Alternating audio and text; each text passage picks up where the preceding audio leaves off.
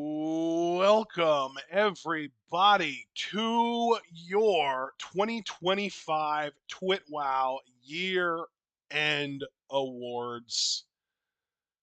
It's going to be partial, y'all.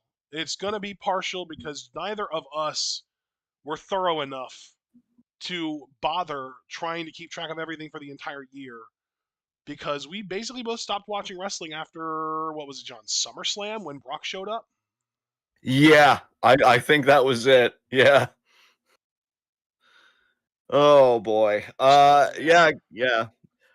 I will say for my part, obviously I'm gonna have things to talk about, but I have more just fully blank slots. Like not even because I think what I did was there were some categories that I just filled in because I'm like nothing's beating this, right? For better or for worse. But I think for a lot of things I did honorable mentions as like placeholders and then not anticipating that you and I were both just going to die inside. Yeah. I was going to go through and then pick a winner. But there are some where I don't have like any of that. So what I'm thinking is when we reach a topic where neither one of us has anything filled, and I'm guessing it's going to be more me than you. I tend to be the more irresponsible one with things like this. We can just Oh, kind of talk don't be about. so hard on yourself, bud. I was not responsible at all this year either. You know what? I appreciate that, friend. But if we have a category where I'm completely blank, I would at least still like to talk about said category. And like if anything comes to mind for either of us and how we felt about that particular aspect of the industry. Like, for example, if I was completely blank on face turn of the year, I would still want to pick your brain about, did you see any good face turns? What even makes a good face turn today? Because like I don't even remember any. Just as an example, I don't know if I actually have that on as a complete blank, but just to give some kind of content here, because yeah, I didn't realize, holy shit, SummerSlam really broke me because I think I just gave up after that point. Holy shit. Yeah. So yeah, I guess let's get into it. Unless you have anything else you want to say in the prelude, by all means. But yeah, No, actually, I handled this very similarly to you, where I put my honorable mentions as placeholders, and I am only just now realizing that I haven't gone through and made any real decisions about that. So I'm trying to get just enough ahead of it so that we can be talking about one thing, or I can talk about one thing and then pass it over to you. And while you're talking about it, I can, move some stuff from honorable mentions to the actual award winner. I can already tell this commentary is going to be hilarious. And I Oh do want my to say, god. I fully intended for us to have conversations about the stuff that we didn't have anything filled in for. That was 100% the plan in my mind. I am so glad that you and I look at us pulling a pluribus and kind of being a little hive mind, thinking the same thing. It's fucking beautiful. It's fucking beautiful. Well, when something Um, is optimal, we yeah, tend to find it together. yeah. I mean, and beautiful and optimal. I mean, is it any wonder that I'm conversant with a face that exudes both of those qualities? I don't think so. So, because yeah, I will say the best part of this year, as far as wrestling, there were some great matches beginning of the year, and we're going to celebrate those. Some real duds too. But I really do think. And not to glaze ourselves, but how often do I unironically do that outside of like the intro, which I always looked at as more playful anyway? I really do think the highlight was just us kind of embracing just what we wanted to be as a podcast and just being like, look, if we don't want to do something, we don't do it. I think weekly recap has been a lot of fun. I think that's been a highlight of the year. So there were some positives, I think, to come out of just being like, you know what, we can't do it anymore. We can't, keep like even trying to find enthusiasm. Pro wrestling isn't even trying, at least as far as America goes. And Japan, I got to tell you, I was talking with Ashton about Marigold cards. We do have a slight stardom card for you guys tomorrow, but I'm like, what happened to the game that I love, man? Like, I'm just sitting here and I'm like, what the fuck is this? So, yeah, I don't know. I might just be at that age where it's like, it's just too corporate for me. Late stage capitalism inevitably kills everything we all love and hold dear. And it seems like wrestling has been having its door knocked on by the proverbial reaper. So I'm very interested this year. This is going to be such a different year from anything we've had just because we've changed so much this year. And I think that changes everything. Yep. So yeah, if you want to get started, we can get started. I just turned on Do Not Disturb on Discord for the next 8 hours. I Yeah, don't there you go. think that this is going to go that long, but our year end awards tend to go like 4 to 6 hours or so. Yeah, we're I don't know if it'll go that long this year only because of like all the blanks and stuff See, that and I'm I'm thinking it working might go alone on. longer because we're going to turn awards into discussions, and discussions take longer than awarding things. True. Yeah, we'll see. I'm just glad that I got my biggest meal in me. I'm gonna be up till 10 o'clock in the morning to get all my meals in me Oh, today. So let's fuck. Let's not do let's that. Jesus. let's do this. Let's do All right. this. Our first set of awards are our negative awards. And believe it or not, I don't even have all of those filled out yet. I can probably fill them out pretty easily if I just put 2 cents worth of thought into it. But for now, I have two blanks in my negative awards. But let's start in order. Our worst match of the year. I actually would really like to know what you chose here because I think in order you do go first this year. Oh, wonderful. So my placeholders, and I'm gonna pick a match from the placeholders. So this is almost have like an Oscar feel as well, and the award goes to kind of thing. So Nice. I love that. my nominees were Rina versus Sayaka Kurara, Cinderella Tournament Finals from March 15th. Solo Sikoa versus Jacob Fatu, U.S. title steel cage match, SummerSlam Night 2 from August 3rd. And Kenta versus Wait, hang on. Naomichi Mura, SummerSlam Night 2, you said, Night right? 2. And Yes, what was the Night date on 2. that? August 3rd. I'm sorry, I forget that you usually record my nominees, so you just let me know when you're good Yep. for me to I'm continue. caught up. I'm caught up. Kenta versus Marafuji, Noah Star Navigation from August 16th. All right, caught up. And the award goes to Kenta versus Marafuji. Ah, This was bad. And I think it hurts especially because there was a time where Angle Benoit from Rumble '03 was briefly replaced as my favorite match of all time with a Kenta Marufuji match. I couldn't tell you which one at this point. It was so long ago. But the first time I ever saw these two wrestle, when Kenta was fucking Kenta and Marufuji was a guy I didn't know, but still like on his badass time, on his fucking demon time, uh, I felt like a kid again because I felt like I was seeing stuff that even though I was probably in my late 20s at that point, no later than mid 20s, um, it was blowing my mind. I'm like, I've never seen wrestling like this. And to go from that, now I understand Father Time is undefeated, right? People age. Marafuji looked awful in this. Kenta didn't look bad. I've gotten used to Kenta ever since the injuries and stuff, wrestling a certain way. And it's funny because that style has really worked for him. I think it's really been able to stand the test of time, both in terms of quality and just him being able to do it, even though he gets older. Marafuji tried to do some of his signature stuff, multiple botches, I think, on his side. I commend Kenta for really trying to make it work. And then he hit a go to sleep to finish which didn't even hit like the jaw or the chin. It kind of hit Marufuji's midsection, so it looked more like a gut buster. The whole thing was bad. I was really grateful that it ended. And to be honest, the idea that that's more vivid to me because the other two contenders, I don't even really remember those matches because they were, I mean, the Jacob match was around August, same as this. But then you figure Rina and Kurara was back in March. I don't fucking remember at that point, right?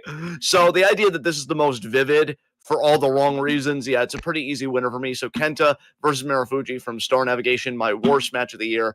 This was awful. And this was actually a match where I audibly said Marufuji needs to retire. I don't know if he's kind of tightened up some things since then and he's still ticking, but this was bad. All right, your nominees and your winner, good sir.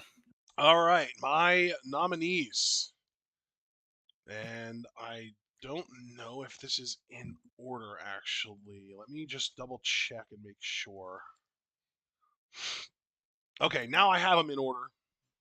Um, so my first nominee is Ethan Page, or no, oh well, that's my second nominee, but I might as well just give it away now. Ethan Page versus Javon Evans from NXT Vengeance Day. I can't believe that happened this year. Oh my Um, god, yeah, that's my crazy. second nominee is even crazier.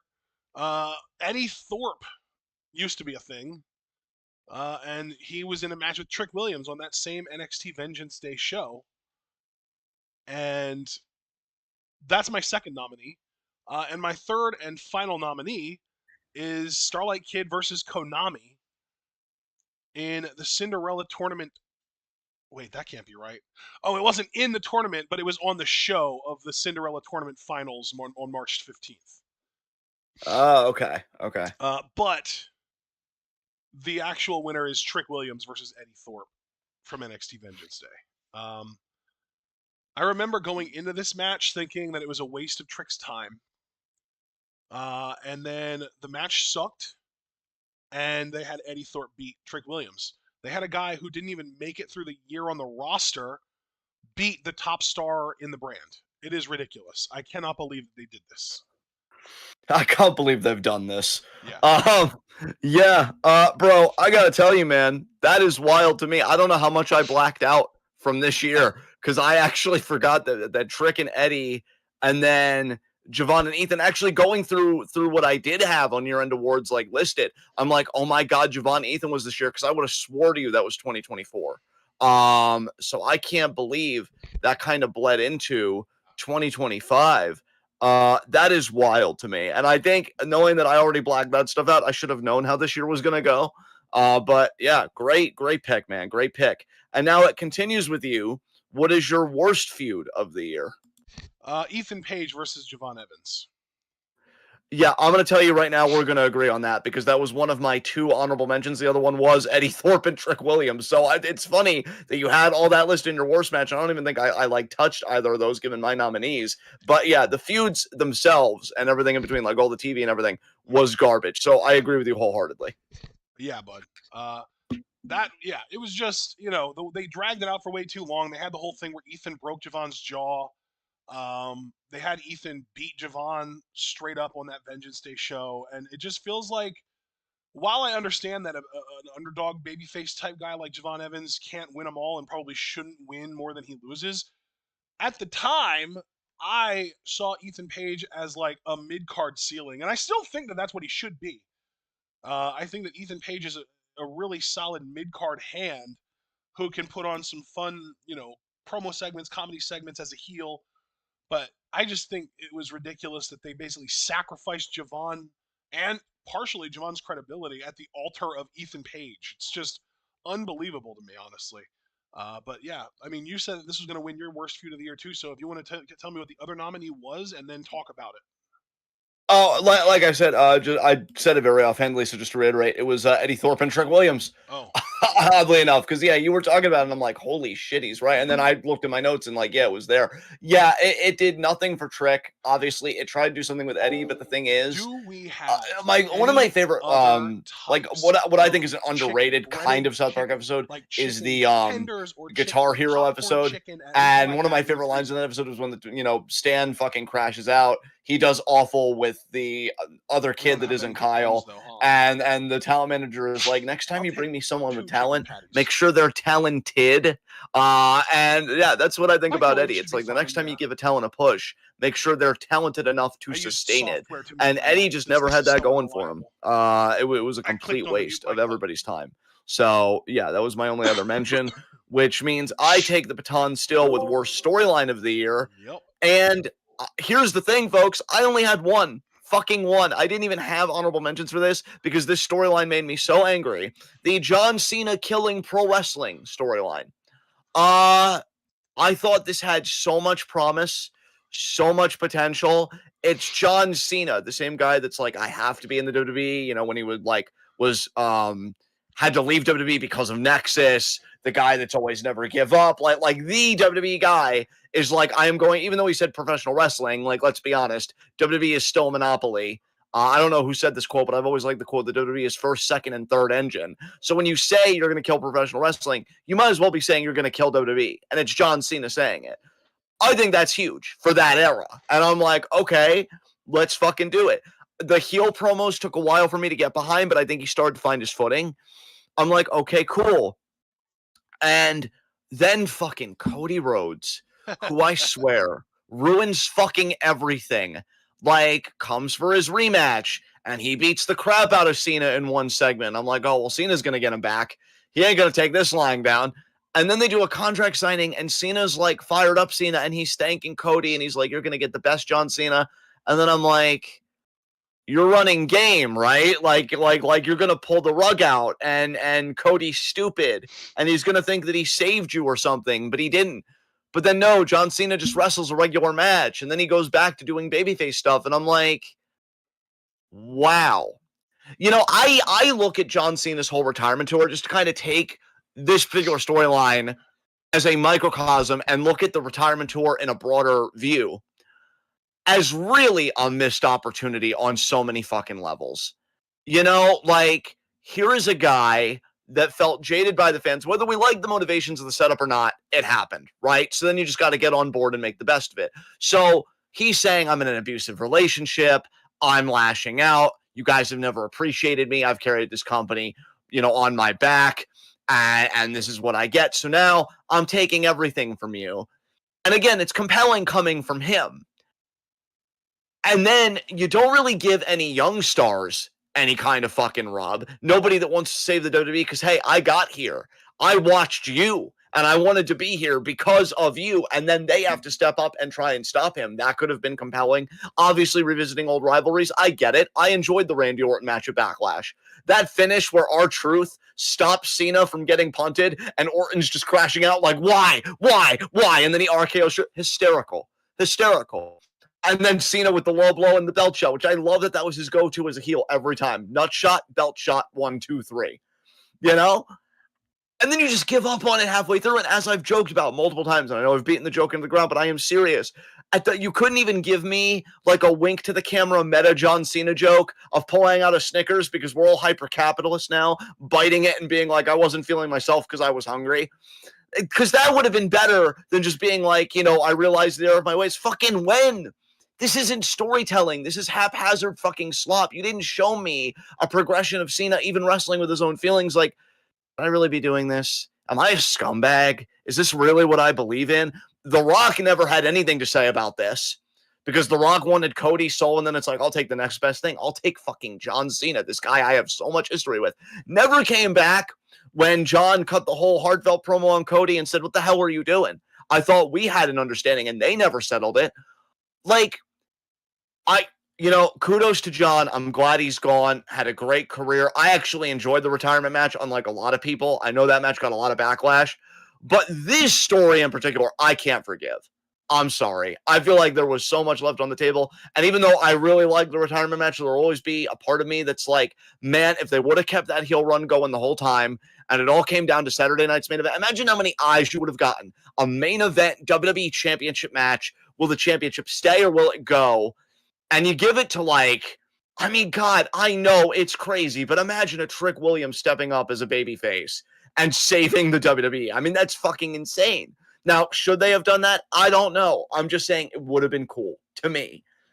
I just feel like there was so much magic that could have happened here. And because we are now in a stage with WWE and the TKO ownership where it's about profit margins and jacking up ticket prices and, you got to pay $30 a month for ESPN Plus and not even putting like corresponding effort and quality into those cards, into those storylines. What the fuck was this? And then if John Cena is to be believed, and I put an asterisk on all statements like this because we don't know, right? But this is what he fucking said.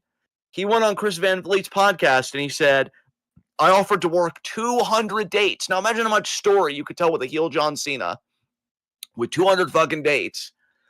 And they said, what was it? We only need you for like 25 or 30. But like it was a 36. fraction. I think it was 36. It was 36. So it was a fraction of what he had put on the table. This storyline was disgraceful. And like, honestly, even if I did have honorable mentions, I think this would have been a quick cut winner because I am still, as you can tell, so angry and so salty about this. Fuck this storyline. I got such high hopes for it. And then Cody Rhodes and TKO and just everything happened. Well, they had to get their shit in to make sure that WWE Unreal shattered the wall of kayfabe to a certain degree. Oh, yeah, dude, everybody's been mocking that, too. I mean, Steven Richards on his podcast mocked it.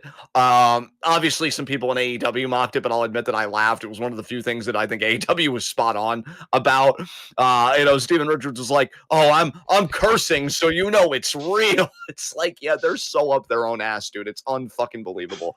But I've prattled on long enough. I just had a lot of anger about the story. It's one of the few times, probably in this recording, that you're going to hear me go at length because I had this award well ahead of time. What was your worst storyline of the year, man? So this is actually really funny. I do have one honorable mention, and that is Eddie Thorpe staying a main eventer for as long as he did. That was ridiculous. And again, I have to emphasize, even the WWE agrees with me because they cut him. Yes, yes. They said, "Oh, this guy, we don't need him. He is a drain on our final number. Our final, what's the word, John? Margins, Yeah, profits. yeah, Yeah. all that stuff. Our, the big number at the end of the bill that tells you how much money you made that year or how much money you made that quarter." They said that Eddie Thorpe making NXT money wasn't worth keeping around. I think After it's he revenue, by spent the way. the Yeah. entire year in the main event of NXT, by the way. Yeah. I think it's revenue, by the way, that we were trying to think of. Yeah. But yeah, That was yeah. my honorable mention, though, because there was a storyline this year that was actually worse. And hilariously enough, it follows a similar pattern of somebody being in the main event knowing this is worse because at least with Eddie Thorpe, he was fighting for his roster spot. In this instance, in my actual winner of the award, they knew that the person who continued main eventing was leaving the company in the middle of the year. And they kept them in the main event regardless. And they gave them some of the most self indulgent bullshit to the point of even giving their protege one of their major tournaments of the year. Can you guess what I'm talking about? Oh, wait, this isn't WWE. This is fucking Stardom, isn't it? Tam Nakano's Oh, retirement yeah. road was the worst Yes. storyline of the year for me.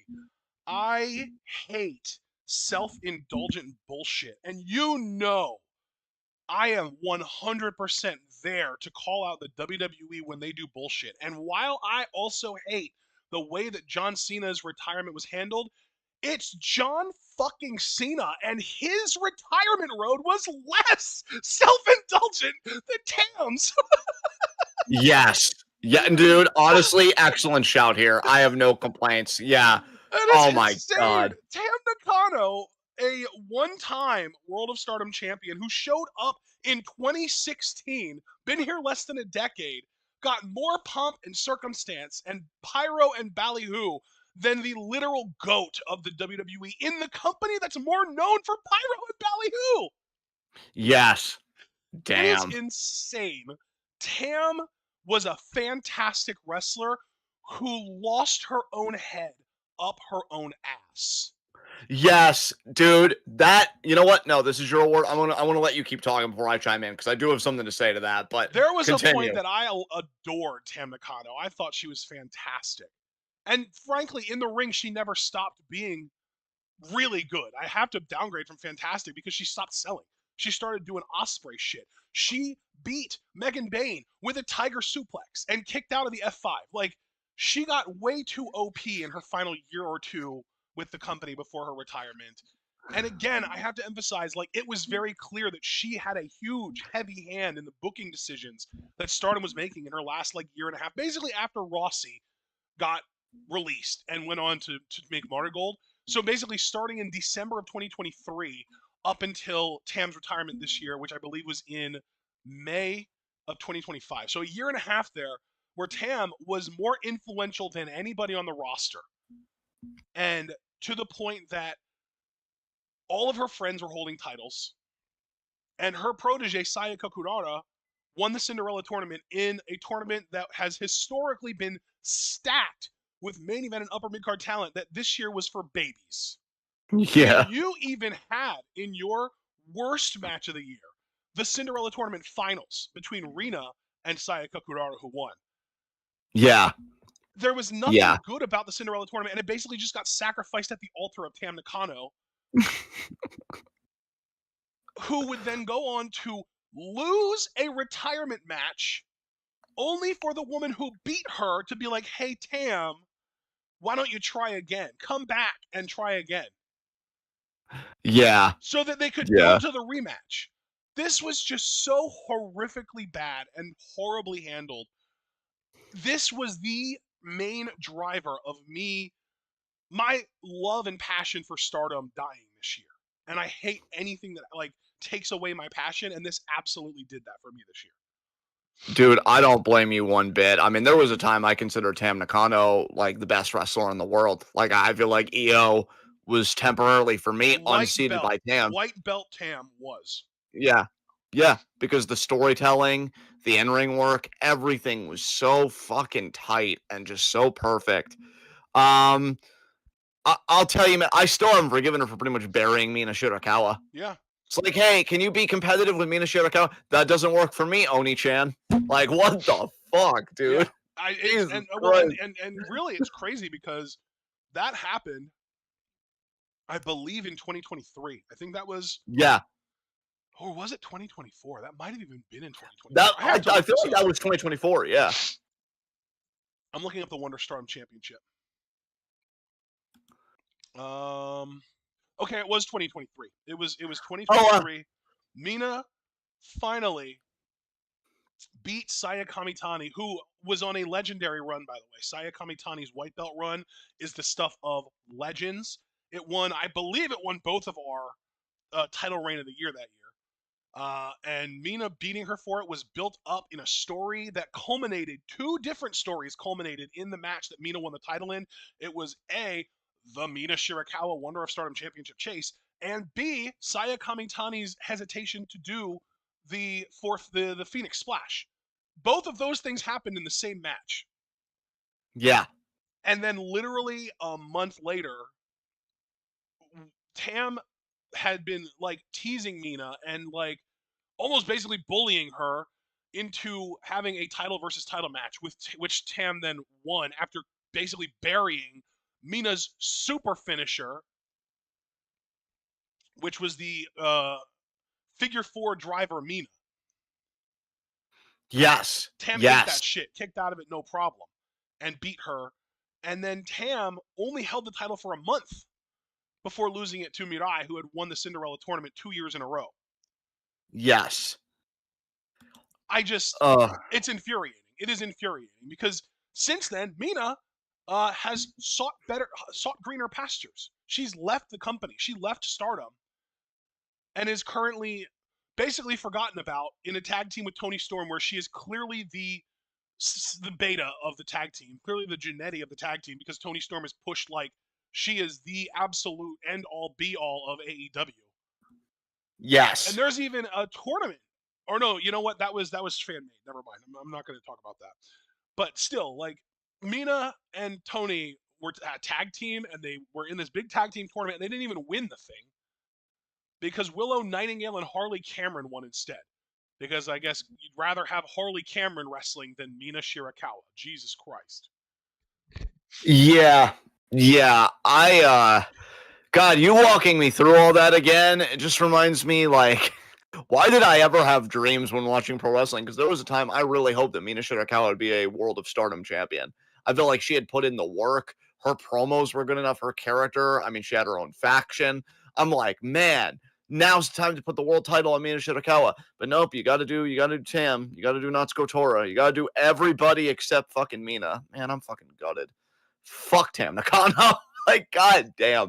I actually forgot for a moment just how self-indulgent she was. But you're right, dude. I Yeah. can't believe she lost every fucking match of the 5-star and then went on to win the world title. Yeah, What the yeah, that's fuck another ass thing. shit is this? That's another thing that I didn't even get to talk about. She lost. She went over. She was winless in the 5-star Grand Prix last year. Or yeah, 2024, right?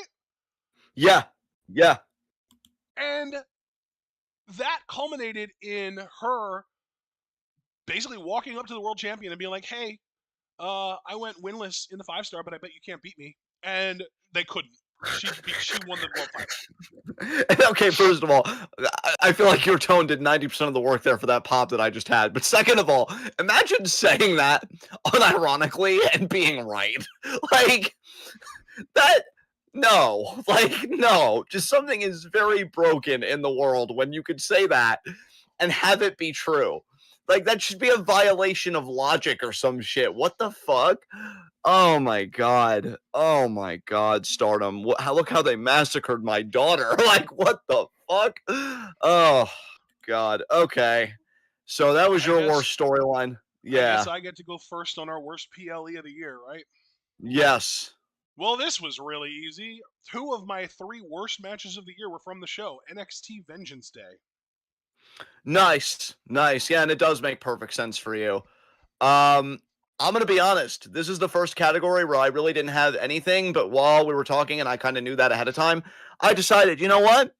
You know what? My worst PLE is going to be fucking SummerSlam of this year. Yeah, Why? Because it takes a really special PLE to fucking break two people from not even really wanting to do this as heavily as they did it anymore. yeah. Like Brock Lesnar coming back just on a meta level and just us seeing how hyper capitalist with all the ad. And look, I got over the fucking logo in the middle of the ring. You know, it's whatever. But I mean, the Prime Energy in the corner, the fucking ads on the fucking Titantron, you know, on the barricades and shit. Like everything.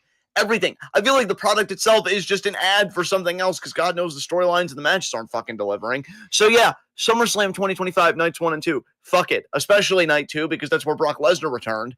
And yeah, that was just the final fuck you that Ashton and I could take. So that just seems like an easy enough pick because I mean, when it breaks you on a meta level, that's some special fucking shit apparently. So And I then that was after Cody beat Cena in a street fight for the undisputed championship too. that yep, that is correct And because also, night two also had one of your worst match candidates of the year in Solo Jacob in the steel cage. yeah, so there you go. It works. So yeah, SummerSlam 2025, emphasis on night 2. And yeah, we'll go right along to overutilized talent of the year. Oh God, there are boy. actually so I was also completely blank for this, but even mentally, I know that there are so many good picks. I mean, Tam for one. Yeah, I mean, you just gave the best argument for why it should just be Tam, even though it wasn't for the whole year. Oh, Sayaka Kurata, who I feel like Stardom is not going to be done pushing. Mai Sakurai and Marigold. Uh, fucking LA Knight and WWE. And in thinking about all of those, I'm really actually tempted to give it to Sakurai because she's going to main event a huge Money Gold pay per view. Both top title matches fucking suck, but she's the world title match. And meanwhile, and yes, I'm not even going to try and have any pretense. This is 1000% sour grapes. Utami, you know, the former fucking world champion that got to main event, what, like one show in her entire fucking title reign and got passed over for other people. She's in a match with Chika Goto, and they had a press conference comparing who had the bigger ass. Yes, real classy there, Rossi. Real yeah, classy. yeah. I don't want to be here anymore. I want to be in a timeline where just capitalism and patriarchy and none of these things ever happened. You know, I'm trying to start this thing where I'm thinking less because I realize when I think, right, my thought process usually is, why do we do all the things that we do? It just seems so counterintuitive, even from an evolutionary standpoint, right? And then when I think about it too long, it depresses the fuck out of me, including why you would keep hyper pushing a woman who and look, in the beginning I wanted to get behind Sakurai. Our whole thing on TwitWoW is we don't want anyone to fail. We still don't. We want people to get better. We want people to succeed. Why do you think, going back to Mina Shirakawa, I could not stop hyping up and glazing that woman because you could see the work she put in. And if somebody were to say, I think Mina Shirakawa is one of the best wrestlers in the world right now, I'd probably be on your side with how good she got. But I remember when she was in TJPW. I'm glad you didn't jump. I wanted to remember TJPW. I remember the first time seeing her, I'm like, she kind of sucks. And now she's like one of my favorites. And really, if I had any more spirit for professional wrestling, I probably would watch her more than what I do. Mai Sakurai has never gotten better. In fact, if anything, maybe in some ways she's even gotten worse because she's gotten pushed as she is. So where's the incentive to try harder? Where's the incentive to tighten up your stuff? Because it's like, well, I have it in with the boss, so it's kind of the cheat code. You know, it's the path of least resistance. So yeah, I'm gonna say Mai Sakurai. Actually, it's surprising because going into this, I thought I would just rant about LA Knight, but I feel like we've ranted about LA Knight to death. And yeah, Sakurai, I just think is everything wrong with Joshi wrestling. So I'm very curious though who your overutilized talent is. If you had any honorable mentions or anything like that. So what's going on your side of the aisle? Oh, buddy, let me assure you, I have a lot for this award. Ooh, Uh, girthy. I also have my Sakurai as probably my top honorable mention. I have Eddie Thorpe as an honorable mention, as I've already addressed. I do still have Charlotte Flair as an honorable mention because she still won the Royal Rumble and was in a major singles title match at WrestleMania and is still actively being featured despite, you know, not really like doing anything. She's still just around constantly on every episode of SmackDown, doing little to nothing of importance. I have LA Knight because he's also just kind of in everything, even if he never wins the big one. I do also have Tam Nakano on here, and her little protege who won the Cinderella tournament, Sayaka Kurara, also in my honorable mentions. All right, and the winner is. Hank and Tank. Oh, damn. Oh, I know you hate these guys. Well, actually, let me ask you something, brother, because I was actually going through. It's so funny you mentioned this team. I just want to say this very quickly. And I saw in old messages back in 2023 that you thought, I think it was Hank that was decent, but Tank was insufferable. Do you still feel like Hank is promised as a singles guy, or do you just hate them both? Like, where do you find yourself now with this team? Because I obviously know you still don't like them. It's not that big of a change. But where are you, I guess, with it all? Tank still sucks for sure, and my tolerance for redneck behavior has reduced significantly this year. So fuck Yeah. Tank too. I don't give a shit. I feel like you're going to pop me a lot in this because something about your phrasing is just doing it for me today. I should let you know my tolerance also for redneck behavior, I think, is actually in the negatives at this point. I think I'm developing a twitch. I don't know. I think we're both developing a little bit of a prejudice, and maybe it's earned. Yeah, yes, yes. I don't know why, but I pictured you side eyeing a redneck when you said earned because I could hear the contempt. It's like, be better. I'm Yeah, not the fucking problem. Post Malone sellout ass. Oh God. Oh God. I haven't heard about Post Malone in so long. Did he sell? Is he doing country now? What the Oh fuck's my going on god, there? yeah, dude, he is all in on country to the point that he's collabing with Morgan Wallen. Shit. Oh, why is? Oh, it's God. I was gonna say something kind of classic John Unhinged. Like, obviously, the fascism's the worst fucking thing, right? And the genocide's happening and everything else. But on a personal aesthetic level, why did it have to be country music? I have hated country music my whole fucking life, right? Why did it have to be country? Fuck that genre, man. Especially new country, because you know what? I can actually fuck with classic country. You know, like Johnny Cash and shit. That was actually Willie populist. Nelson literally had a guitar that said this, something along the lines of "This tool kills fascists" or something like Yeah, that. this instrument or this machine kills fascists. Yeah, yeah, that I can fucks with because you know what? Even if I'm not down with the genre, your heart's in a great place and you're great on messaging. Now it's I'm dating my pickup truck after breaking up with my sister. Fuck you, you know? Like I'm over it. I'm over it. Well, dude, Um, I think that's why Shabuzi just instantly connected with the country audience, even though he comes from more of a hip hop background. Because what did he talk about in the most streamed song in the history of Spotify? He talked about how fucking hard it is working in America, not being able to make ends meet, not being able to afford groceries, and just wanting to take a load off and drink some beers at the bar. That is the classic redneck shit that I can see as like a cultural moment. But when you're talking about like, oh, you know, my truck and the fucking hate songs like let's see you try that in a small town or whatever the hell that one was. Like it's just unbelievable that people get away with this shit. Yeah, there's another country guy that's more like indie country, like he's not part of like a major label or anything. I'm trying to remember his fucking name, but he does really great TikToks. He's talked about like you shouldn't be hating people that are on Snap, you shouldn't be hating immigrants. He's done songs about like government corruption and even like the Epstein list, but like he's Sounds like very like somebody who will class never oriented. get played on radio. Yeah, exactly. Exactly. He does your other typical country songs too, like Heartbreak and stuff like that, but he's very class centric in like a lot of his TikToks and stuff, and I respect the hell of it. I'm like, if country gets back to this, I'll at least tolerate you. But to get it back to Hank and Tank, who actually did win the NXT tag titles this year, right? Dude, And not only did they win them, they beat Nathan Frazier and Axiom. They beat Fraxium at Stand and Deliver to win them. oh God, what a waste of a rub. And then Oh held them for 4 months before losing them to Dark State because Dark State used all 4 guys to win the match. oh Jesus Christ. And that was at Heatwave, by the way, which was the next show after SummerSlam. The next show after SummerSlam was just another straw in the breaking of our backs. And we're the camels in this scenario. I mean, Yes. the Heatwave, I mean, we talked about SummerSlam already. Heatwave saw the Dark State win to get the tag titles, but they needed all 4 members to beat Hank and Tank by themselves. We saw Ash by Elegance win the TNA Knockouts title in a match that also included Masha Slamovich, who we didn't hate at the time because we didn't know how much of a piece of shit she was at the time. Yeah. Saw Blake Monroe as the bully defeat Jordan Grace as the bullied. Yeah. Oh my Saw God. Ethan Page and Chelsea Green defeat Tavion Heights and Tyra May Steele, 2 actual Olympians. Yes. Oh my God. In a weird like Canada versus USA, I don't even know what to call it situation.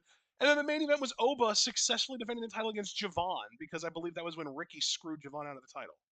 Or no, that was the most recent one. Someone screwed Yeah. Javon out of the title, but I don't remember who it was anymore. Yeah, I don't either.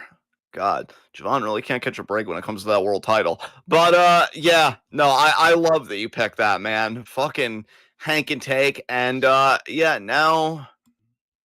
now you can talk about. I guess we're on overrated talent of the year, Yeah, I right? wanted to ask you to just repeat what you had for overutilized, though. Did you have any honorable mentions on overutilized? No, that was a completely blank category, and I'll say right now, overrated talent apparently was also a completely blank category for me. I think I was So gonna who like, was your yeah. overutilized? Was it Tam?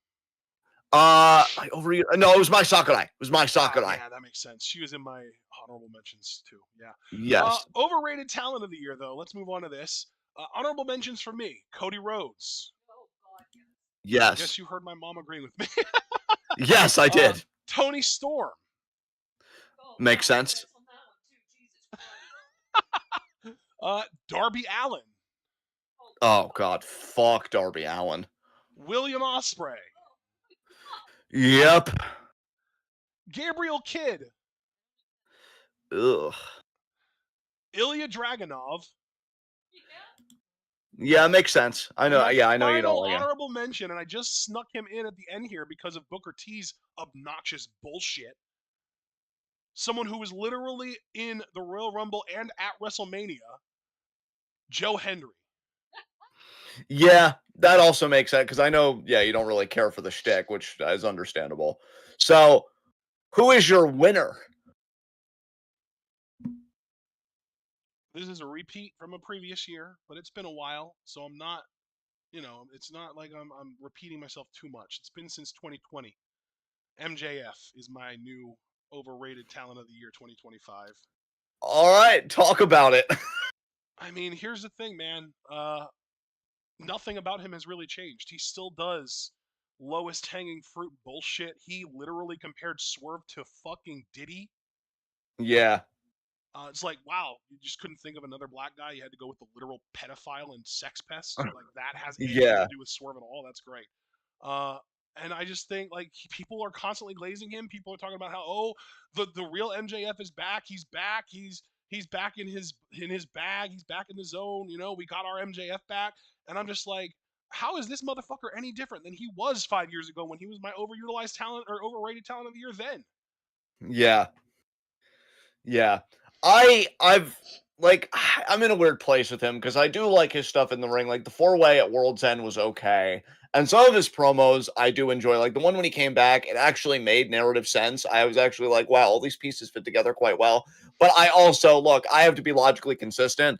I go after Pete Dunne and other people for just not changing, and I get completely that charge you're levying against him. And I think it sticks. I think it sticks. It may work for some people, and it still, again, like I said, still works for me on occasion. So to each their own. But anybody that would be like, I don't like him because he hasn't changed, I think that's completely valid. I'm not about to debate it or die on a certain hill. No, I think you're 100% right on that. So MJF is overrated talent for you. Again, because it was completely blank for me, I just got to say it based on what I've been watching the most and what I've been the most attentive to. Overrated talent for me, LA Knight. I just do not see what people see in this dude. I think for a lot of people, and of course it's just my opinion, it really is just he scratches that itch for them because either they grew up with Rock and Austin and he kind of takes them back to those days, so it's a nostalgia hit, or you didn't, but maybe you heard about it and how cool it was, and maybe you've seen some clips online and you're like, oh, that's really cool. Like, there's nothing unique to him. He's on the older side. Haven't we established that he's like in his 40s? Like, isn't I he think he's 43? 43, yeah. Yeah, 43. Yep. So he's on the older side. This isn't a young buck by any means. This isn't a guy that, he's going to carry the company for the next 10 years. Like, this is a guy, he's very similar to what Jim Cornette used to say about Batista, where it's like he's main event or nothing. The only difference is that Batista, like I've gone back and I've watched Batista's 2005, especially when he first won the world title. That dude was on. Batista's fucking great. I will say I will go down as having been a Batista fan because I think he had a lot of strong years in the main event scene. I don't think that push was wasted. I think he had a really strong connection with the crowd that was organic. He didn't rip anybody off. He had genuine aura. So that's where the comparison ends. I feel like LA Knight's in a similar position where like you have to make this work because this guy's already like so old and he's kind of hitting this spot right now, or it's just never going to happen. But the question is should it happen? You know, like, should we make this happen?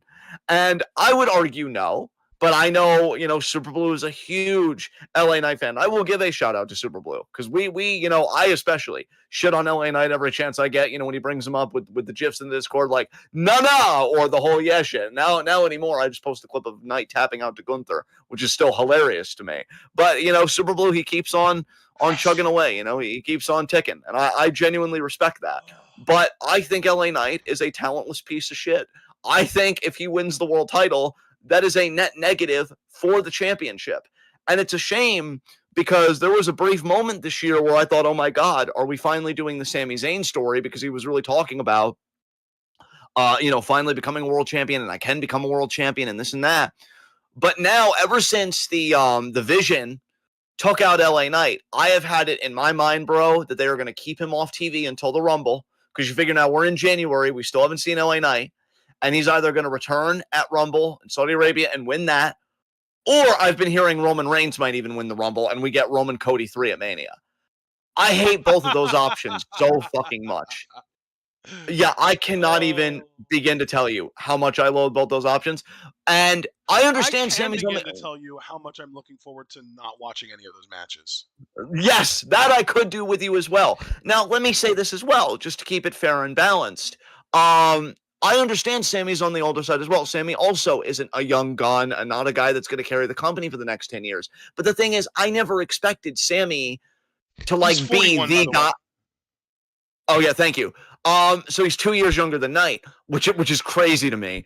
I think a lot of people have this expectation of LA Knight being the man. I only had Sami Zayn's expectation of being a world champion. There is a meaningful difference there. I think people look at LA Knight and they're like, face of the company. I just thought Sami could get even a 3-month reign as world champion. I'm like, he's put in the work. He's an amazing fucking promo. He's still tight in the ring. Give him something. I apologize. Got a little something in my throat there. But with LA Knight, people are actually thinking like, oh, this guy could carry the company. He should have been John Cena's last match. What do you mean carry he's 43. Like, what carrying the company? Like, I feel like we're having two completely different conversations here. If you said, I want LA Knight to be a world champion, I still vehemently disagree with you, but okay. But I really feel like people are like buying into this guy as the guy. And that's why I think he gets my overrated, because it's like, man, you are really putting a premium on this dude that he cannot measure up to. There is no fucking way. And yeah, I really have a genuine fear, dude. He's winning Men's Rumble. We're officially in 2026. It's after midnight. Happy New Year, everybody. So I can say he's going to win Royal Rumble this year. Yeah. Yeah. Oh, no. Yeah, dude. It is fucking wild. So yeah, LA Knight's my overrated. I mean, it would be consistent with who won the Rumble in 2025. Somebody who's super over with the crowd, but probably not ready for the moment. Jey Uso. Oh God, Jey Uso's another just fucking tragic fucking story with his brother again. Oh my God, who got the winning pin in that? It doesn't matter. I was gonna say at least. Oh, you asked that as if I watched. Yeah, that's so true. You're healthy, and I love that. Yeah, I think I might have seen a clip from that, but I don't know. I mean, because if Jimmy Uso got the pin, I mean, you're all fucking cooked, all Jey Uso fans, because it's like when the fucking lesser twin in my mind is the one picking up the dubs. Jesus Christ, but yeah, Jey really fell off this year. It was a bad fucking year. I mean, damn. But yeah, let's go to worst superstar of the year, I guess. You're first, bud. You just talked about LA Knight. Oh God. Again, another fully blank one. How unprepared was I for this? I gotta be honest, man. I am so tempted to give this to Drew McIntyre. Just really looking at this award and thinking about it, because I still love the dude as a person. He has totally beautiful cats, and he seems like a sweetheart. But talk about like just spinning the fucking wheels, dude. Yeah, Like I feel what like the this fuck? is more of like an underutilized than a worst. Yeah, worst superstar. I feel like but I just feel like I'm totally checked out on everything the guy does. So you know what? We'll table Drew. We'll table Drew. Who's a guy that has just done nothing, or girl for that matter, who has just done nothing but absolute shit that I Who's hate. Yeah, I was gonna say whose work you just hate. Because you know what? Even Ethan Page with the North American title, I don't think he'd qualify because I've actually enjoyed some of that stuff. I Yeah. really have. So Ethan's gonna be spared. You know what? It might just be Cody. It might just be fucking Cody because Uh, all of this fucking shit, especially the recent promo with oh god, what's his name? Adam Pierce is the Raw GM. Nick Nick Aldis. Nick Aldis. Aldis. Yeah, I got it. I got it. I'm telling you, this business is fucking killing me. Nick Aldis being like, "You work for me, bitch. Take the bass out of your voice, son." Who the fuck? Like, I want somebody to smack this dude like they're fucking Dusty Rhodes and becoming his daddy temporarily to snap him back to fucking reality. I hate this dude. The fucking what do you want to talk about, which still hasn't stopped, and he fucking beat John Cena, even though low key, I feel like John Cena really carried that match. It was the last match where I really feel like Cena gave everything he fucking had in that match. Although I think a lot of people liked the match he had with AJ, to be fair. I didn't see it. Beats fucking Cena, does the stuff with Drew. He's beaten Drew like what, 3 fucking times, 2 fucking times. Now they're doing a 2 out of 3 falls match. Why should I fucking So care? Drew can get one like shitty fall after getting DQ'd because he's using a weapon in a match you can't do that in, and then he pins Cody afterwards, and they're tied 1-1 then. And then Cody's got to fight back. He's got to show that will to win. Fuck you. Chortle my balls, you indulgent fucking prick. Yeah, I've hated every promo he's done this year. I hate his fit. I hate how he is both So are part we of making like, this official? You're going with Cody Rhodes? yeah, I hate Yeah, him. So yeah, yeah, I think he's we mine can do too. that. He's mine too. Awesome. You know what? How about you take some turns? Because I think I've stabbed him enough. How Well, about you take I some will say turns? my honorable mention was Charlotte Flair. That was more based on the first half of the year. But again, like she's still kind of sticking around for some reason, just kind of like chilling, like almost like uh, waiting or not waiting, treading water with Alexa Bliss right now in the tag division, which makes her relatively harmless. But man, she came back and just immediately won the Royal Rumble, cut really horrible babyface promos, and then acted like she meant to be a heel all along. Like she is just garbage. Um, That's such Carmen energy when that episode when he was acting like he was like not gonna betray Kyle, but Kyle knew he was gonna betray him. And then Carmen reveals like, I was betraying you the whole time, Kyle. I know, I know. So Charlotte trying to act like heel the whole time. no, It's like, we know. it's not even that though, because everyone knew Cartman was going to betray, and like Charlotte was clearly trying to actually be a babyface. Like it was more similar to like when Cartman was not Skank Hunt. You know what I mean? Yeah, But then he yeah. goes out and does horrible things anyway. It's like they broke all of his shit. It's like, yeah, you deserve this. And he's like, well, I guess I'm going to indoctrinate an innocent girl into being a Nazi. Yeah. Oh, Jesus Christ. Yeah. Oh Uh, my God. but yeah, no, Cody, Cody ruins about 20 to 30 minutes worth of every single episode of SmackDown because he exists on the screen when it happens. Um, he is a very overrated in ring worker. I think in the ring he's like a 6.5 out of 10. Um, Maybe even being generous because I do think that his in ring psychology has actually regressed over the last decade. I think his in ring psychology was actually a lot better in WWE before he left when he was just a mid carder, like doing like the Stardust shit and the dashing shit and the undashing shit and all that nonsense. I think that his in ring psychology was actually a lot better back then than it is now because he's been Ospreyified. He is not selling enough. He is sloppy and has bad timing on his spots, and that's all his matches fucking are is spots because he's been Ospreyified.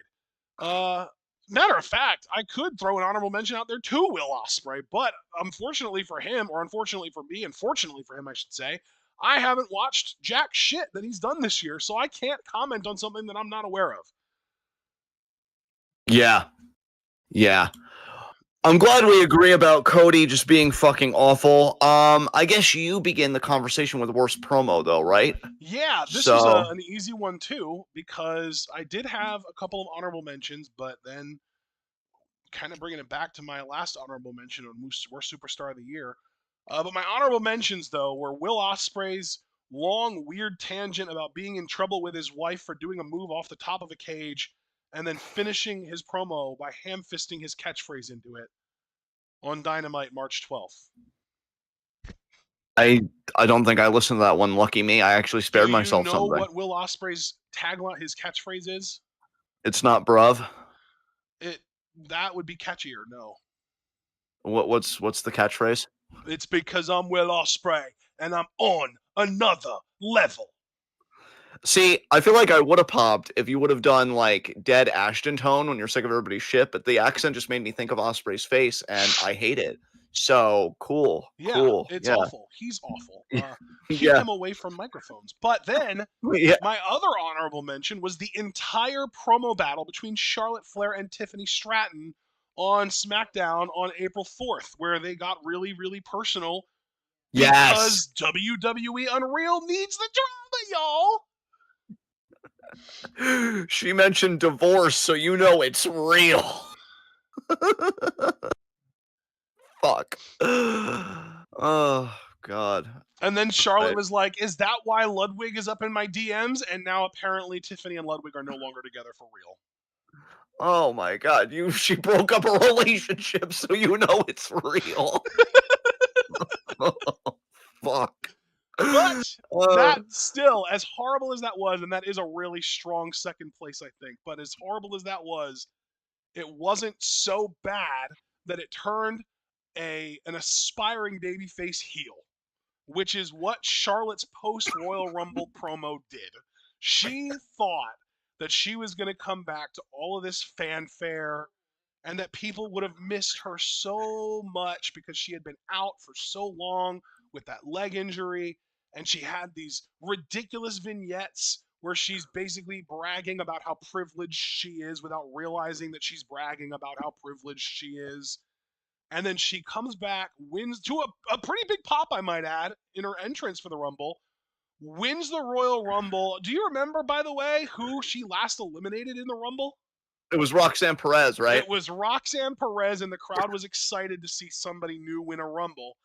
And Charlotte won, and the crowd died. And then, literally, the next night on Raw, she tried cutting a babyface promo and got booed out of the fucking building.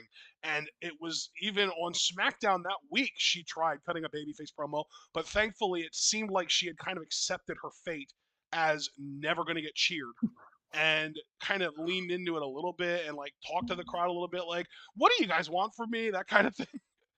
And Yeah. but the Raw promo was the one that really sealed the deal. It was truly awful. She is never not going to be rattled by hostile crowds, which is ridiculous. It is. That's yeah. I mean, it is. So, um, I actually had that post Rumble Raw promo in my honorable mentions. And then Nice. my other honorable mention was MJF and Jeff Jarrett have a cheap heat extravaganza, and this is from AEW Dynamite from January 15th. Man, you can really tell I put my best foot forward at the beginning of the year. I'm like, yeah, we're gonna do this. It's gonna be the best year-end award list ever. Welp. So I think because you went with the Charlotte Wait, Flair what was the post date of Rumble. that episode of Dynamite? Oh, January 15th. All right. And those are your only two HMs? Yes, yes. So I think because you went with the Charlotte Flair post Rumble win promo, I'm gonna go with MJF and Jeff Jarrett Oh. because MJF used Owen Hart being dead for cheap heat, and I'm like, wow. You know, And if I you miss remember, by the way, the show that Owen died on, Jeff Jarrett was like the first promo after Owen fell, and he broke character to wish Owen good luck. So he clearly is like a genuine, like he was like close with Owen. He literally broke character to try and like just be like, "Fuck, I'm terrified. I hope that he pulls through this." And then Owen died later that night.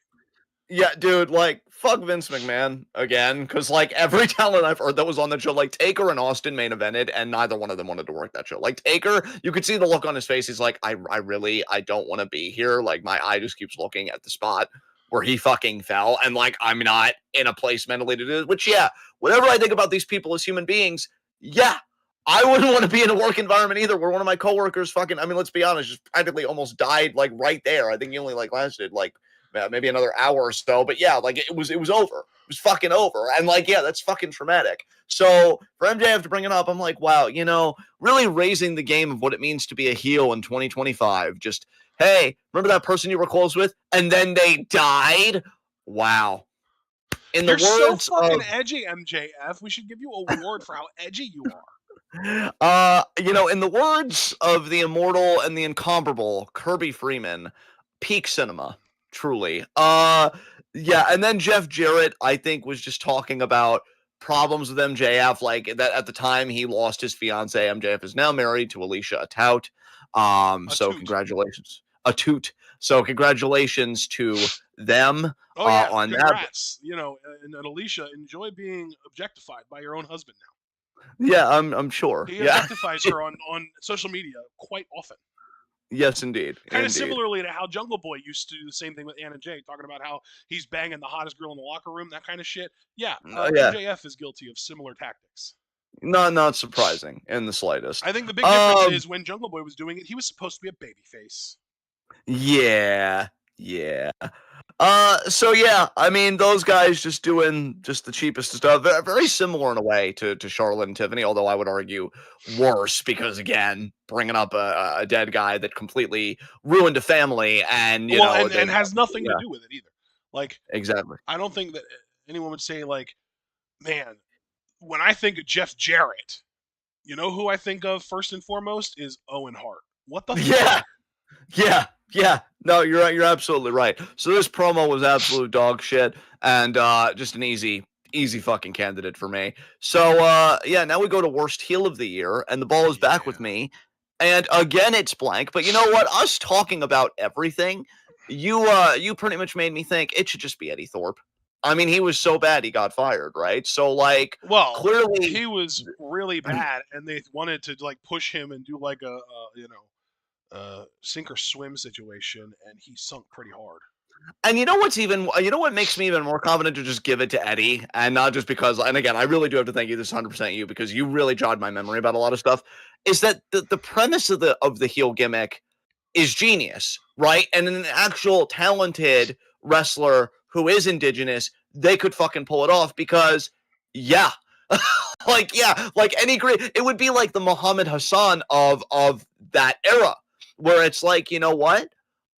I get that they're a heel. I get that they cheat, but man, when they're talking about me and my country or this culture or whatever, I mean, they're kind of spitting low key. And it could have been that. Do a self-aware heel who speaks the truth about America in Trump's America.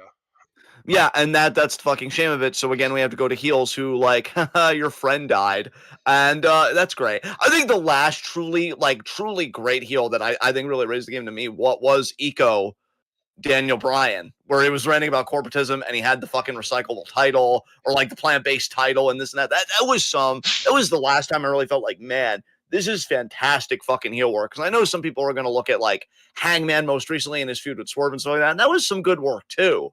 But I think about like who is changing what it means to be a heel or what you could make heel worthy. Because again, Eco Bryan or whatever you'd want to call him, whatever you want to call that champion era. of the planet. Daniel Bryan. Champion of the planet, Daniel Bryan, just had all the right talking points, was anti-consumerist and by extension anti-capitalist, anti-corporatist. Again, the title, which I thought was a really cool fucking design. We think about John Cena's spinner belt and other custom titles. That might be one of the best customs titles I've seen. That was perfect for the gimmick. Yeah. And just an amazing fucking wrestler. I think he was the last really great heel that I'm like, yes, fucking yes, yes. And yeah, I don't think anything really has come close. And so Eddie Thorpe, if he had the talent, could have maybe been in that conversation because again, it is a touchy subject. We are a colonial country. There's just no denying that. That's just no matter how much white supremacists or whatever or conservatives want to whitewash that, it is the truth. And the truth still at least matters something to me. And I know to you and to our audience. And it could have been great. He just doesn't have the promo chops or really just the overall talent to pull it off. And so for that, yeah, they tried to give him main event programs, like you said, even going over Trick Williams this year. And now Trick Williams is the heel that's kind of cooking. Whether we, like his heel work or not, he's still in the main event spots. I Well, I would think say you could deservedly argue that so. Eddie beating Trick was what led to his heel turn in the first place. Yeah, and honestly, that would crash out. That would crash out. So, Eddie, I think is going to be my worst heel of 2025. Who is your worst heel? You got any nominees? Where are you I going with didn't it? need any honorable mentions for this because I'm so confident that I have the best possible option.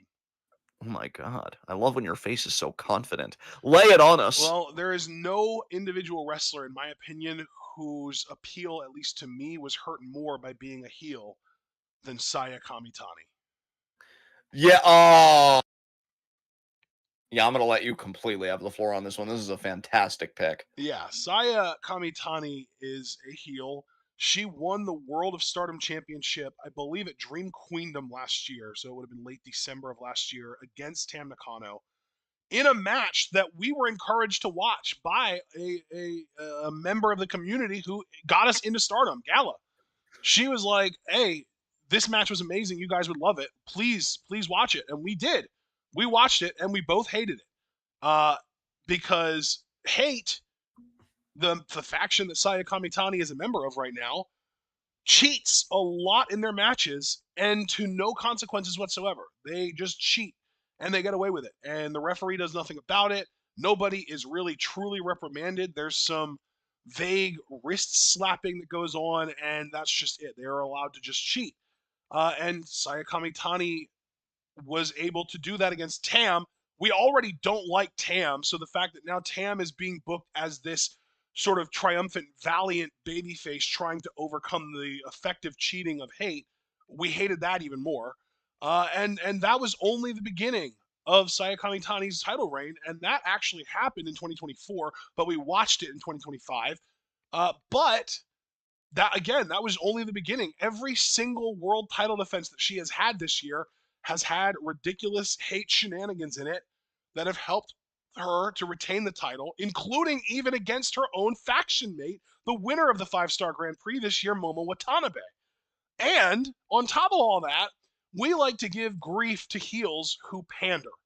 And Saya Kamitani panders her ass off, making goofy faces, trying to get the crowd to clap for her. Not to mention, she's appearing on every fucking talk show that wrestlers can possibly appear on and doing goofy shit, doing dances and stuff. There's nothing heelish about that at all. She aspires to be Rhea Ripley, but like at least when Rhea Ripley's a heel, she's an asshole. Saya Yeah. Kamitani is only a heel because the faction she's in cheats for her. Yeah. And it sucks. That's the worst part about her. Yeah. Listen, Kamitani to me was never a heel. She was a heartbroken woman because her sister left in Utami for Marty Gold. That Yeah. was the story. And then everything Yeah. kind of just spiraled from there. Yeah. Well, yeah, because wasn't that or no, that had to be in 2023. Okay, yeah, that makes sense. Yeah. So no, I love that pick though. I'm not even gonna add anything to that. I think yeah, you really do have the best possible pick. Another just completely blank. Actually, no. Are you opening with worst face? You're Yes, I opening with am. worst face, right? Yes. Okay, yeah. Please go ahead with this because I'll tell Well, you right now, I'm and completely blank. speaking of Yeah, Tam Nakano, she is my honorable mention for worst face of the year. yeah, Because again, she really overly relied on the story of her retiring and just kind of being pathetic and losing to get babyface reactions. But at least she got the babyface reactions, which I can't say about my worst face of the year. Because, John, this motherfucker main evented the Tokyo Dome this year. Oh, wait, who was it? Okay, yeah, you're gonna have to tell me because I feel like I should know this, but who was it? Thankfully, the Tokyo Dome main event this coming year, or I guess it is this year now, it's 2026, is going to be Tanahashi Okada. And even the world title match is going to be fantastic. It's going to be Takeshita versus Tsuji. Those are both great matches. I'm looking forward to those. I will watch those. But Wrestle Kingdom 19 was main evented by Zack Sabre Jr., already kind of an experiment at IWGP World Heavyweight Champion. He had literally just won the title in I believe it was like November or October, defending against the worst Wrestle Kingdom main eventer that you or I have ever borne witness to, in my opinion, Shota Umino. And here's the thing, too. I've liked Shota Umino in the past. I think he has some juice. I like him as Moxley's protege. But as this weird, scrappy underdog babyface who just loses everything and has no riz whatsoever, absolute dog shit. Wasn't there a video circulate? First of all, great pick. I actually, again, speaking about what my mind is blacked out this year, I forgot that he main evented a fucking Wrestle Kingdom. Yeah. Um, wasn't there a video circulating online of Shota Umino's entrance at that show, and you could hear a pin drop? Like, Yes. just, Yeah. just I like, might have yeah, even posted that in the Discord, honestly, because it was yeah. bad. There was no reaction at all. The main event was completely heatless. Zach was floundering, trying to get these motherfucking people in the dome to cheer for his opponent. Poor Zach, man. I know. Fuck. I know. The crowd wanted Zach to win because they wanted the match to fucking end. I feel like it would have just been better if you would have gotten like a heel for Zach because I know Zach's style just lends itself naturally to he's a douchebag and like he's clearly the heel with all the Yeah. submissions and the working Yeah. over the limbs and everything. But I feel like Zach, like people were happy when he won the world title. So like I don't know. I don't fuck with New Japan anymore, so it doesn't matter. For me, worst face of the year, Jesus Christ, what do I do? Where do I go from here?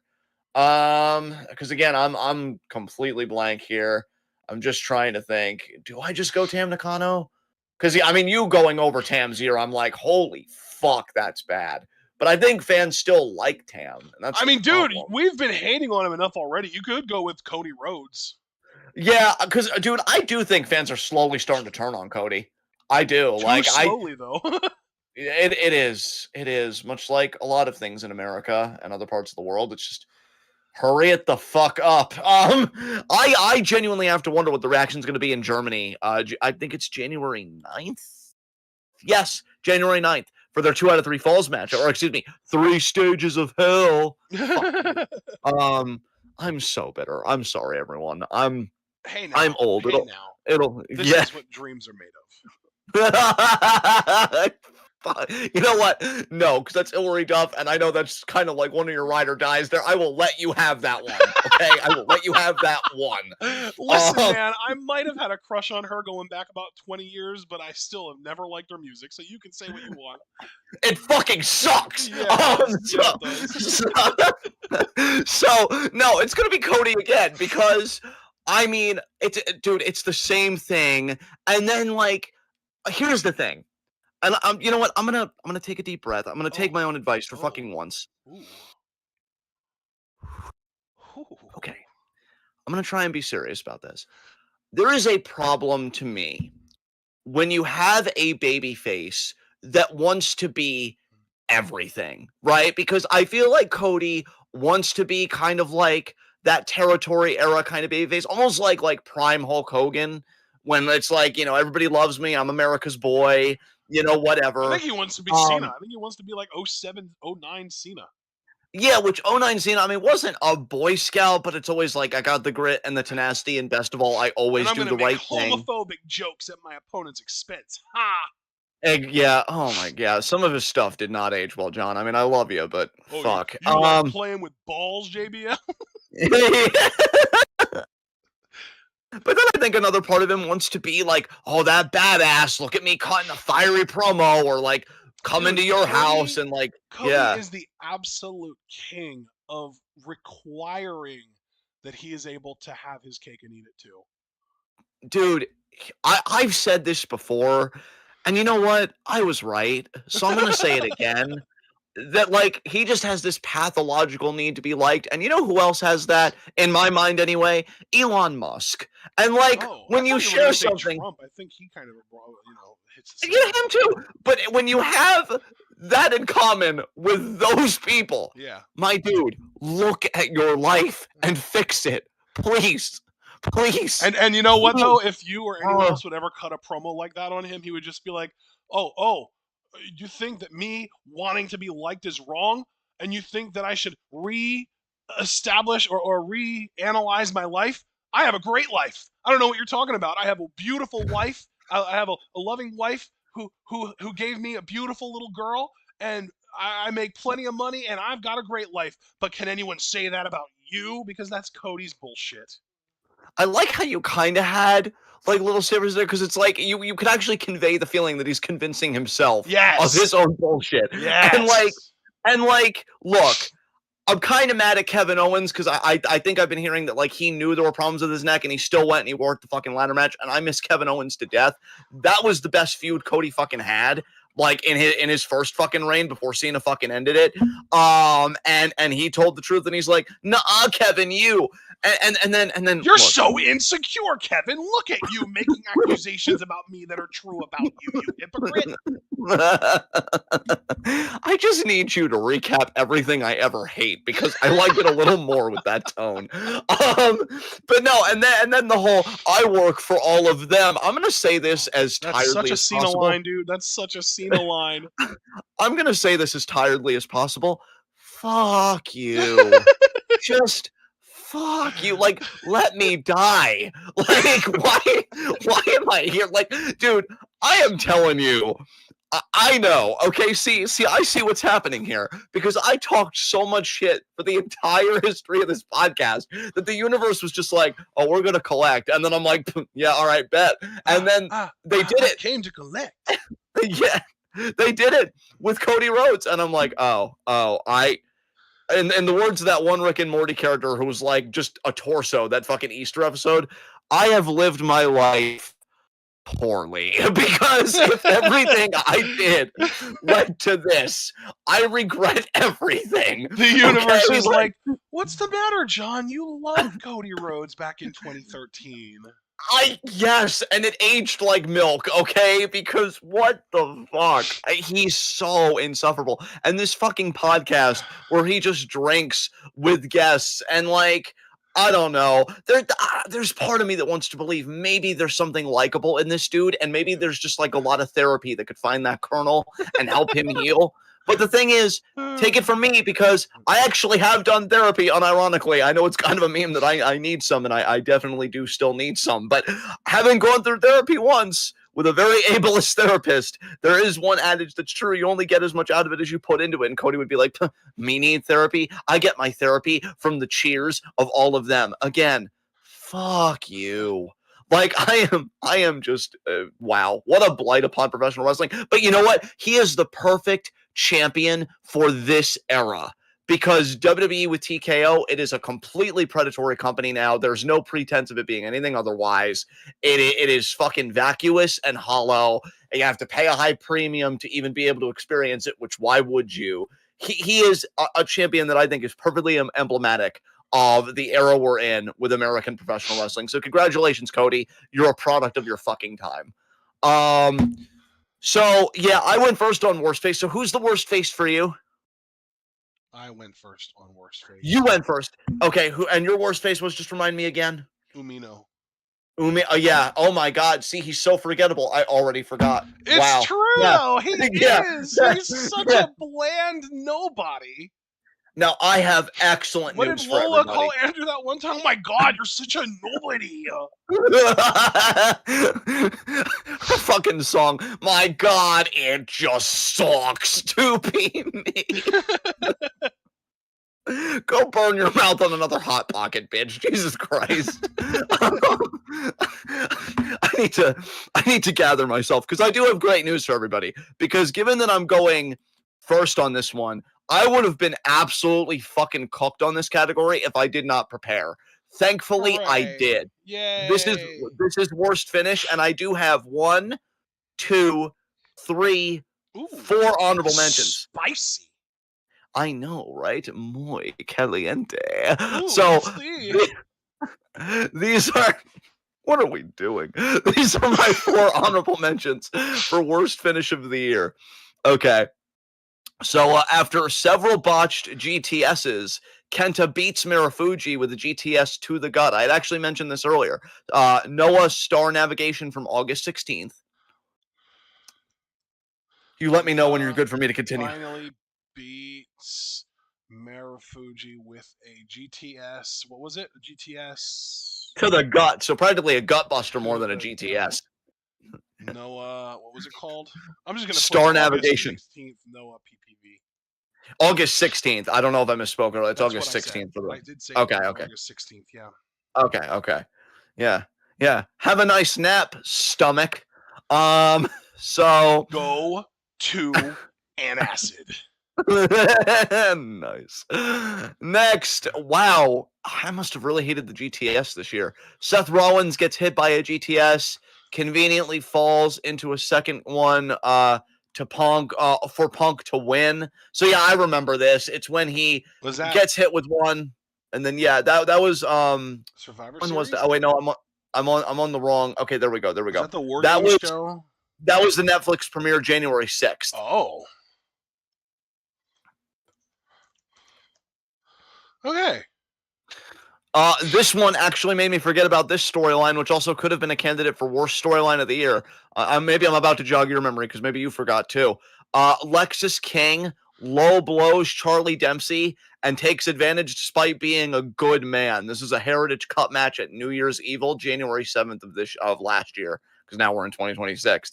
So yeah, you remember that whole story where Lexus was like, "I'm not going to be my father. I'm going to be, an Yeah. upright competitor." Yeah. What Yeah, was a the lot of date fuck. on that Yeah. show? What was that show? Was that an episode of Uh, NXT? that was January 7th. I think it was the first NXT of the new year, actually. Oh boy. Yeah, I know. Just so great. Are you still there? Hello? Yes. Are you ready for my final nominee here? Yeah. Uh, Seth Rollins curb stops CM Punk and John Cena locks in STF for victory in men's elimination chamber. This was March 1st. Actually, I don't know why I was so hard on this one. Thinking back Yeah, on that it, it was kind a of good popped. finish, I thought. Yeah, thinking back on it, Seth just standing outside the cage and screaming at Punk to die. I mean, slight pop. Um, Only slight. so Wow, that's surprising.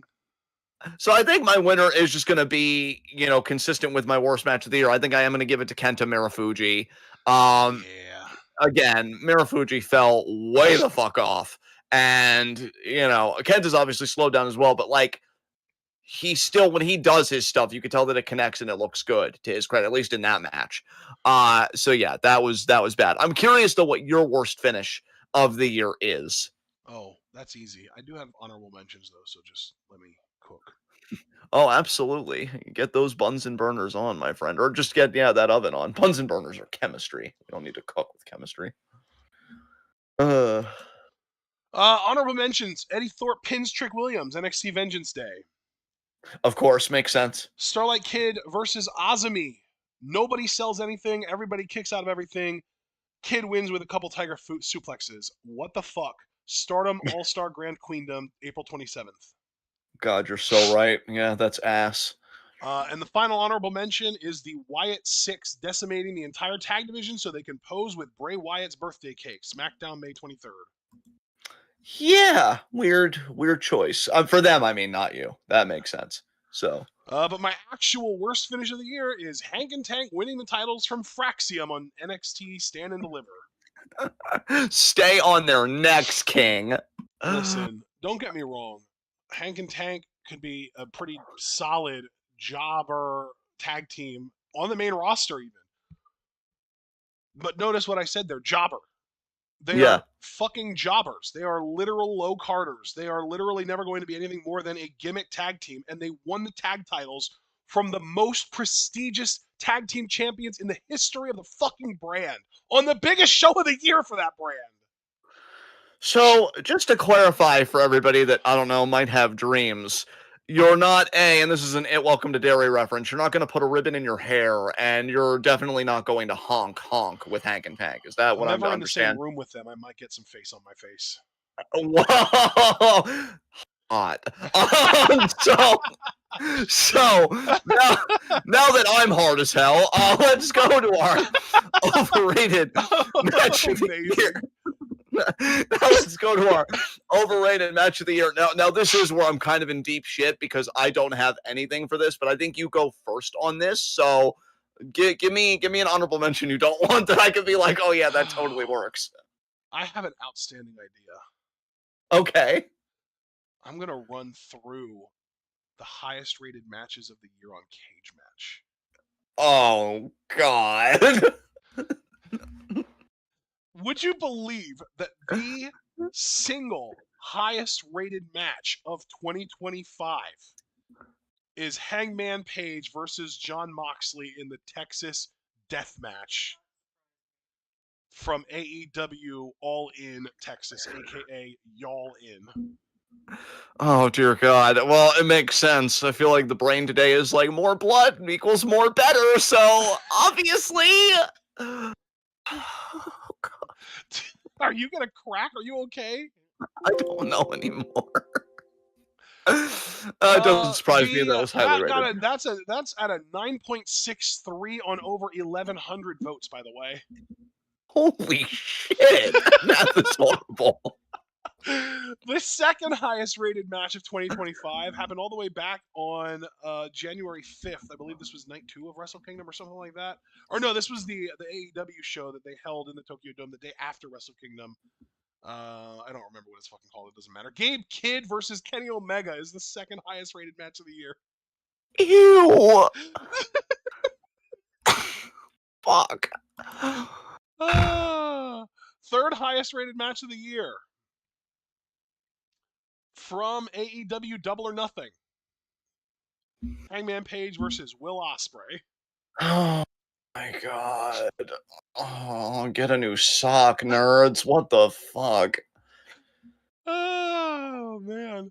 The fourth highest rated match of the year from Stardom All Star Grand Queendom 2025.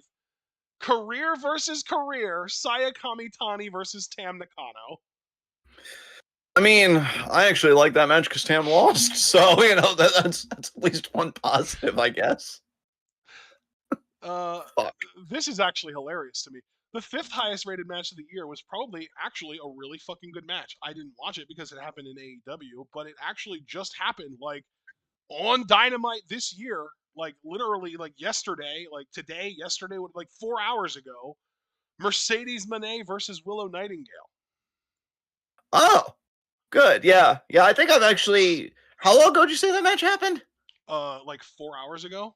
Yeah, I've been seeing the YouTube. Okay, okay. So yeah, because I've been seeing the YouTube clip of that. I think Willow won the women's TV at like the TBS Women's Championship. So good for Willow, honestly. Yeah, Yeah. she's a sweetheart, and I think she's really been putting in the work. So I'm happy for her. Yeah, you It's are good correct. shit. She did win the TBS title.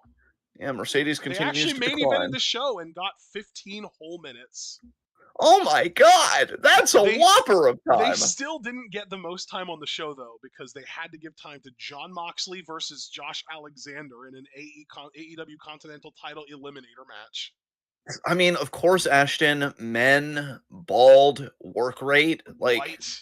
what's white? Like, what are you not understanding? God, Mariah May I hate. versus Tony Storm.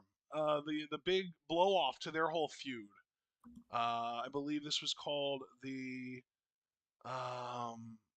Hollywood Ending match.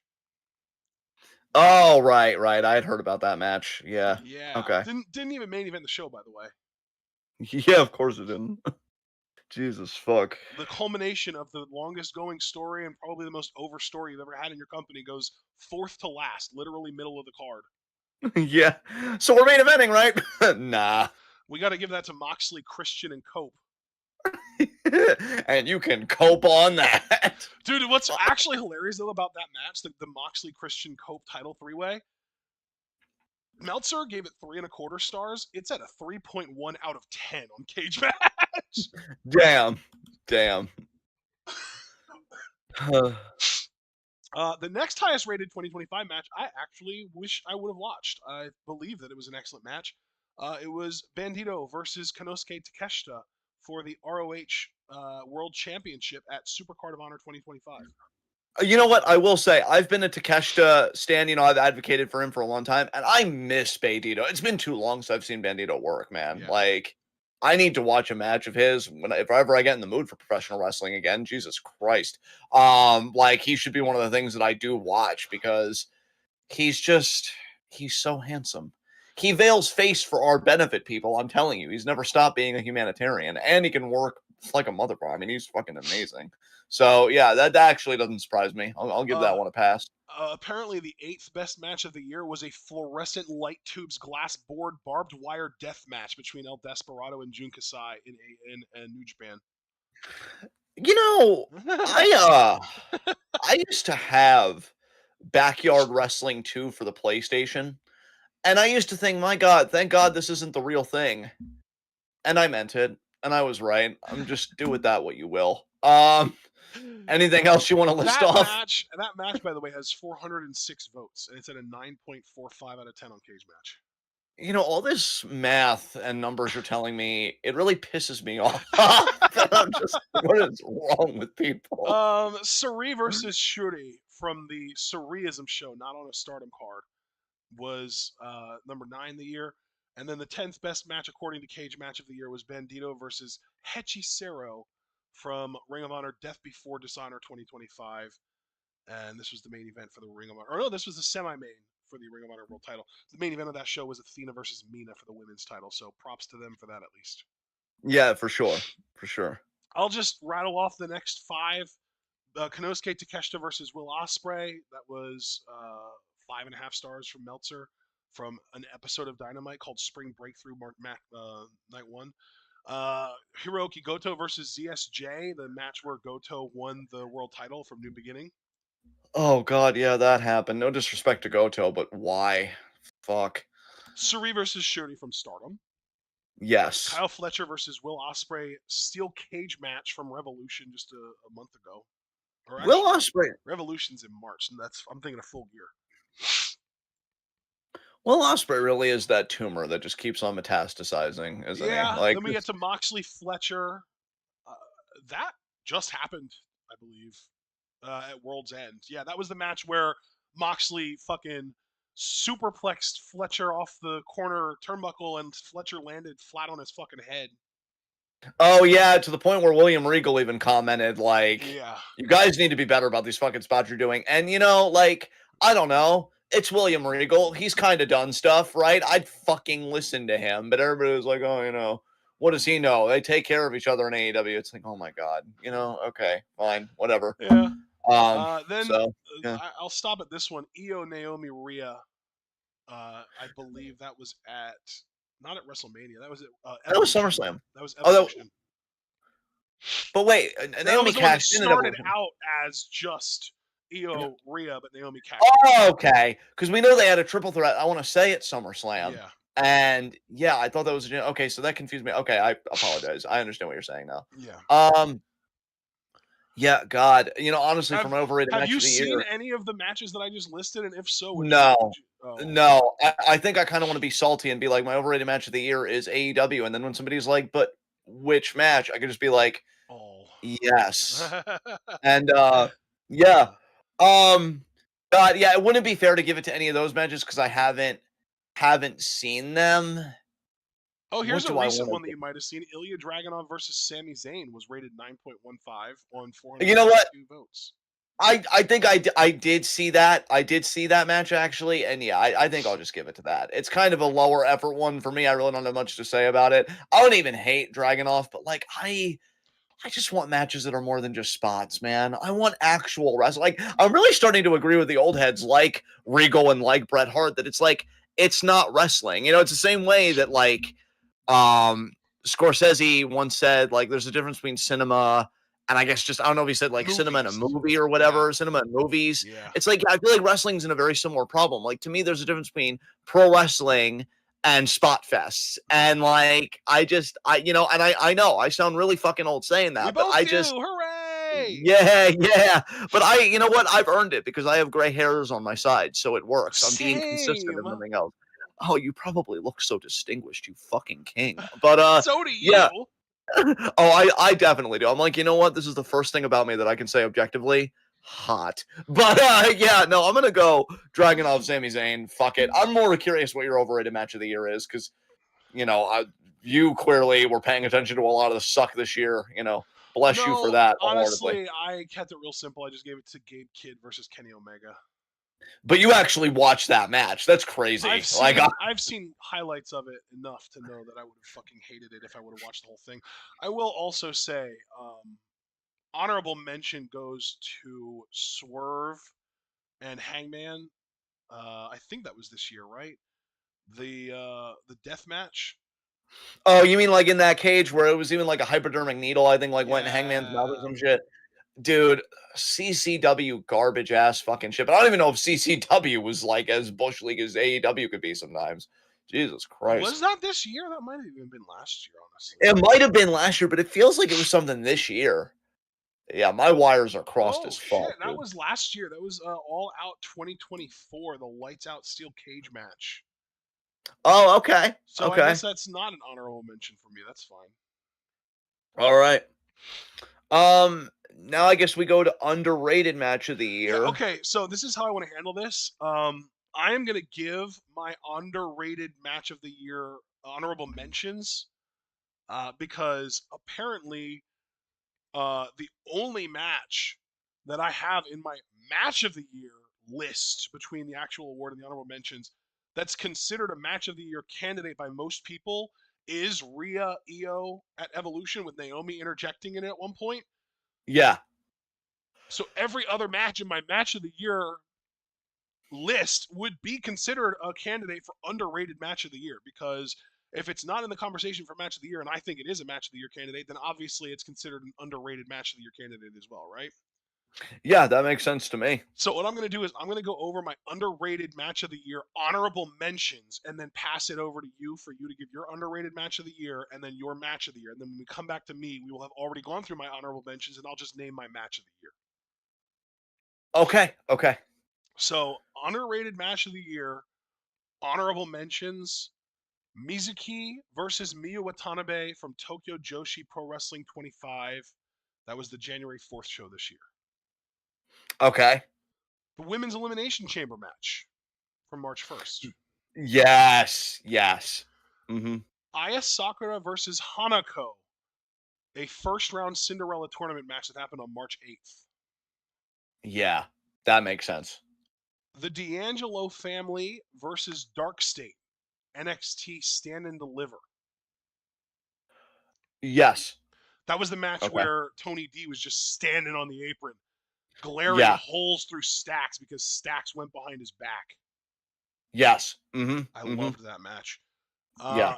Obafemi versus Javon Evans versus Trick Williams for the NXT World Championship, NXT Stand and Deliver. Nice. Nice. Seth Rollins versus Roman Reigns versus CM Punk, WrestleMania Night 1. Okay. Yeah. Yeah. LA Knight versus Drew McIntyre versus Damian Priest versus Jacob Fatu for the U.S. title at Backlash St. Louis. Damn. I actually forgot that that was even a thing. Yeah, that's crazy.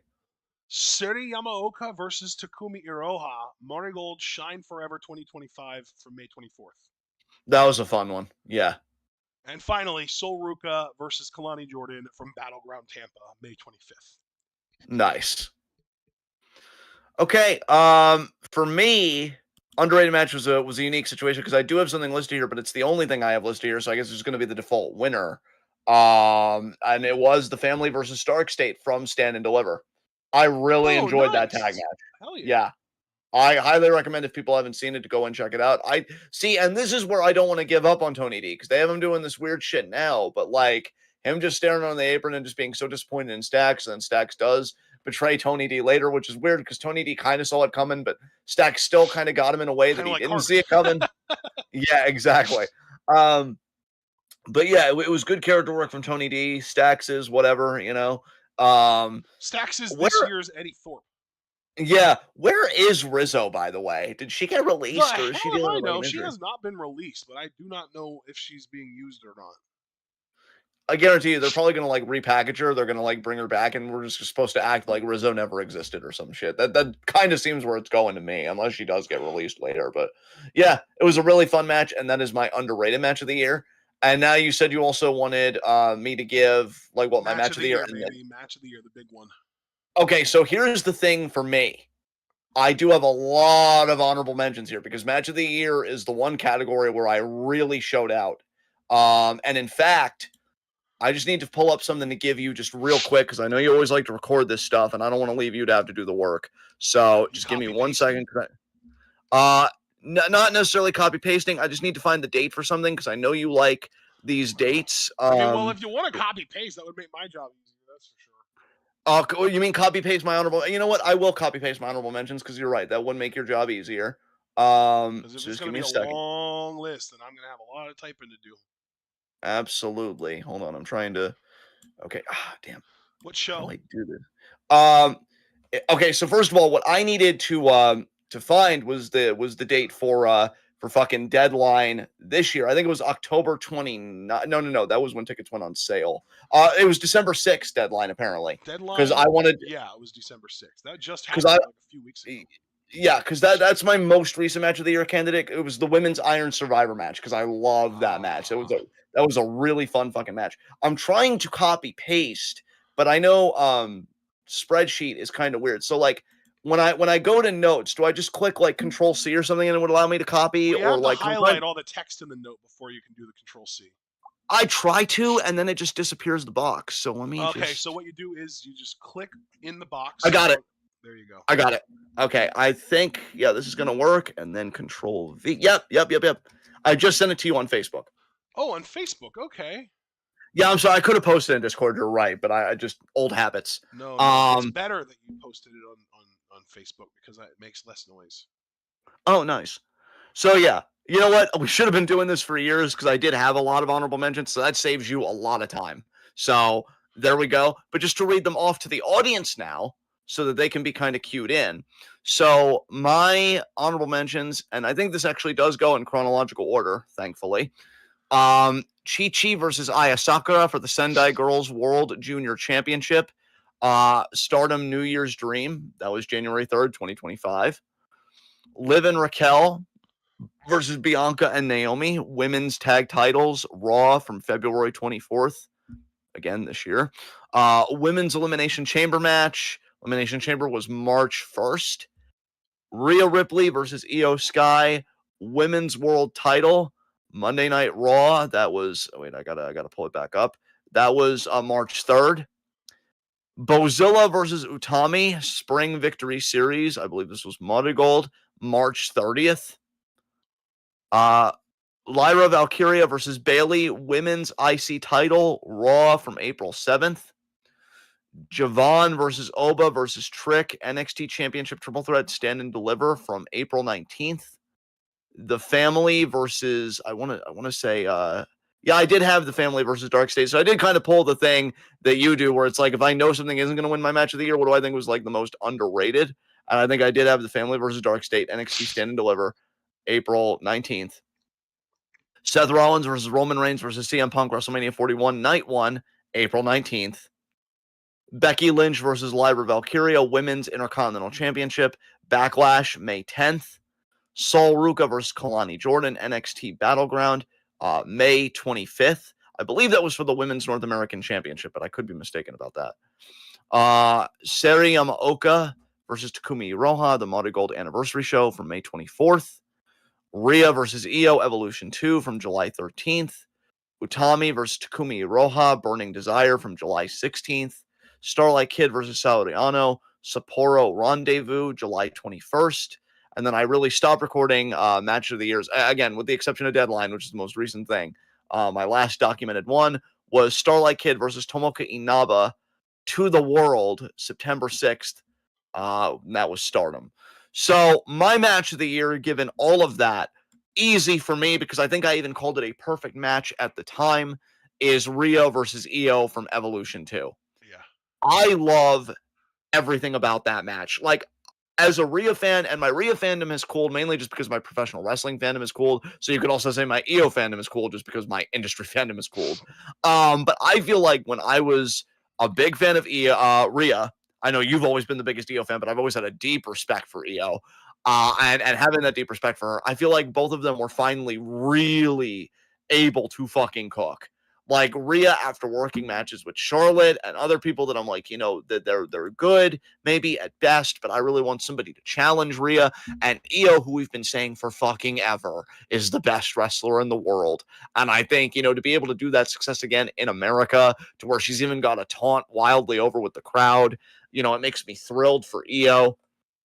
But them meeting together and having a match like this that got time, it had one of the best ref bumps I've seen. And what I mean by that is they do the ref bump spot, but rather than either person going heel, because I honestly was kind of expecting Rhea to do it because the whole thing was she hasn't beaten Io, a story that I hope they haven't forgotten about because I was actually interested in that. But I don't know. Instead, they just fight outside. And I mean, they fight outside because the referee's down. So there's no count out. So you can't do a double count out. So you protect there not being a definitive finish through the mechanic of the ref bump. And I really like that. And it was just physical, and both women sold. And Io winning, like, she earned that win. And it was one of those things where, like, Rhea, I think, even had Io beat at one point, but because of the ref bump, because she hit Riptide, there was nobody to count the fall. So you still have the gripe for Rhea, like, I could have beaten Io, the universe conspired against me kind of thing. And then, of course, the Naomi cash-in, which I know by all accounts is like a different match. In fact, there wasn't even a definitive winner because Io doesn't even win. Naomi comes out during the match. That's right. And it becomes a triple threat in that way. And then Naomi picks the bones. It's perfect. Now, I was wrong completely about Naomi cashing in because I really thought she was going to do it on Jade and finally get a win on Jade and make Jade the babyface and the chaser. But I think the company just knew Jade just isn't going to get over as a face. Now she's doing this stuff as a heel. But yeah, it is the best women's match I've seen this year. And there were a lot of great ones on that list. I mean, you heard that list. There was a lot of women's wrestling on that list, but that was a perfect fucking match to me. I wouldn't change a thing about it. And Naomi getting crowned at the end, ultimate heel move there. Just great stuff. So now we go back to you to give your underrated match of the year, I'm guessing, and then you'll give your match of the year, correct? So I give my match of the year now. okay, you give your match of the year now, and then yeah, from the list that didn't get chosen, Yeah, there will come your underrated. Okay, so floor is yours, sir. right. So I did have one match of the year candidate left over that would not fit into underrated match of the year simply for the fact that it is getting mentioned as a match of the year candidate in other spaces. And that is your match of the year, Rhea versus Io at Evolution 2 with Naomi's interference. Yes, yes. That said, though, it's funny that you called that match a perfect match because I also had a match this year that I called a perfect match. And to the point that I stopped looking for other match of the year candidates after it happened. And that And I know which was one this is. Yeah. Utami Hayashishita versus Takumi Iroha from Marigold. I believe it was Burning Desire back in July. Yeah. Yeah. Dude, this match is actually getting hated on by Cage Match. This realistically, the reason that I wanted to wait until now to mention it is because this is both my match of the year and my underrated match of the year because this is currently sitting at a 7.5 out of 10 on Cage Match. And in my mind, this is the best match I've seen probably since before COVID. Yeah, definitely. I like it is crazy to me that this match is in any way disliked by anyone. I guess it's just because it's long. But like you know me, nobody hates overly long matches more than me. But this is a match that was like the wrestling equivalent to Love Exposure. There is just I know it's 4 hours, but there's nothing that I would cut out of that movie. And I say the same thing about this match. This match was perfectly wrestled to me. They started out, Utami was trying to do the power game, trying to really just kind of overpower Iroha. She realized midway through the match she wasn't going to be able to get away with it. Starts targeting, I believe it was the lower back of Iroha to try and get the win. I mean, the psychology of the match, the idea that Utami came in with one game plan, realized it wasn't going to work, and had to change plans on the fly, kind of indicates that she felt a level of fear towards Iroha. Iroha is an unbelievable worker. If you ever have an hour that you want to dedicate to watching a fantastic wrestling match with amazing psychology, this is the match that I would recommend over anything else. It really was a fantastic piece of professional wrestling. I think you have, yeah, excellent choice there. So now, because you've chosen your winner of the match of the year pile, what becomes your underrated match of the year? The same one. That's what I'm saying. That's the reason I wanted to wait, was because Utami Iroha is both my match of the year and my underrated match of the year, because it's sitting at a 7.5 out of 10 on Cage Match, so it's underrated.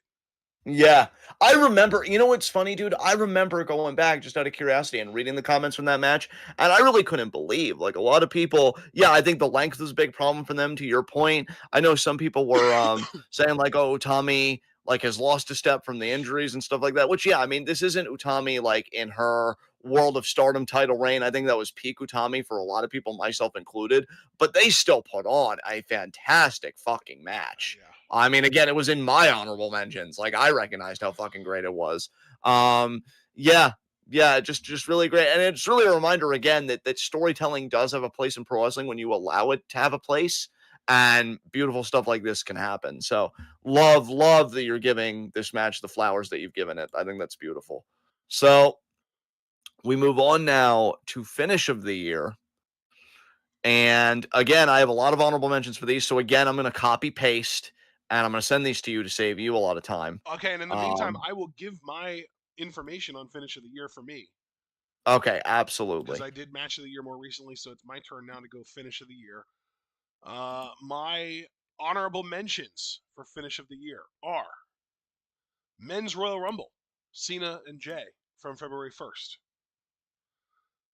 The Yes. women's elimination chamber match between Bianca and Liv was an outstanding sequence. Those two were fantastic. The women's world title triple threat at WrestleMania 41 Night 2. This was Io, Rhea, and Bianca. Yes. There was a WWE speed match that had one of my favorite finishes of the year this year, Sol Ruka versus Ivy Nile. Yes, that was also a lot of fun. Yeah, I remember that.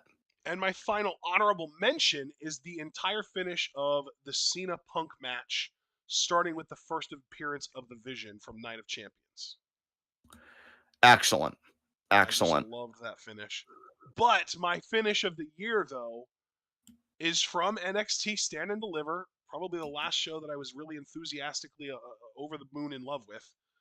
And it was specifically Sol Ruka winning the NXT North American Women's Championship the way that she did, because she was hung up in a ladder and she used her core strength to get up her legs to donkey kick Zarya, then hit 3 straight soul snatchers to Izzy Dame, Thea Hale, and Lola Vice in that order before winning the title, climbing the ladder and winning the title. Yes. Yes, I love that finish. That that finish was so inspired. I loved that so much. All right. I am sending you the list now. Again, I've it's been me versus spreadsheets a lot here, but I finally Oh got my shit no. together. My favorite Yeah. thing, my two of my favorite things in the world are clashing. I don't like this. Well, I'm going to kill it, so you won't have to make a decision. No. I know. I would say it hurts me too, but I love you too much to lie. Yeah, I wouldn't So expect you to believe that.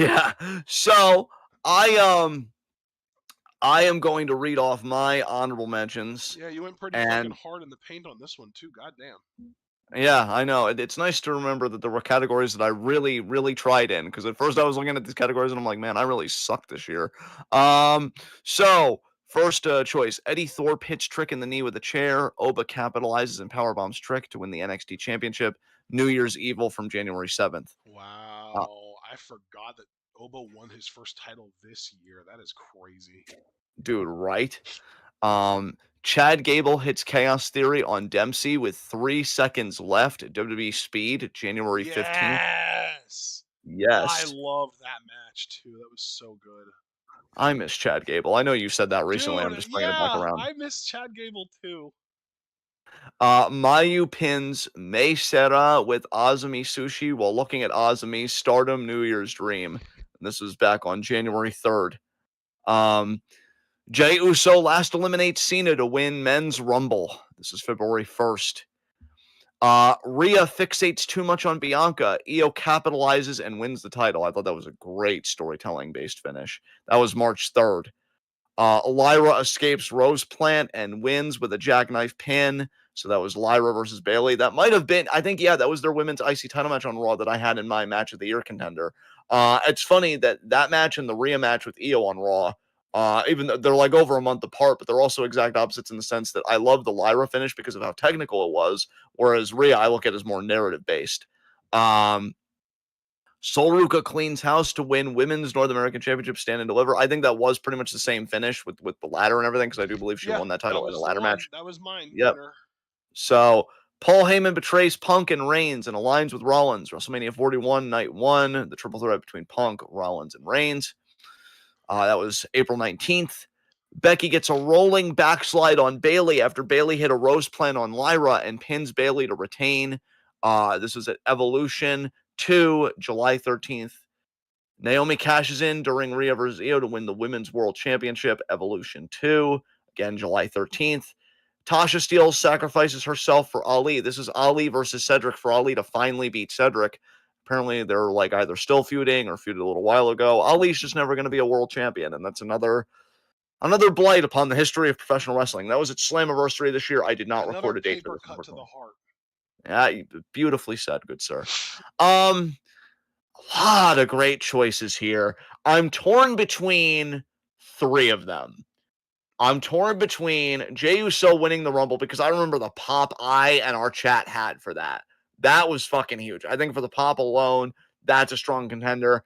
I think obviously Sol Ruka winning the American title. I really became a huge Sol fan. I've been a huge Sol fan for a while, but like I am just so excited for her. She does a fucking Sasuke special and she does it fucking impeccably. Like Charlotte could never.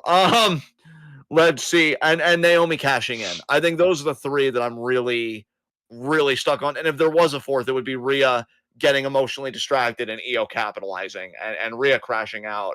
That was fantastic. So I think of those 4, just to be consistent with my match of the year, I think I will give it with Naomi cashing in. Like look, okay. So I want to phrase this right so that I don't come off like a complete asshole.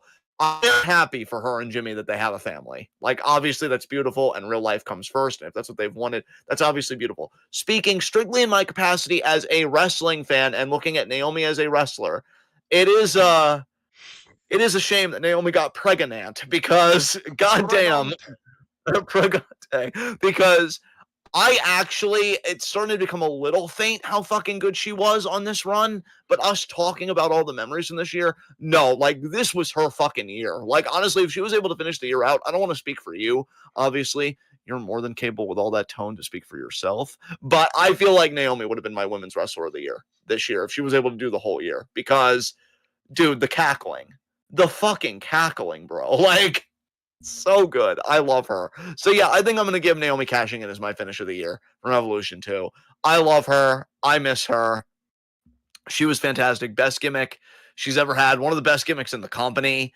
I love the promos. I love what she did on social media. Do you remember when she was putting razor blades in a fucking cake for Jade? Yeah. Like, dude, that's what I mean though about being like, yeah, like that's what I mean though about being like kind of a next level heel because I'm cool with it because it was on social media and, they're not trying to actually do a segment where they're going to do fake blood and Jade eats the cake and whatever. They're not going to make it hokey, right? It's to be implied like, oh shit, she's crazy. And like, I loved, like, she was so good, man. She would like take notes from fucking Naomi, other heels. You all fucking suck ass. But yeah, that's my finish of the year. What is your finish of the year? I already gave mine, man. Oh, you did, right? I'm sorry. I had a lot of honorable mentions there. And so talking about all that, I kind of blank out. It was the Sol Ruka one that was yours. I'm glad we had different ones. Yeah. But yeah, I'm glad you gave Sol her flowers because she's fucking incredible. I agree with you. She's a future WrestleMania main eventer. If they allow women to main event again, which, you never know. So there you fucking go. Feud of the year. I only had 2 honorable mentions here. I don't really care. It's more than I have. I have 0.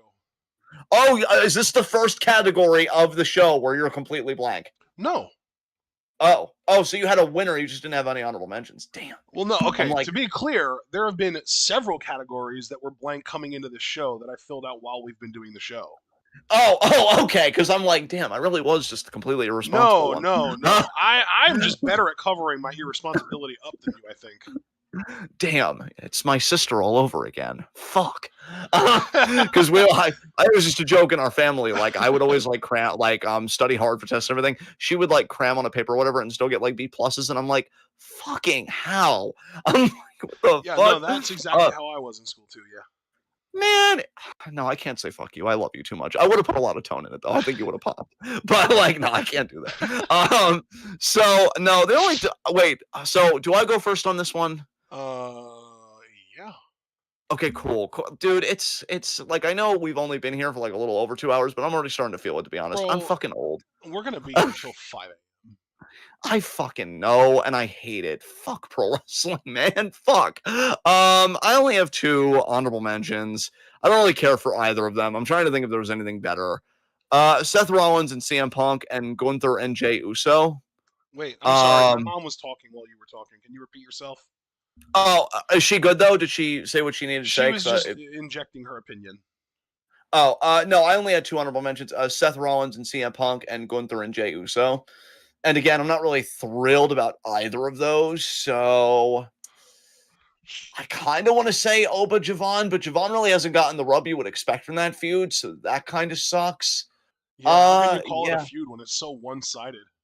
exactly, exactly. Reminds me of a Fuck it. certain genocide happening in the Middle East right now that everyone wants to call a war. Yeah, oh, God, and they're still doing it. They're still fucking doing it. I hate Naturally. everything. Yeah, Because you know why would what? they stop? No one's going to hold them to it. Exactly. God, just fucking fuck. Gunther and Jey Uso. I'll just give it to them. I felt like they did some definitely worthwhile stuff. It is really a shame how Jey Uso fell off. I think that fall off good because the rise was so good for the most part, and then it's like, yeah, Jey Uso is such a fascinating character study, man. I'll tell you. So yeah, I'll just give it to him. I love Gunther. I know he's got a lot of haters now because he beat Cena, but I mean, he's still one People of the who few people hate doing. Gunther for beating Cena are the biggest marks in the business. Yeah. And, I know I'm heavily biased for this because, as you said in your debut video all those years ago, we're all marks. But Gunther is still the only person doing the pro wrestling that I like. So he ain't going to get any hate from me. So I'll give it to Gunther Jey Uso, especially because in the end, Gunther just regained the title and Jay just spiraled ever since. So what is your feud of the year? Marigold versus Marvelous. That's a really inspired creative choice. I love that one. I felt like Yeah. Marvelous being involved in Marigold as much as they were really injected a lot of life into the Marigold product to the point that it took me from being like, oh yeah, it's all right. Tell me what they're like in 2 years to like, oh yeah, I look forward to these shows now. Finally, we're here. Marigold has arrived. This is a good product now.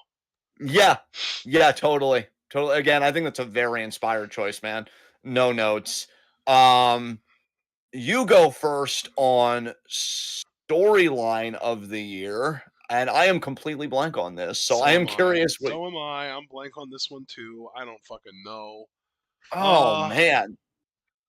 I think I'm going to take kind of a miniature cop out answer and just say Rhea's inability to beat Io Sky is my storyline of the year because that played into several PLEs this year. It lasted. I want to say the whole first half of the year and even into July because that's when Evolution happened. So yeah, Yeah. Rhea. Maybe I should just say storyline of the year is the relationship between Rhea Ripley and Io Sky because they were rivals for most of the year, and Rhea was pissy and salty that she couldn't beat Io to the point that it cost her the women's title at WrestleMania. And then eventually they evolved into becoming really close friends, and now they're tag champs. Yeah. Yeah. Oh, are they officially tag champs? Did they win the gold? I didn't I know if they thought were they gonna. were. Yeah, I didn't know if they were gonna save that. I know Mania is still a ways away, but I didn't know if they pulled the trigger on that already or not. I thought Kabuki Warriors were still tag No, you're champs. right. It is still Kabuki Warriors. You are right about But you that. know But what it, though? it feels inevitable, right? Yeah, you're right in the long run because Rhea and Io are definitely gonna get them. I'm definitely not right. I'm definitely wrong for now. But I do really think that Rhea and Io are in the conversation to the point that I wouldn't be surprised if they won the tag titles in the first half of 2026, even if they don't have them right now. Just because I'm kind of turning up, probably from like kind of Loki crashing out at the same time, I kind of hope they win the tag titles, and then Rhea turns on Io like the next night, and they immediately drop him, and then she kind of pulls the Dean Ambrose, just like suck it up, you asked for this, and then Io's like Nande, and then the fans are like, oh, Rhea had to turn, she had a reason, just run that shit back. She had a God. reason. I have a reason. We all have a reason. Some horrible shows even have 13 reasons that should have never been syndicated in the first place. Storyline of the year. Oh. Yeah, right? Yeah, you didn't see that coming. Fuck. Normally, when you do that, I giggle. It's funny, but you made that one really wet and it grossed me out. Yeah, I did. Like, normally I expect a clean, but that was more of like a. Yeah. I don't know if you dropped off. Are you still there? Can you? Oh, yeah, I made a noise. Okay. Apparently, it just didn't get picked up. Damn. Well, storyline of the year. Fuck. Yeah. It's not so easy to come up with off the top of your head now, is it, mister? Did I say that it was? What No, the fuck? I am just flexing for no reason, okay? I feel like my storyline of the year is you turning heel on me all of a sudden. What the hell? Oh, yeah, that's clearly what's happening here. Although, if you really took an honest look at our history, there is a lot of backlog that I had this coming. So you know what? You know what? Fuck you, Nikki Bella. Fuck. Was this Nikki Bella? A little bit on the inside. She's probably the next women's champion on Raw. No, Stephanie Vaquer retained and she pinned Nikki again. Oh, so I she know should be in the fine. triple threat, but I'm still convinced that Nikki's winning that title from Stephanie within the next, like, we'll say 4.5 months by WrestleMania. You know, you were on a real roll with the tone and everything of just, doing like really attractive things, and then you just had to go and you just had to ruin it for everybody. So thanks. Thanks for putting that unattractive image into my mind of Nikki Bella being women's world champion. You know what? I see. There was a story that I wanted to give this to, but it feels so unearned because it's still kind of going in a way. Did you sneeze? Yes. Gesundheit. Wow. Thank you. But the story I've been is doing such a good job tonight of muting myself before I sneeze, but that one snuck up on me.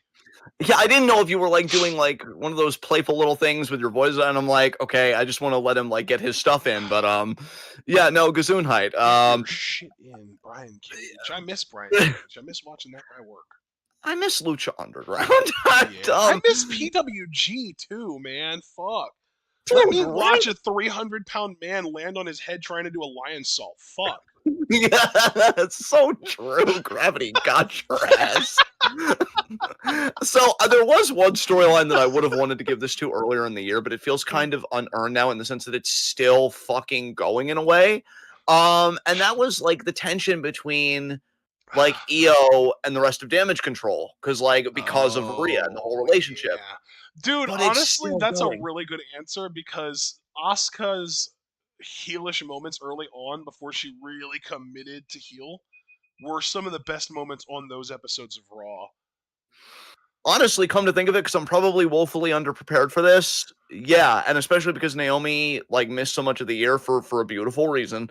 I'm just gonna get ahead and say when we get to heel turn of the year and heel of the year, it's probably gonna be Asuka for both. I mean, Asuka's been killing it on this fucking heel run. The only one that gets any kind of a fucking reaction on me that isn't fucking cheap heat. So I'm just gonna say that in advance, just to keep that in mind when we get to those categories. So yeah, I think I'll just say Io, Rhea, Asuka triangle is my storyline of the year, because it was the only thing that for a long time I was actively paying attention to, and the only thing close to that is Izzy versus Tatum.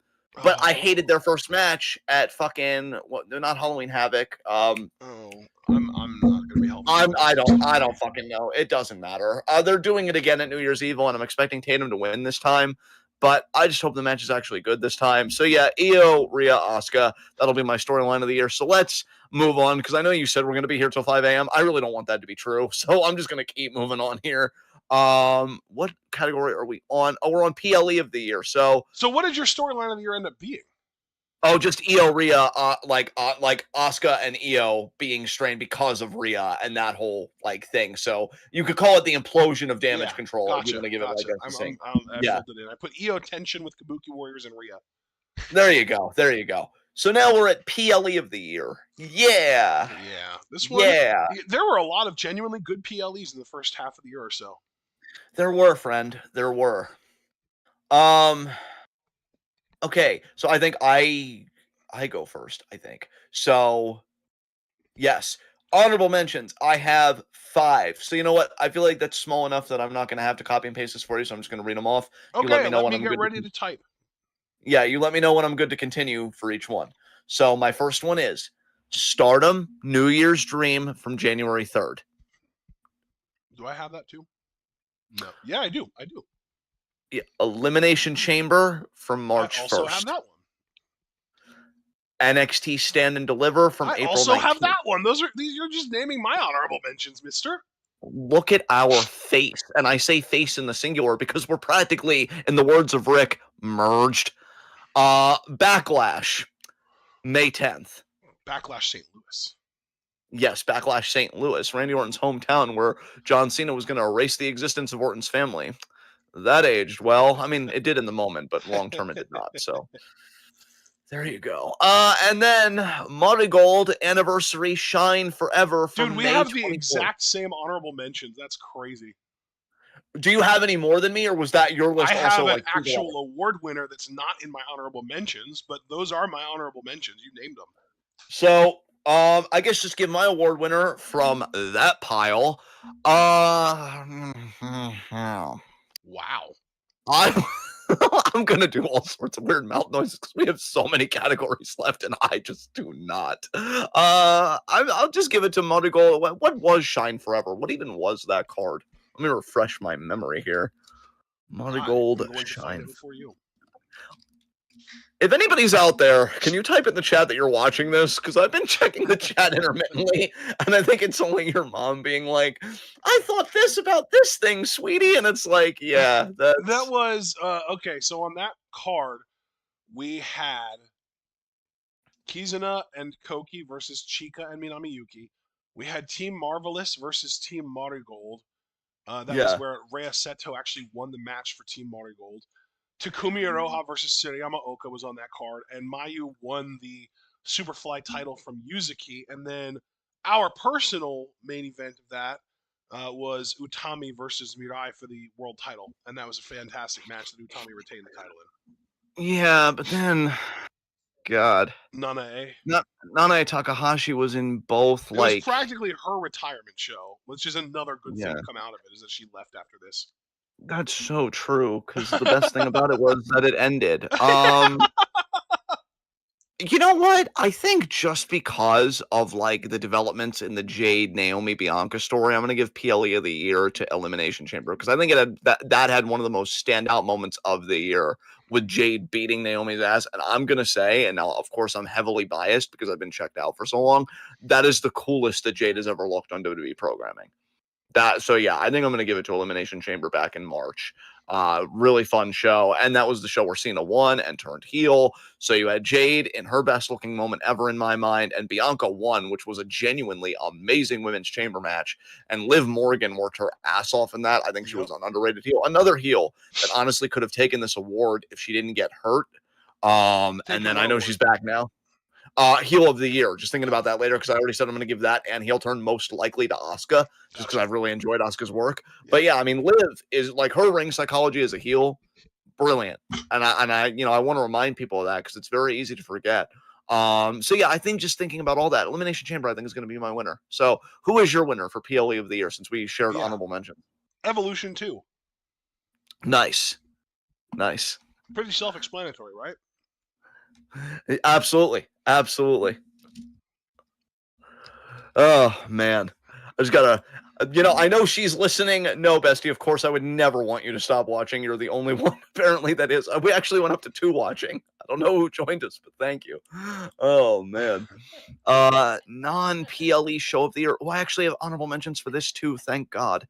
I have But 2 you honorable mentions and an award winner. Okay, excellent. You go first then, friend. I mean, obviously you should anyway, So so. my honorable mentions are NXT New Year's Evil, which was a actual TV show and not a PLE, Yes. and the Post Mania Raw. I have both of those. And Do then you I want also have Monday. do you want me to give my Yeah, oh award yeah, I'm winner? sorry. Oh yeah. What's your award winner? I'm sorry. It was the post Elimination Chamber edition of Monday Night Raw from March 3rd. Dude, what's incredible is your honorable mentions and your award winner were all of my honorable mentions, just treating it like a placeholder. So that's crazy. Um, I think just to give something different some love, and then I want to hand it back to you just to remind people what was on that Raw. I think I will give it to New Year's Evil, and I'll just explain very straightforwardly. It's where Oba won his first NXT World Title, and that alone is just always going to be very special to me. Oba is just the guy as far as I'm concerned. He has aura for fucking days. And yeah, very, very cool that he won that title. And New Year's Evil's kind of been his show because I think the New Year's Evil before that, I want to say he won the North American Championship. So New Year's Evil has been very good to Obafemi. And it's funny because I know he's getting ready to face Leon Slater. I fully expect him to retain. New Year's Evil's kind of Oba's I would show. honestly at So this point love it if Leon actually took the dub here. that would be a huge, in my mind, that would be an upset, but it would be a cool upset. I wouldn't hate it, Exactly. but I'm just expecting Oba to retain. But anyway, Yeah. you gave it to March 3rd Raw, the post chamber Raw. What was on that show that made it special for you that made it your award winner? Bruh. Why Yes. don't I Google? Sure. Okay. Gunther defeated Otis. Lyra Valkyria defeated Ivy Nile to retain the Intercontinental title. The War Raiders defeated the Creed brothers to retain the tag titles. And the main event was Io retaining, or actually winning, the women's championship from Rhea in a match that Rhea kind of gifted to Io from the week before.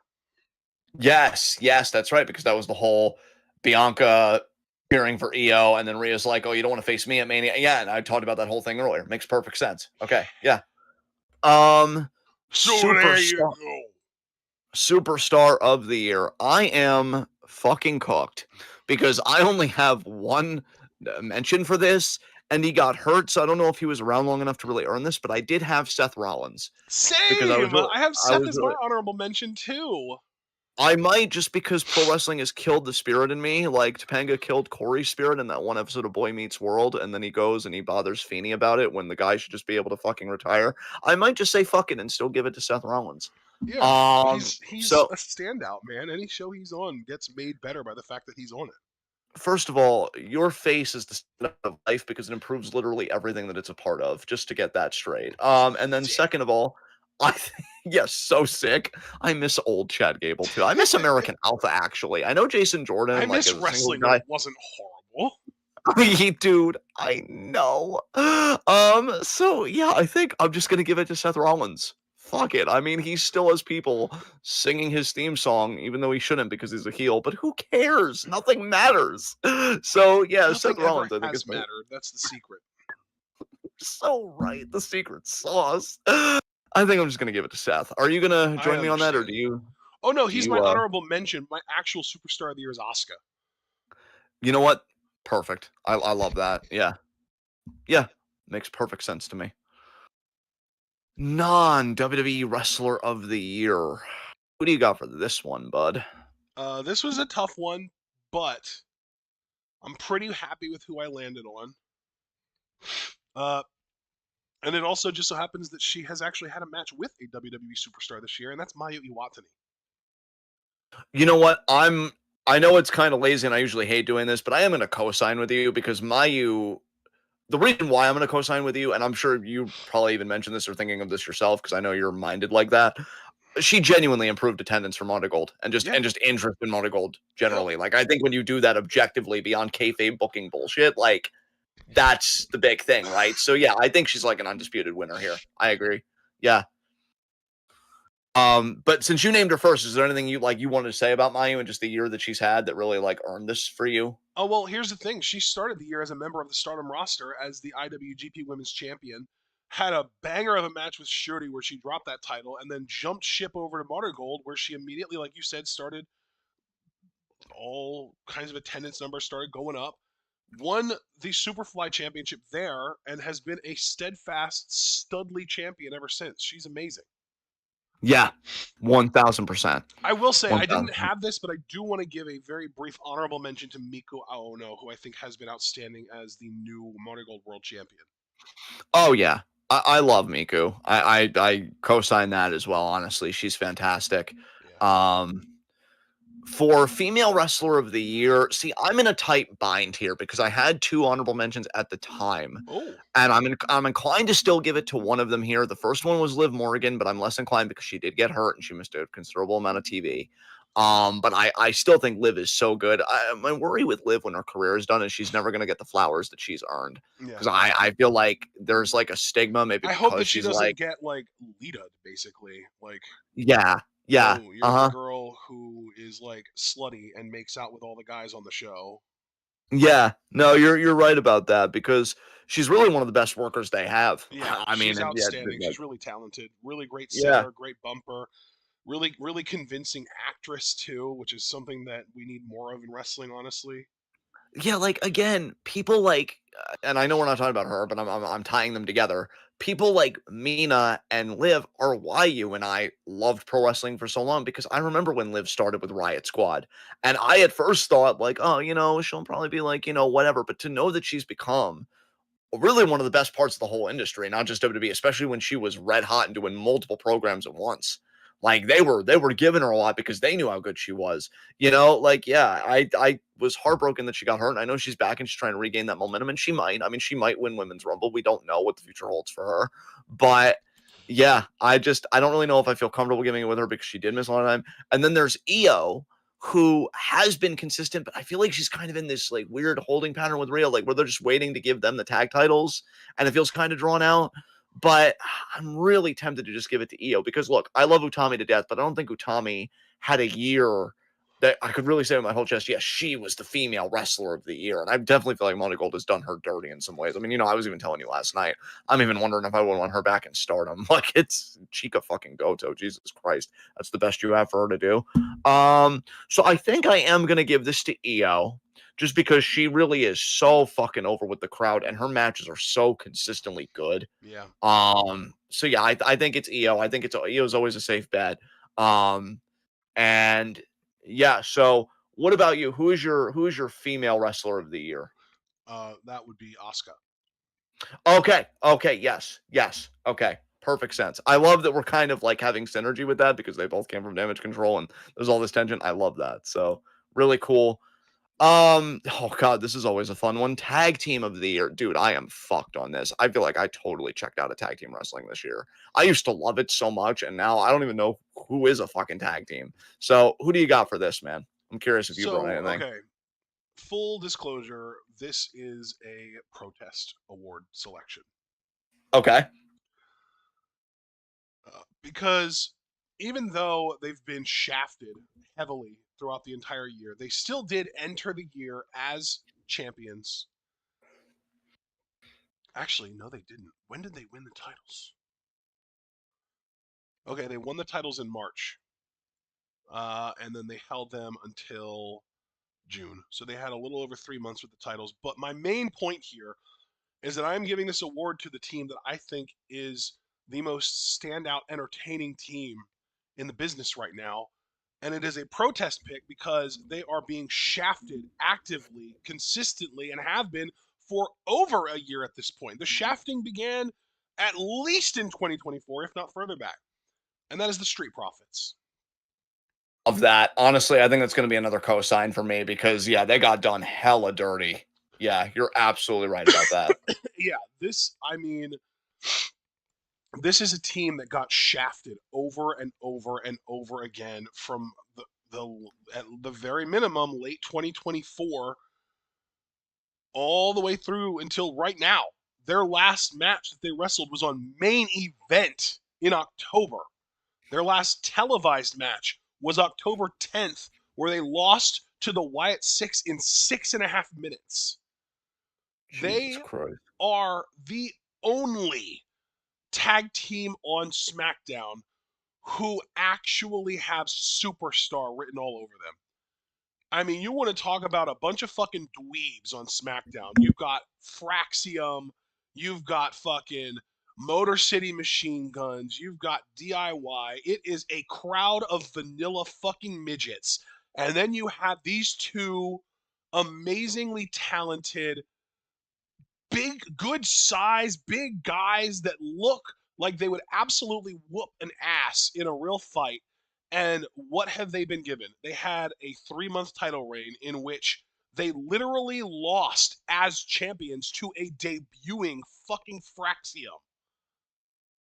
I this really the treatment of the Street Profits was one of the biggest elements that led me to the conclusion that Triple H is a racist piece of shit. Now, obviously, it wasn't the only one. There have been plenty of things that have come up. Just one of the bigger pieces of that puzzle, though, because these dudes are stars. These dudes are studs. These dudes have it. And Triple H would rather just have a bunch of fucking vanilla midget AEW Ring of Honor tag matches every fucking week. And fuck him for that. Yeah, nothing to add. All right, best on-air non-wrestling. And by the way, just to double down, I am going to co-sign with your pick because I just think that's the best pick. I think it was a really, for me, bad year for tag team wrestling. And yeah, Street Profits, when they were actually being featured, were easily the best thing going in my mind. So now we get to best on-air non-wrestling talent. This is another completely blank category, but I'll tell you what, just from the little bit that I watched TNA, I'm going to give it to Tom Hannafin. I think he is still my absolute favorite play-by-play guy in the business. I still can't Guess we believe to know this who your day that commentator of the year is going to be then, too. yeah, absolutely. Absolutely. Because, yeah, the funny thing is, I don't even watch a lot of TNA. Again, I just really want to emphasize that point. But, like, quality over quantity. Anytime I watch a TNA clip, Tom Hannafin's the best part of it. Now, I think that's also a scathing indictment of TNA on other more substantive levels. But I really do think he's an amazing, amazing announcer. The only two honorable mentions I would have had for this were Paul Heyman, because as much as he's a fucking piece of shit, he is still a great promo. And I'm going to be honest, Booker T did pop me a lot this year. I don't know if it's just because like I'm fucking over it and it's whatever and I'm just turning my brain off more in another direction, but like his what the hell every time just fucking pops me. And like sometimes he could be really turned up. I've even said in the Discord, like, does he like fucking do speed before every show, whatever? Because he could go, right? And I'm like, Jesus Christ, you know you have somebody else you're working off of, but it just kind of weirdly pops me in a way. So yeah, I'm gonna give it to Tom. And then yeah, he'll also, I guess, just be filled in for commentator of the year. But yeah, Paul Heyman and Booker T would be honorable mentions. So that's that for me. What about you? Who gets your award here? A little bit of another sort of quasi protest pick here, but I did genuinely enjoy their role on the shows that they were on. Unfortunately, they have been released. It is Stevie Turner. Oh yeah, that's right. I liked her too, man. Yeah, that's a Yeah, shame. yeah, it's a real It's shame. a She shame. was really good at what she did. They let her do backstage stuff with Robert Stone and Ava, and she was really entertaining in that. And then they made her the general manager of Evolve, and she was great in that. And they never let her wrestle, even though we know she's a very good wrestler. And that's just it. They just let her go, and that's the end of that story. But I wanted to give her some of her flowers that she deserves. Uh, while we still can, basically, because she's not really in the public eye anymore right now, as far as I know. Yeah, absolutely, absolutely. Who do you have for underutilized talent of the year? Jamie Hayter. I will say I do have an honorable mention. It's Rhea Seto. She's amazing, but I do feel like Rhea has gotten used a little bit better in the second half of the year. But Jamie Hayter, dude, my God, this woman was the centerpiece of your women's division, and then she got hurt. You had her work hurt to drop the title to Tony Storm. She took over a year off, and then she comes back into a feud with fucking Tekla. Oof. I Jamie Hayter Oof. is legitimately one of the best overall package female wrestlers on the fucking planet right now. I think she's easily top 3, maybe 5 if I'm just, forgetting names. But if we're talking about somebody who appeals to a United States heavy audience, somebody who speaks English, somebody who cuts great promos, somebody who has a sort of an aura about themselves, who carries themselves like a star, somebody who can go in the ring and have great matches. Jamie Hayter checks every single box, and she is doing nothing in AEW at all.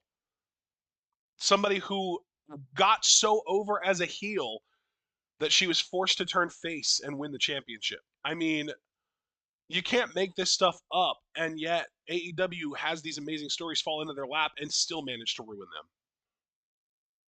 I'm not going to piggyback off of you this time, but I do want to say something about this because I love your pick so much. Dude, how the fuck did she not get the title back? Because, like, I remember, like, you saying Jamie Hayter, bro, you have no idea what you unlocked in my mind because I was thinking about her return. And I'm like, well, she's going to get the title back, right? Because she's just so fucking good. And she still hasn't gotten the fucking title back. I'm like, how does this keep happening to this woman? Like, this woman really should be, like, when you think about the wrestlers that are, like, multi-time world champions, that Yeah. should be Jamie Hayter. Jamie Hayter should be getting the push that Toni Storm has gotten over the last year. 100%. 100%. Like, dude, it is, wow, dude, you fucked me up with that one. In a good way, but, like, wow, you fucked me up with that one because, dude, it's gotten so bad that I've internalized forgetting Jamie Hayter because it feels like AEW has. I can't remember the last time I heard about her. Holy shit. I mean, if that's not underutilized, I don't know what is. Yeah.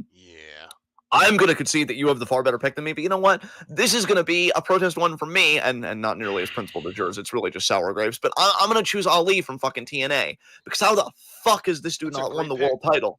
How is he not, like, oh my god, okay, so, again, we're going to take another deep breath for the second time on the program. Use your words, Jonathan. You have plenty of them. Okay. You should know, by the way, Mustafa Ali was your underutilized talent of the year in 2021 as well for WWE. At least I know that I'm fucking consistent. Yeah. If nothing else. And Foster, I don't even know if you're going to go back and listen to this because I know what a huge fucking Ali fan you are. This one's for you too, bud. What the fuck is pro wrestling doing? Like, first of all, this is the greatest cop of all time because he quit. Second of all, amazing look. Amazing fucking look. He's built. He's genuinely handsome. Look, I have made jokes in the past, and I do identify as like 98% straight. I have said on more serious conversations on the show that the most I'd probably ever do with another man would be like more of platonic intimacy, like cuddling and shit. I'd cuddle with that man. Fuck yeah, I'd feel safe in those arms, period. I can only imagine how the women fucking feel. So great look, great build.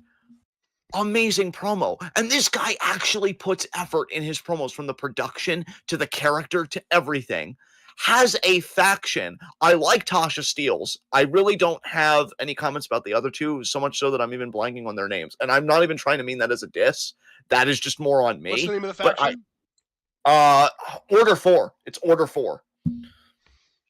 And yeah, like had a faction. The other members are Jason Hotch and John Schuyler, by the way. Thank you. Yeah, Jason and John are solid from what I've seen of them. Again, it wasn't meant to be a diss. That's just, again, I'm old and I'm tired. But, you know, Ali and Tasha are fucking great. You have this faction. He was getting wins. He beat Cedric finally at the Slammiversary, and I'm like, oh my god. Yeah, and Ashton, you can back me up on this. And it's okay because I was wrong, but we know that I said it. Did I not say the logical progression is Santana wins the world title and then Ali beats Santana because they had a prior feud in TNA? Yep. I know I said that. And they didn't fucking do it. And I'm like, you know, I know I can be up my own ass sometimes, but like I was right about this, and how TNA could fuck it up. Like it's right there. It's right there. It's right there. I don't understand why wrestling companies, because the WWE has that toxic bullshit where it's like, oh, you got hurt. Oh, you're not tough. You can't be the champ. Which, I know this isn't about him, but I have to say again, fuck you, Cody Rhodes, for rubber stamping that bullshit. Because now, because you worked with a fucking torn pec, now that whole toxic mindset, you verified that logic. That is what you did. You validated it. You verified the truth in their minds of it. And that makes you a piece of shit. I'm sorry, it does. It makes you a piece of shit because you might think, oh, well, I just wanted to be a strong baby face and I wanted to have the will to win. You stupid bitch. you fucked it for everybody else. Because I would like a wrestling culture that when you know somebody's hot and they get hurt, which is inevitable because the job is fucking grinding and it's human anatomy, that you build the vignettes right, you tell the story right, but you still get back to the point that you always wanted to go. Now companies are like, oh, well, fuck that. If they're not working hard, they don't deserve the push. Which really, it's not even about that because we're hyper capitalists. So, well, if you're not making me money, I'm not going to lose money trying to still invest in you. So I'm going to move on to the thing that's still making me money because the growth can never stop. It is a cancerous fucking system that infects everything. But this is not the politics portion of the podcast. Point being, Ali gets screwed because of an accident that hurts him. Randy felt terrible about it. I don't blame Randy. Shit fucking happens. And I'm glad he's mellowed out and he's less of a piece of shit, seemingly. Kofi felt bad because he knew the push was for Ali. I don't hate Kofi either. It was a moment that meant a lot to a lot of people, and even Ali understood that. No, I blame the fucking company that could have still gotten behind him and actively chose not to. But then you go to TNA. And I'm like, okay, TNA, they've had their hiccups. I still keep a distance from them, but they actually seem like they give a shit about him. They let him talk. Again, they gave him a faction. They're giving him big wins, like even his own personal lore. Him beating Cedric Alexander in his personal lore is a huge fucking deal. And Santana's the world champion, and he has beef with Santana. They're 1-1. Tiebreakers right there. And you don't do it. I will never forgive professional wrestling for not giving this man the fucking ball.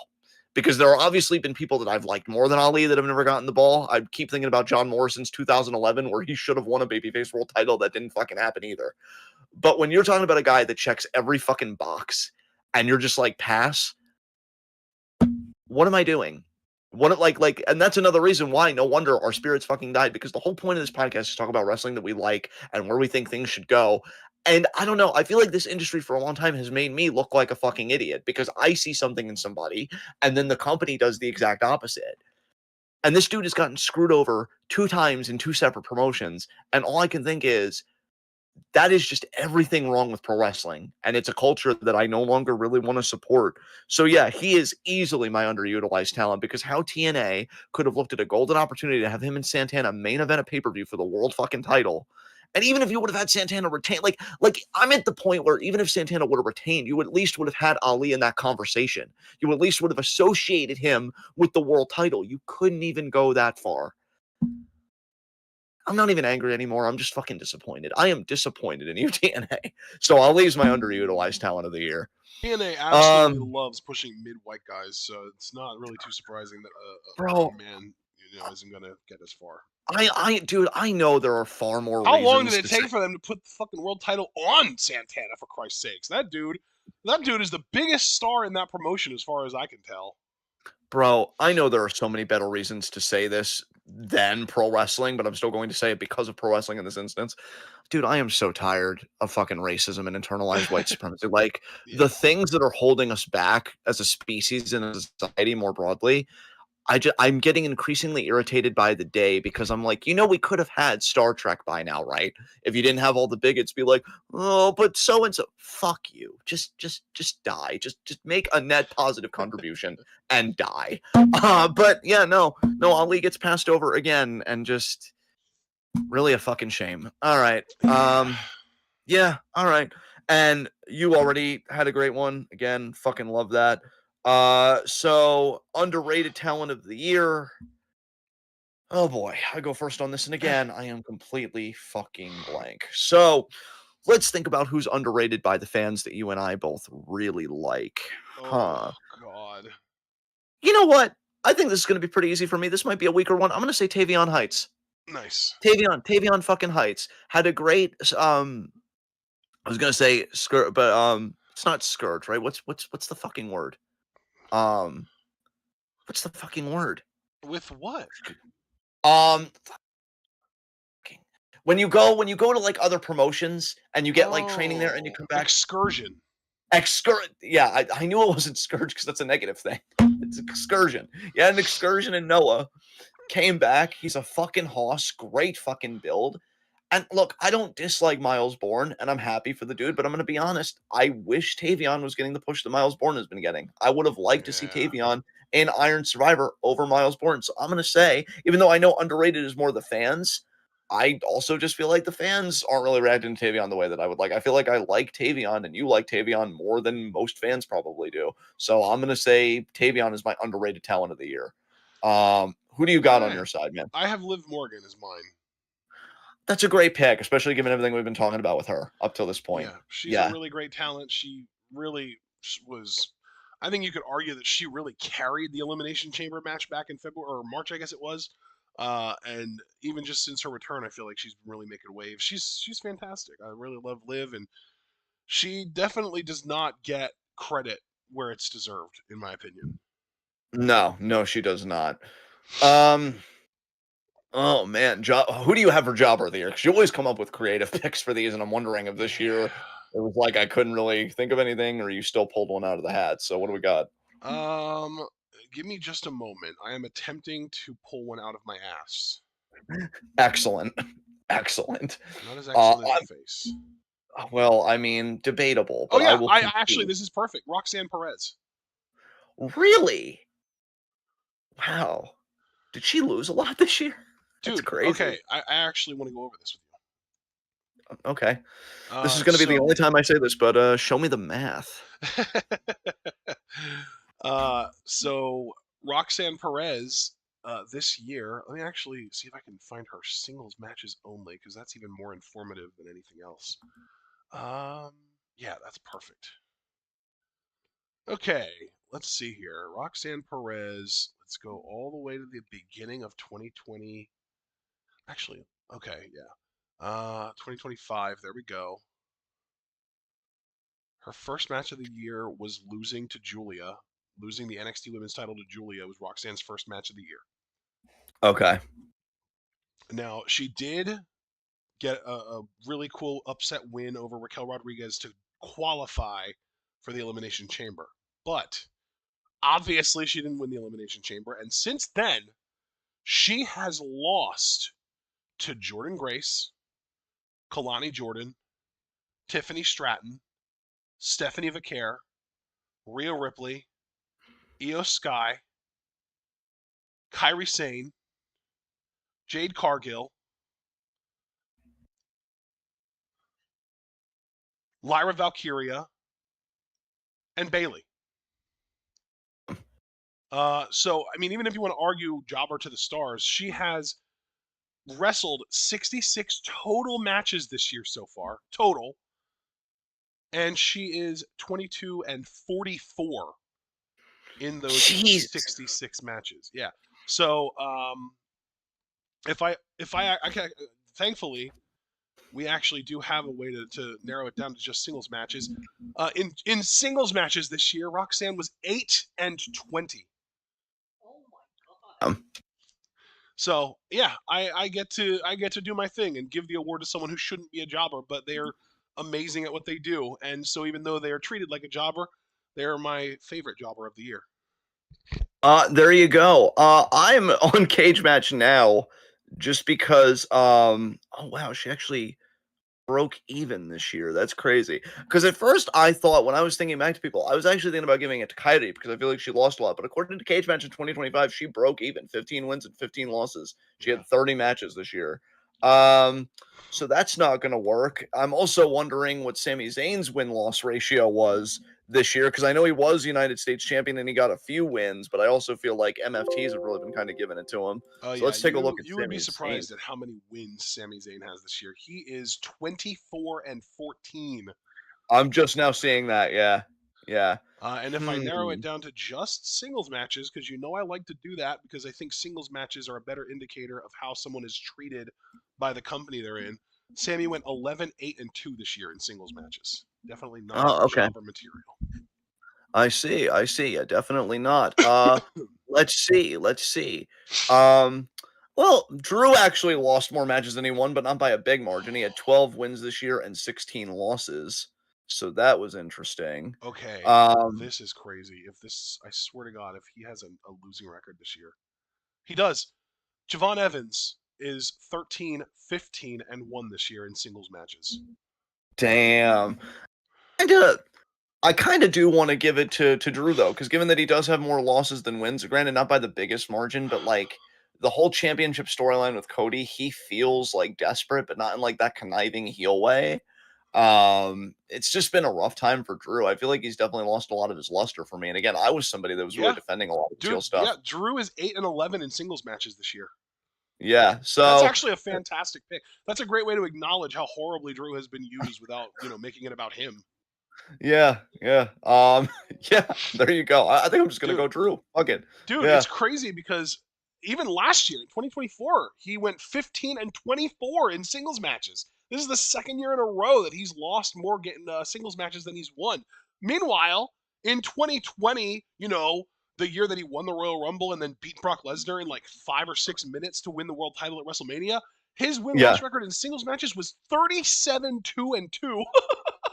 Jesus Christ, talk about a fall off. Yeah, yeah. And then in 2021, he was 40, 7, and 3. God damn. And then in 2022, he was 45, 19, and 3. So you could tell he was starting to lose more there. But then in 2023, he was 16, 7, and 1. He was doing all right. Yeah, he really was, man. He And then really was. 2024 happens, and he went 15-24 in singles matches. And now this year, he went 8-11. That's unbelievable, honestly. All right. Yeah, so Drew's gonna be my jobber of the year. I am messaging you on Facebook, my honorable mentions for promo of the year. Oh, boy. Because I actually had a list. This was another one where John did his homework, everybody. Hooray. Oh, man. Um, Homework, that stuff can eat my shit. dude, it doesn't even work. So Wait, you mean the work that you do at home doesn't work? that's right. Oh What the God. poop? Society can eat my ass. Just both cheeks. I don't care. Oh, Um, okay. so a promo of the year. So I sent you the list so that I don't have to overwork you because you're precious. Um, going in order here. Kevin Owens and Sami Zayn talk Royal Rumble Raw from January 20th. Street Profits had a pre-tape promo on a SmackDown from February 7th. That was also a really fire promo. I think that was when they were like, really locking in and being more serious and like, we're the best tag team in the division, and they fucking ate. CM Punk's promo on Rock, Cena, and Rollins from the Man. March 3rd Raw. I think actually, yeah, that might even be my winner because I know a quote of the year contender came from that promo. So we'll get to that later. Bianca and Naomi implode. Friday Night SmackDown, March 7th, 2025. Oh, that might be a winner too, because I remember how good that was. Fucking Naomi crying on cue. Fucking perfection. I did it for Drew you! And then it's so funny that I've been kind of dogging on this feud because I actually did give it a nod here. Drew McIntyre blames Cody Rhodes for Cody being attacked. Friday Night SmackDown, August 15th. I think I gave this a nod because let's be real, that's something I would do in a playful way. Yeah. Like, if something happened to your face and I was playfully feeling like a little shit, I'd be like, well, Ashton, maybe your face was the problem. And then you'd be like, no. And then I would laugh and concede I and think it'd be I a would be a beautiful little time. more up in arms than that if you victim blamed me after I'm actually fine. Yeah, I think you would. I'd have it coming. I, All I'd right. have one of those fucking. Have you ever seen that video where the girl talking to her mom is like, "I spilled lipstick in your white bag," and the mom's like, "Oh, what?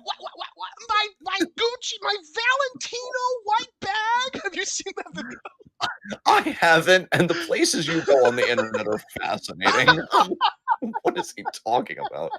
Uh, so you know what? Looking over this list, I have to say I think my promo of the year is going to be Bianca and Naomi's Friday Night SmackDown promo where Naomi just confesses in the neck brace that she did it, and then she calls Bianca an ungrateful bitch. And then and then and then when she's up in the double chicken wing position for Jaded, she screams out Bianca before the move completes. Like, God, Naomi, it should have been Naomi's year. I know it was for a Dude, beautiful reason, but fuck. I feel like every time Naomi comes up, we are like Guilfoyle and Dinesh in Silicon Valley when they're trying to talk shit about Richard and they have to keep saying, "But Richard's a great guy." And they're just like, "Listen, Yeah. if we keep saying this every time, we're gonna be here forever. Let's just shorthand it with Rigby." And they're like, Yeah. "Rigby, but fuck that guy." Yeah. I'm happy for Bianca. IHFB. If But Yeah. fuck, I wish she would have been able to wrestle the whole year. God damn it, Jimmy Oh Uso, wait, you I shouldn't have ruin said it's not everything. Bianca, it's Naomi. It's if nah. Yeah. Yeah, but Bianca too had like a finger injury and she Yeah, still hasn't been Bianca's back. been And out like all year too since Mania with a finger. A finger, John. Did you see God, Lana's it's infected finger last year? no, no. It was pretty grim, but apparently she's fine now, thank goodness. God, it's like the universe watched that promo and they were like, "Peak, you two are done." Like, I'm good. At least she got to stick around for a few more months and we got that Evolution masterpiece. We did. It's just, I don't know. But yeah, I'm giving it to this promo because to try and keep my mind above water, it was fucking brilliant, and I love Naomi so much. Even look, dude, even if she comes back and like she doesn't have the same momentum that she did, which I'm low key expecting to happen, I just love her like as a person. Like, what a fucking sweetheart, and she worked I her think the thing ass that off to get concerns better at me this. is that her return is going to be made a big enough deal out of that she'll get a babyface pop upon return and have to work to get the crowd back into hating her. If they even want her to do that, oh, That's God, I really don't know how yeah. you play it at that point, but she was just so in her bag as a heel. I wouldn't want her to try and convert that character into a babyface. What did she say to Stephanie McCare? Like that one promo. She said her name wrong, and then she was like, "Oh, however you say it." I think she said Fuck. like something like "Steph Nouvecu" or so, however you say Yeah. it. Or Nikki Bella Stephanie that way, like it's fucking NyQuil or some shit. Stephanie McQuay. Don't. I have to keep it Bitch, together. she's Spanish, not French. The fuck are you doing? Get it together, Bella. Fuck. Okay. I So miss yeah, it's gonna. Stephanie. Yeah. She was great. I was a little sus on her when she appeared on one Royal Rumble and she took half of her payments in Bitcoin. But you know what? Why is that It's sus? it's. That's a good investment in the future. I mean, possibly. I Do you don't know know what's which Rumble happening that with Bitcoin. was? Was it 2023 possibly? Could have been 2023.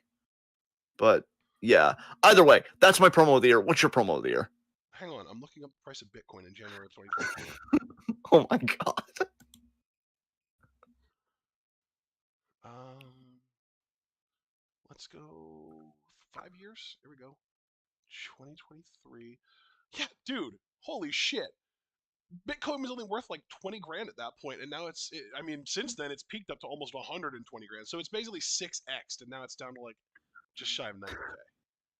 I see. So even All if right. she didn't sell it at its, peak at like 119k or whatever it was, she's still like 4.5x her payday from that show. That's incredible.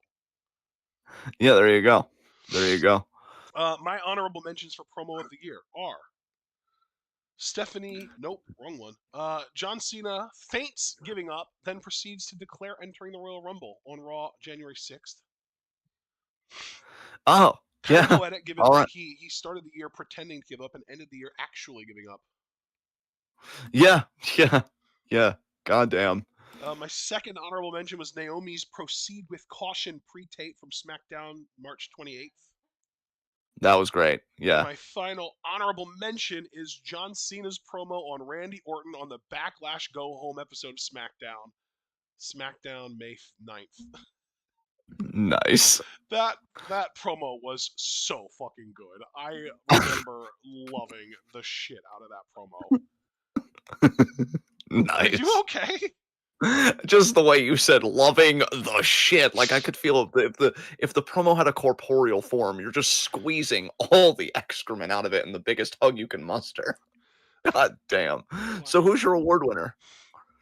My award winner is actually one of your honorable mentions. It is the Sami Zayn Kevin Owens promo from Raw January 20th, where Sami came out to declare for the Rumble, and then Kevin came out to remind him that Sami was willing to forgive Roman and have his back. So surely he'll forgive Kevin and have his back against Cody at the Rumble too. I miss how insane he was. I I miss Kevin a lot, man. I didn't think I would, but boy do I. He's he's doing cameos again, and like I don't love him that much, right? Because that price tag, Jesus Christ. What is he But charging? like 225.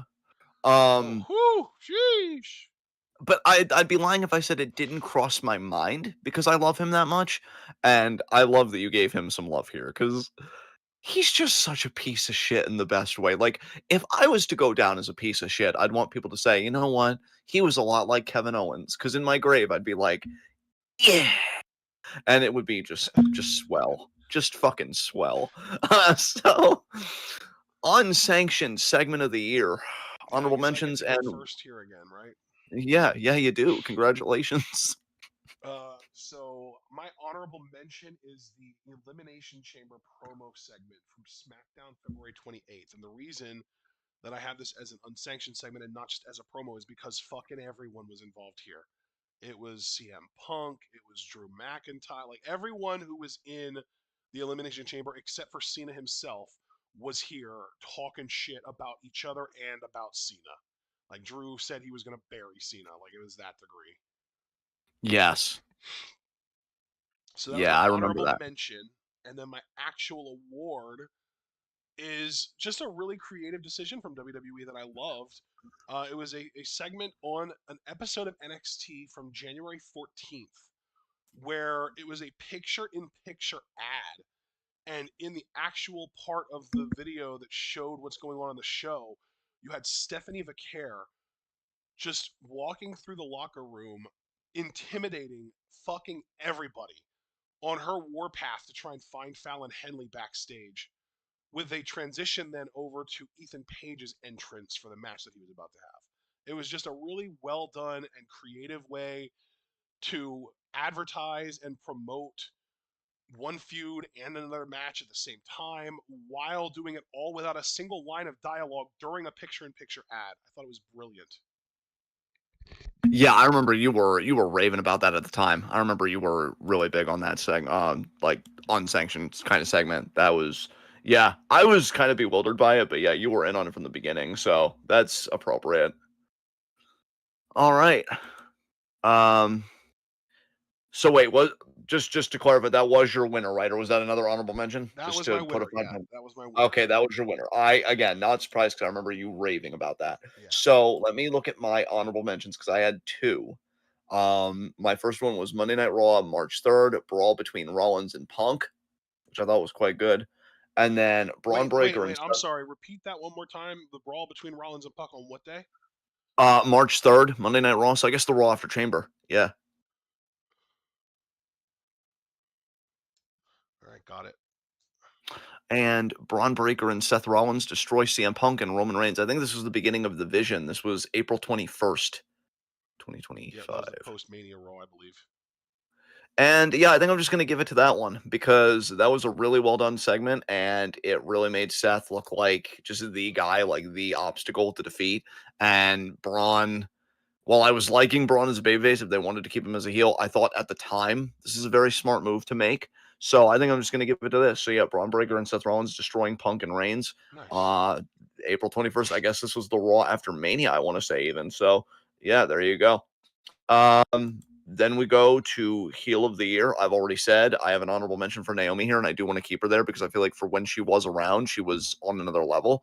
I think Liv Morgan, when she was around earlier in the year, she was also on a level, so that'll be an honorable mention as well. But I do think my winner will be Asuka, just because what I Interesting. like, yeah, what I like about her heel work is she's also incorporating Kanachan TV into it, and you can even see like her explanations. Like she did that one video like explaining the history of Joshi and like her history as a wrestler and the like Yeah. her and Io's The relationship. Kohai Senpai system.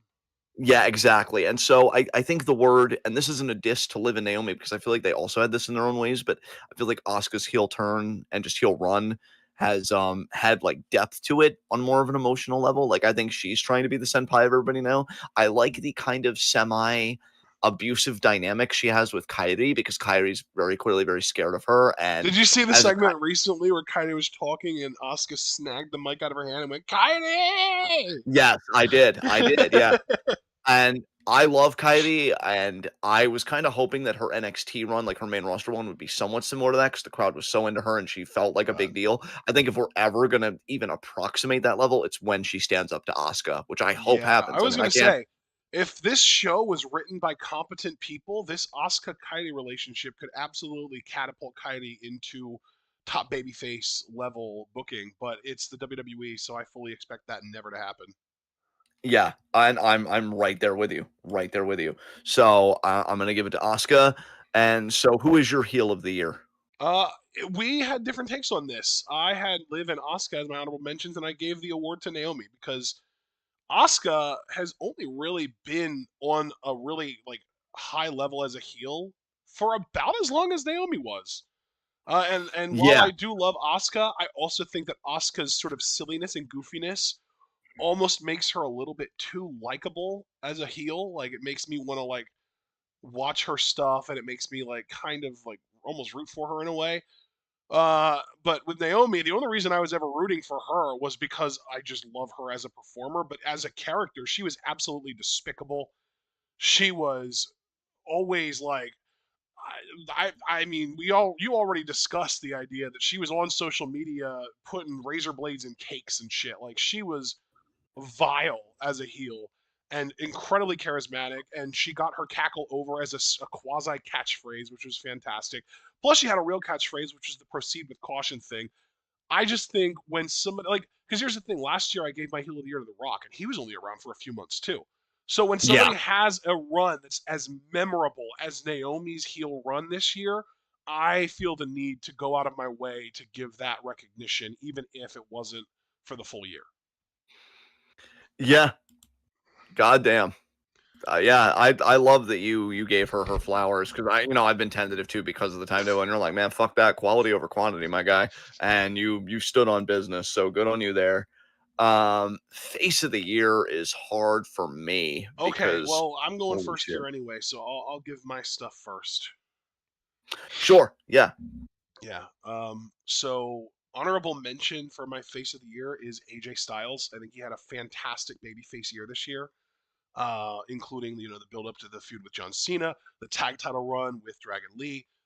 Really, really big props to AJ. He hasn't lost a single step, man. He's an amazing performer. But my actual babyface of the year is Javon Evans.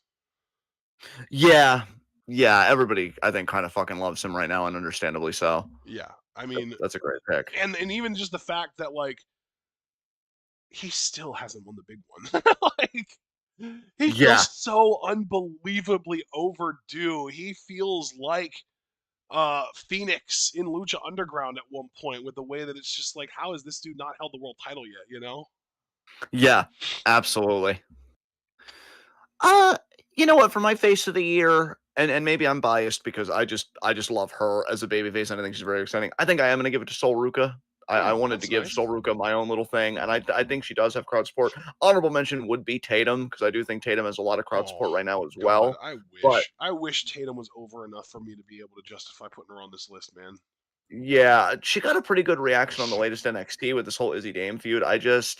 I feel like the booking isn't going to match the reaction that she could get, so I'm not going to give it to her. But it is a thought that kind of crossed my mind. Yeah. Soul, though, I think she's beloved by the crowd. I think she got a good pop when she beat Bailey at Saturday Night's main event. I think she is going to be hopefully a top babyface on the brand. You never fucking know with this company anymore, which is why we've just kind of thrown in the towel. Fuck these people. But yeah, Soul's great, so I think I'll give her my face of the year. And then we go to main roster rookie of the year. And this is where it gets a bit dicey because were there ever really any notable call ups this year for people that would be Oh my rookies? God, Because, like, dude. Yeah, yeah, 100%. So in terms of like main roster type shit, I yeah, mean, it wasn't even a call up, but I believe Penta debuted in January. that's crazy. Yeah, Yeah, that's crazy. You're right, though, I think. yeah. God damn. Ricky Saints debuted, or that's not main roster. This is for main roster only, right? Yeah, that's correct. Yeah. Okay. Um, for main roster, I mean, I brought up Penta. Ray Phoenix debuted in March. Yes. JC Mateo debuted in May. Okay.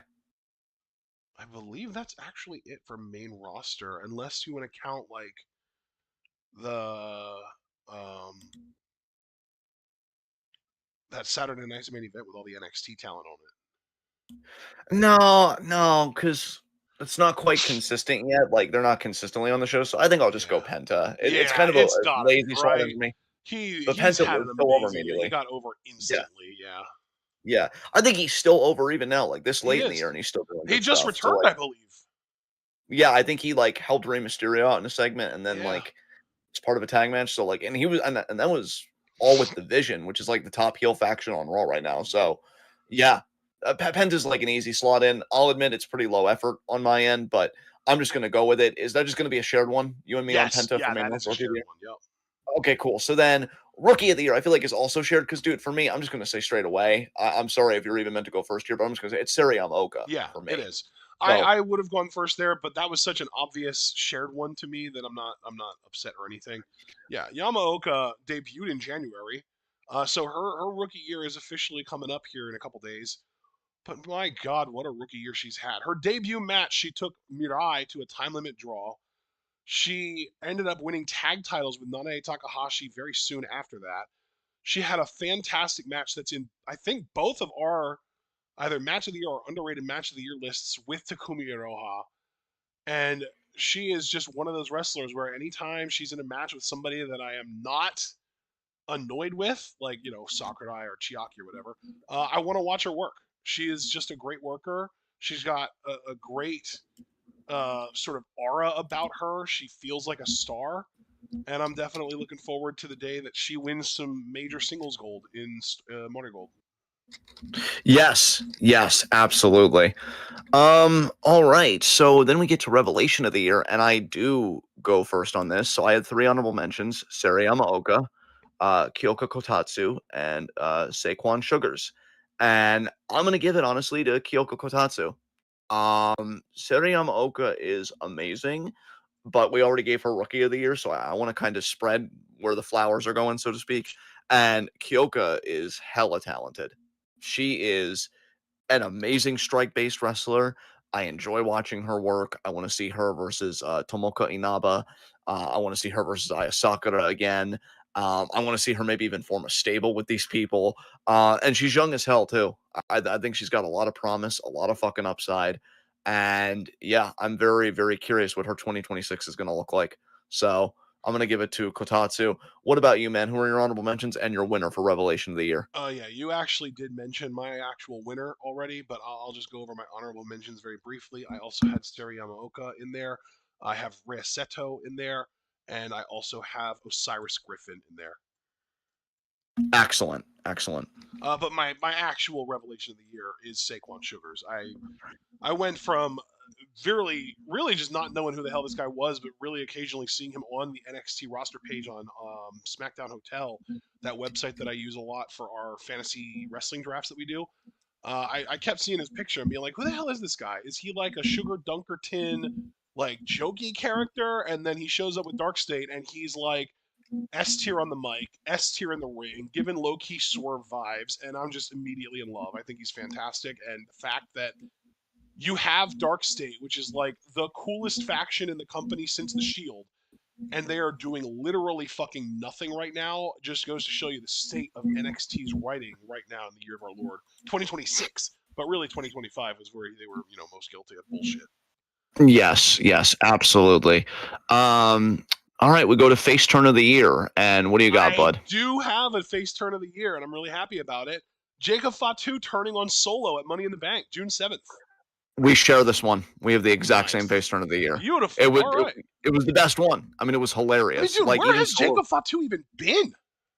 I don't know about recently, but talking about in the context of the face turn, I mean, it was hilarious because Solo tried to climb the ladder. He thought he was going to get it, and then he didn't even notice at first that Jacob was holding him back.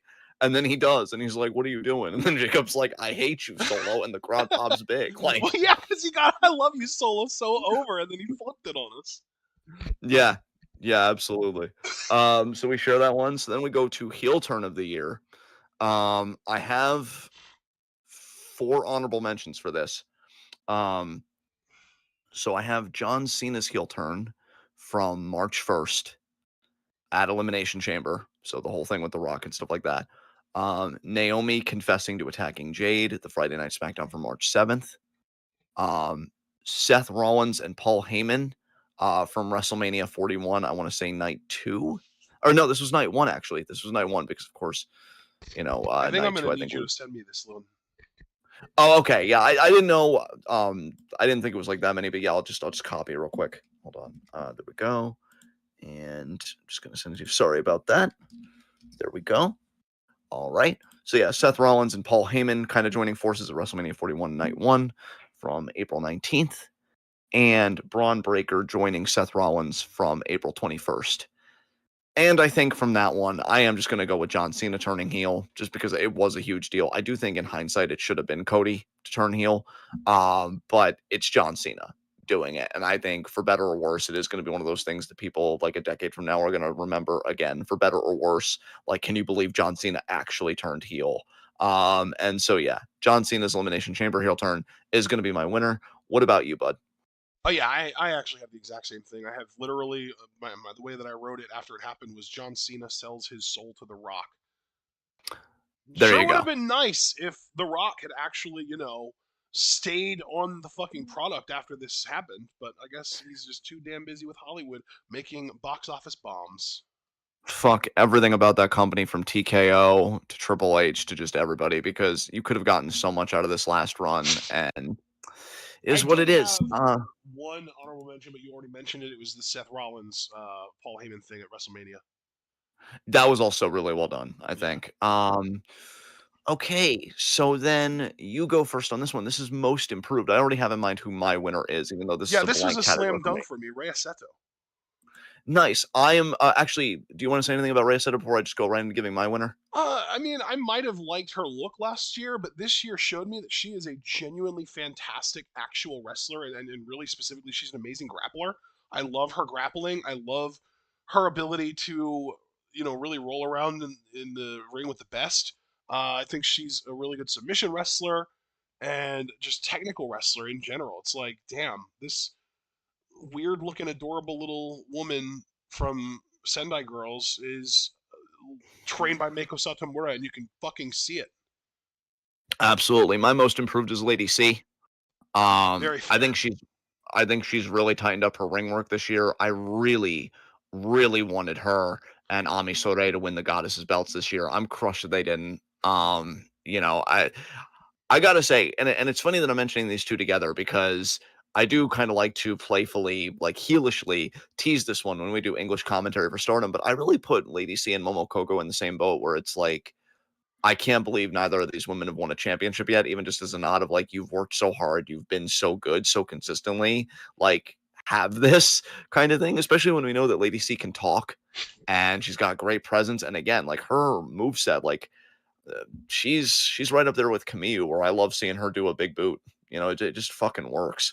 And yeah, I hope 2026 her and Ami win the Goddesses belts, but I'm not holding my breath. I'm really not holding my breath for anybody that I like doing anything. That's kind of where I am with pro wrestling right now. But yeah, Lady C is my most improved. On to best talker, I think I'm just going to give it to CM Punk. I had Seth Rollins as an honorable mention. Punk is in a very weird place because I know Kevin Nash roasted him recently for like wrestling with a shirt on. And he's like, if he's saying, if you're the world champion and this and that, you should be like in ring shape and you should be able to show that off. Apparently, CM Punk trolled him on a house show where he like took a shirt off, but he was still wearing like kind of like a muscle tee underneath. Um, I'm kind of ambivalent about Punk, but I won't deny that he's had a strong year on the mic this year. And I do think to be a world champion, being a good talker is more important than being a good wrestler. And so Punk, I think, has the more important aspect down. And so, yeah, I'm just going to make Punk my best talker. What about you, man? What are you I working actually with? had the exact same people, but flipped. I had Punk as my honorable mention, Seth as my best talker of the year. Cool. Yeah, Cool. All right. yeah. I mean, Seth's promos early on in the Vision, and even before the Vision, his promo on Paul Heyman that led to Heyman becoming his new advocate was fantastic. Where he was like, "You owe me your life now because I didn't stomp you," and like that, just really well done. Seth Rollins carried so many feuds this year on his back. He definitely deserves lots of praise. But yeah, Punk has also had a really good year on the mic too. I'm not going to take that away from him. I don't like him, but he's still putting in the work. Yeah, you and I are pretty much the exact same on Punk, even though I gave him my award. Like, I agree with your sentiments generally, just completely. And I love that you gave it to Seth instead. I like that we were kind of flipped in that way. Pop of the year for you. Honorable mentions are both Royal Rumble. The first is Alexa Bliss's music hitting at the Rumble. Crowd went crazy for that. And the second was obviously just Jey Uso winning the Royal Rumble, last eliminating John Cena was pretty huge. Yes, I'm gonna send you my.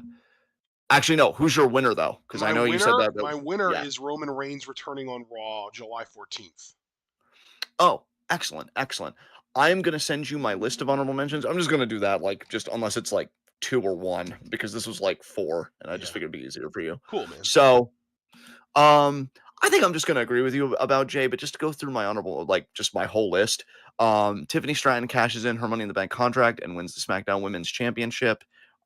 This was January 3rd, actually. Jey Uso winning Men's Rumble. That was February 1st.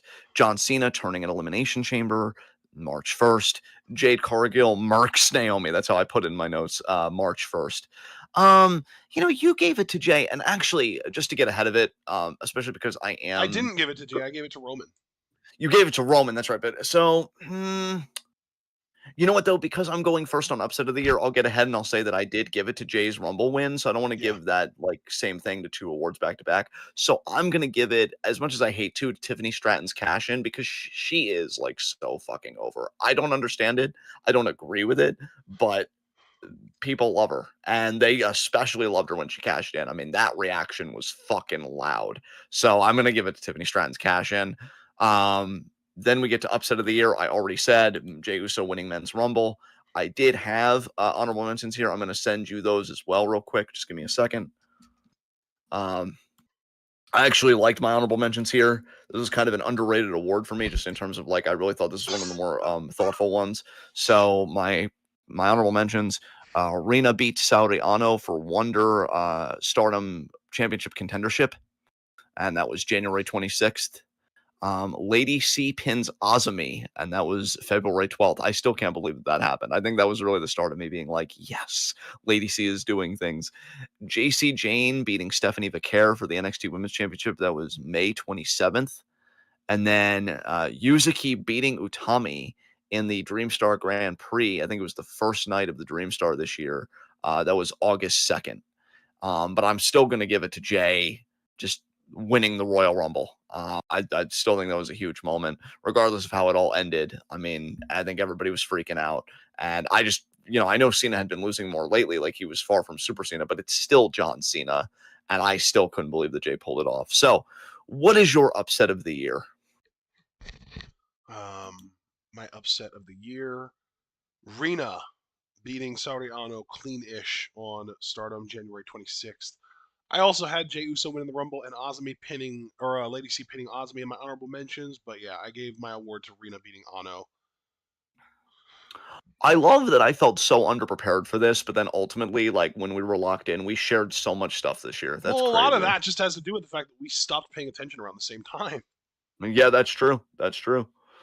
Um, you go first on this one, man, and I'm glad because gimmick of the year is one of my complete blank ones. I don't even know like what gimmicks there were in wrestling that I would like consider gimmicks. Like it was a weird year for me as far as that category goes. So what did you come out with? No, this is a blank for me too, bud. We get to talk about this one. Is Seth Rollins' whole like Vision cult leader thing a gimmick? Because if that's the case, I would be inclined to give it to him personally. Either that or Naomi's whole proceed with caution gimmick, because that's definitely a gimmick. I feel like. Yeah, So I'm thinking either Seth or Naomi. yeah, that's reasonable. I mean, it's not going to Wyatt 6 because they really, they really fucking mishandled that shit. Oh, You know what? I'm gonna give my gimmick of the year to God King Obafemi. you know what? Love that. I think I'm going to give mine to Naomi because you know what? You giving her something I think was so beautiful, and I think I've been too stingy for reasons that I thought were right. But it's our award show. I loved her this year when we had her, so I'm going to give it to Naomi. She was fucking great. Made me smile every time she was on TV, even though she was a heel. Yeah. So yeah, you got Obafemi, I got Naomi. That sounds fucking great. Let's see here. Funniest moment of the year. I have multiple honorable mentions for this, so another copy paste coming your way. Just give me a second. Um, okay. Oh, you know what? I remember a lot of these that I recorded. This is gonna Dude, be a I fun know. one. I'm seeing some of these and I'm like, damn, remember when wrestling was fun just earlier this year? Yeah, dude. Right? Fuck. Um, we actually did have somebody join us, by the way. I want to just take a brief pause. Um, Husted R5. That's Cliff, dude. Oh, it's Cliff. Well, welcome, Cliff. I didn't know he changed his username. I didn't know that Um, either. Yeah. yeah, so that's interesting. So, welcome to you, good sir. So to go through funniest moment of the year honorable mentions. Um, actually forgot that they did this. AEW using "I'm so excited" as their intro theme for the January 1st edition of Dynamite. Fuck. Chelsea Green and Piper Niven giving Byron a talking to. A little quick note, I still love Chelsea Green to death, but she recently gave Nia Jax props and even called her the locker room leader, and that Ew. wounded my soul. Yeah, it really it hurt. I don't know why I found this funny. I have a morbid sense of humor. Trick slaps Wesley in the NXT locker room. This apparently happened January 21st. Okay then. Um John Cena saying to CM Punk, "I'm sorry," while having him locked in the STF Elimination Chamber from March 1st. I think because the way he said sorry, it was really like strained, like, "I'm sorry." And he's like cranking on the hold. I'm like, dude, that is so messed up. What the fuck? Again, morbid sense of humor. Uh, okay, this one might actually win because I watched this multiple times and I cracked the fuck up. R Truth asks Solo Sikoa about JC Mateo, quote, "Is this your son, dog?" From SmackDown May 30th. I think that should be your winner because you found that so funny and you still crack up just saying it out loud. Yeah, I think that's the winner. But just to give the last honorable mention, Braun Breaker yells at CM Punk and LA Knight, quote, "You're 47. What are you going to do? And you're 40. You're 100 years old combined, which is mathematically wrong. I'll kick both of your asses." Monday Night Raw from August 11th. But yeah, I think I'm going to give it to R-Truth. I mean, a guy so beloved that when he was fired, they were chanting "We want Truth," and he got brought back. And then TKO has made a lot of shitty decisions, including letting Truth go in the first place. You know, locker room morale does fucking matter, and that dude is so beloved. But the idea that they walked it back because of fan backlash shows that fans could still have some power. If it's convenient for their wallets, I guess, that being TKO and WWE. So I'm gonna give it a Truth. He's a fucking gem. But runner up is definitely Braun Breaker yelling that because I actually forgot about that. And I that's don't remember that 87. at all. That's 87, not 100. And if I The have funny to thing correct somebody else, isn't Punk like yeah. 43? Isn't Punk older than that? Or was he talking to Knight? I guess Punk is the 47-year-old, but then Knight would be 40, at least 42 at that point. So he got that wrong too. Yeah, Braun was wrong about everything, and if I have to correct somebody else about their math, you're fucking cooked. Okay? Like, assess your life. So yeah, R Truth, Solo Sikoa, and JC Mateo. Is this your son, dog? Like, just fuck.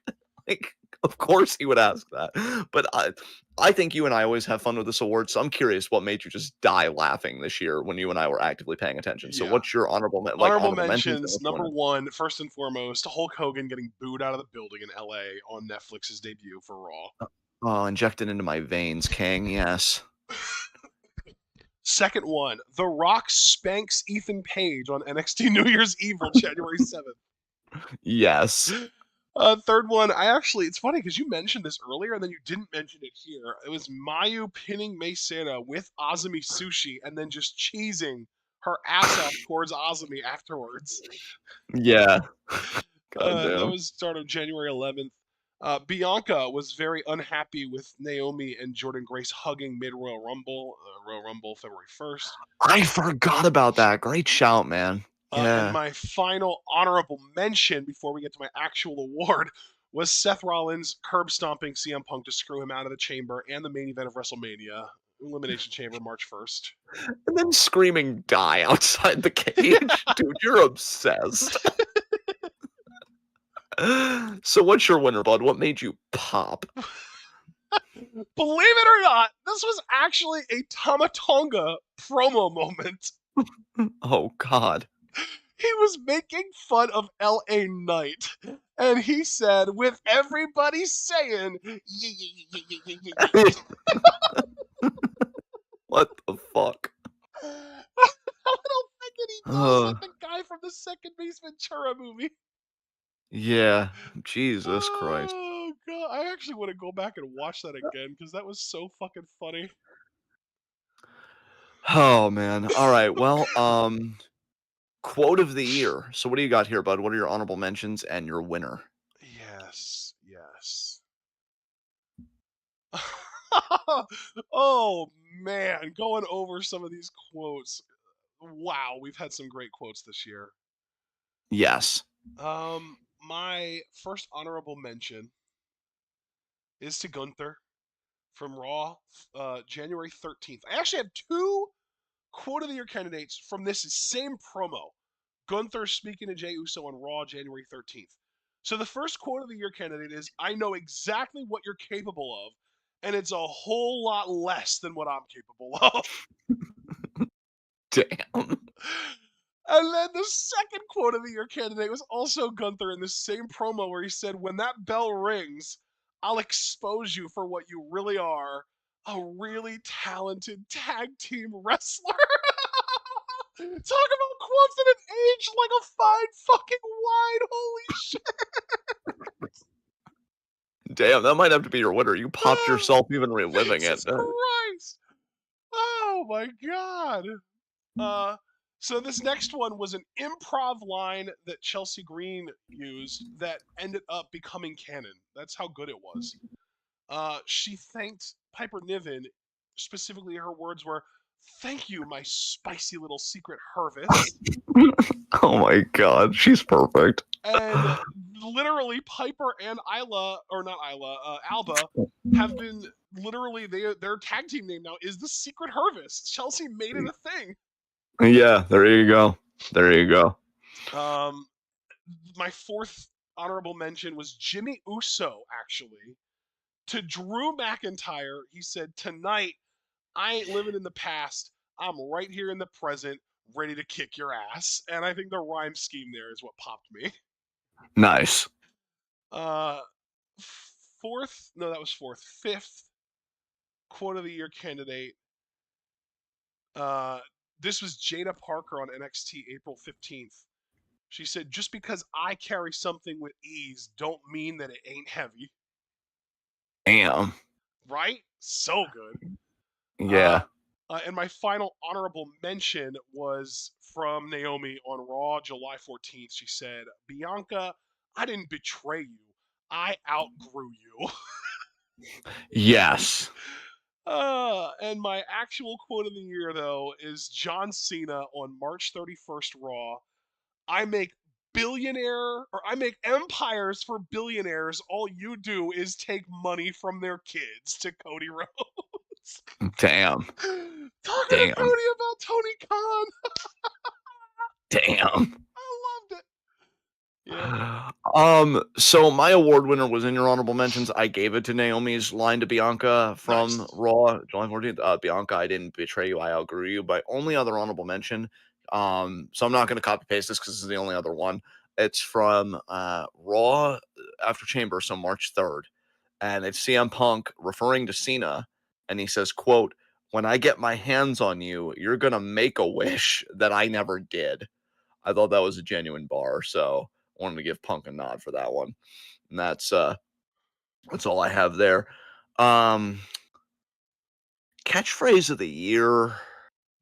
I'm gonna be honest. This is another completely blank category, but I feel like Jacob Fatu said all gas, no brakes a lot this year, and I always kind of pop with His that. There big was one actually a this point. year was Yarabi. Yeah. So I think I am just gonna give it to all gas, no brakes if that's permissible All because I know gas, I no was even breaks with it. yeah, I was even saying that a lot early in the year. He kind of, he did a whole osmosis with me on He that thing. infected So you. yeah, it was hot. So I'm just gonna give it there. What's your catchphrase of the year? Let me actually just write this. Wait, you didn't have any honorable mentions, right? No, no, it was a completely blank category. So I'm just thinking about the year, and that's what I'm gonna settle on. All right, cool. Um, I'm tempted to give it to someone here, but I really don't want to if he only used it once.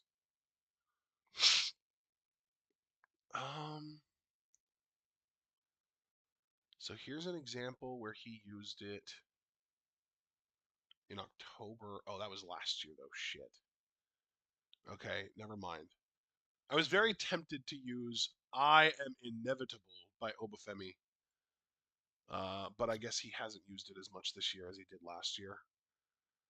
Um, That's a shame because that's pretty dope coming from him. so you know what? Actually, I am going to take advantage of Naomi here, and I'm going to say "Proceed with caution" is my catchphrase of the year. I really like that one. That's a great pick, man. Great pick. Um, moving right along, commentator of the year. Who you got, brother? I just gave it to Joe Tess. I'm gonna give it to Tom Hannafin. Yep. Theme music of the year. This is actually appropriate because I've circled back around to re-listening to this. I only have one choice. I didn't have any honorable mentions. It's Blake Monroe's "Glamorous Forever." I Mm, genuinely love that song. I think it's a genuinely great wrestler song, especially for her current gimmick. What do you have for theme music of the year? give me a sec.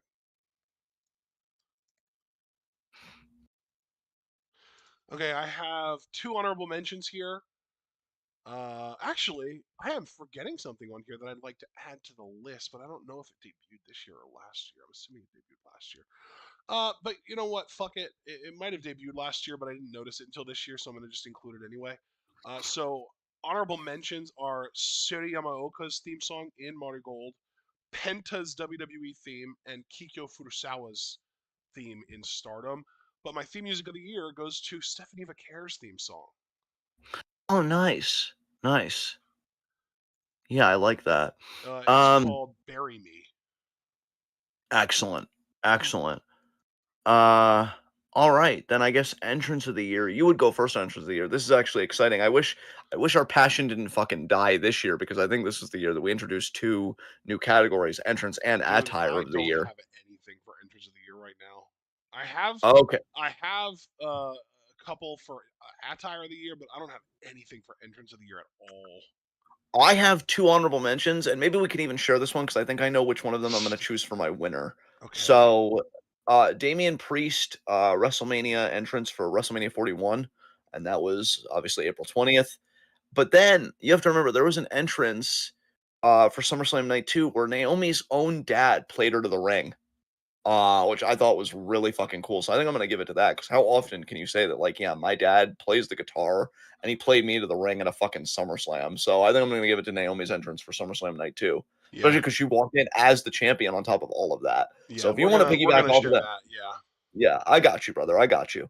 Um, I'll go first on attire of the year. Now, I am going to copy paste this. It's only three honorable mentions, but it's still kind of wordy. So I feel like it'll just be easier for you if you just have it in text form. So just give me a What was second. Damian Priest show? His entrance. It was WrestleMania Night 1. You said right? I don't know what night it was. I actually didn't list the night. I just said WrestleMania 41. I'm going to assume night one, though. I don't remember him being on night two. Um, so I'm sending you my honorable mentions for attire of the year. You said you only had three, right? Yeah, but still, it was kind of wordy, and I just thought it'd be easier for you just to have it. So, Thank you. yeah. Of course. So my honorable mentions, Chelsea Green was in a Cactus Jack attire versus Meechin in their street fight back in March 7th, Friday Night SmackDown. Lyra Valkyria in gold and white attire for WrestleMania 41 Night 2. That was April 20th. Which I guess, yeah, if I listed Priest for April 20th, that would have been WrestleMania It Night was 2. Night So 2. Yeah, it was Night 2. yeah, there you go. And then AJ Styles wore Eddie Guerrero SummerSlam '05 gear, which is the match where Eddie had the custody for Dominic against Ray, that ladder match, at SummerSlam Night 2, where he faced Dom for the IC title. So I kind of want to give it to AJ just on the narrative merit of it, but I think, I don't know, I popped seeing Oh, okay. I think I'm Oh, gonna give it to ultimately Chelsea in the Cactus Jack gear because I did pop when she came out wearing that. I'm like, oh my god, she's precious. So Chelsea Jack gets my attire of the year. So what do you got, brother? I'm finishing up this All right. list. Aug 3rd. There we go. I got your stuff taken care of. You gave the award to Chelsea, right? Yes. All right. Awesome.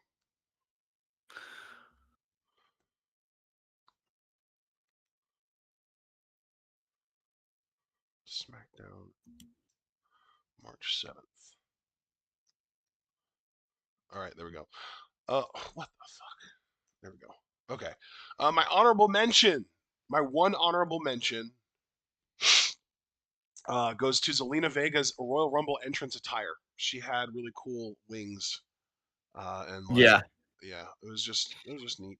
And speaking of women wearing wings to the ring, Laura Valkyria's WrestleMania entrance attire wins my Attire of the Year award. More wings.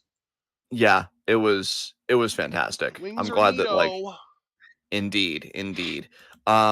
You go first on finisher of the year. So what are your Okay, honorable mentions this and is what's your to winner? me this is the biggest slam dunk award that we've done in quite a while. Soul Snatcher. You know what? I'm gonna co-sign. I originally was gonna give it to Oba's powerbomb fall from grace, but the Soul Snatcher's gotten so over, I think, especially this year. I'm just gonna piggyback off you on that one. You're I absolutely will right. give you the Fall from Grace as an HM. Yeah, for sure. Um, Title reign of the year. This is a bit of a pricklier one for me. I don't know. Oh, Um, interesting. Okay. yeah, yeah. Uh, because Yuzuki hasn't lost the United National Championship from Auto Gold. I might give it to her though. I've kind of liked that reign from Yuzuki, but I don't know. I'm really struggling with this one. Huh,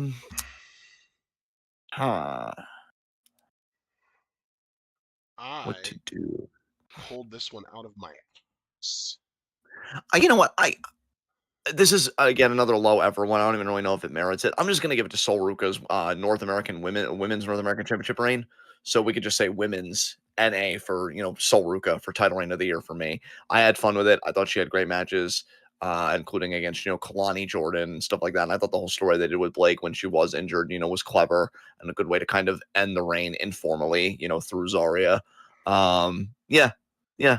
Sol Ruka women's North American title reign, fine by me. Who any honorable mentions and who's your winner? Okay.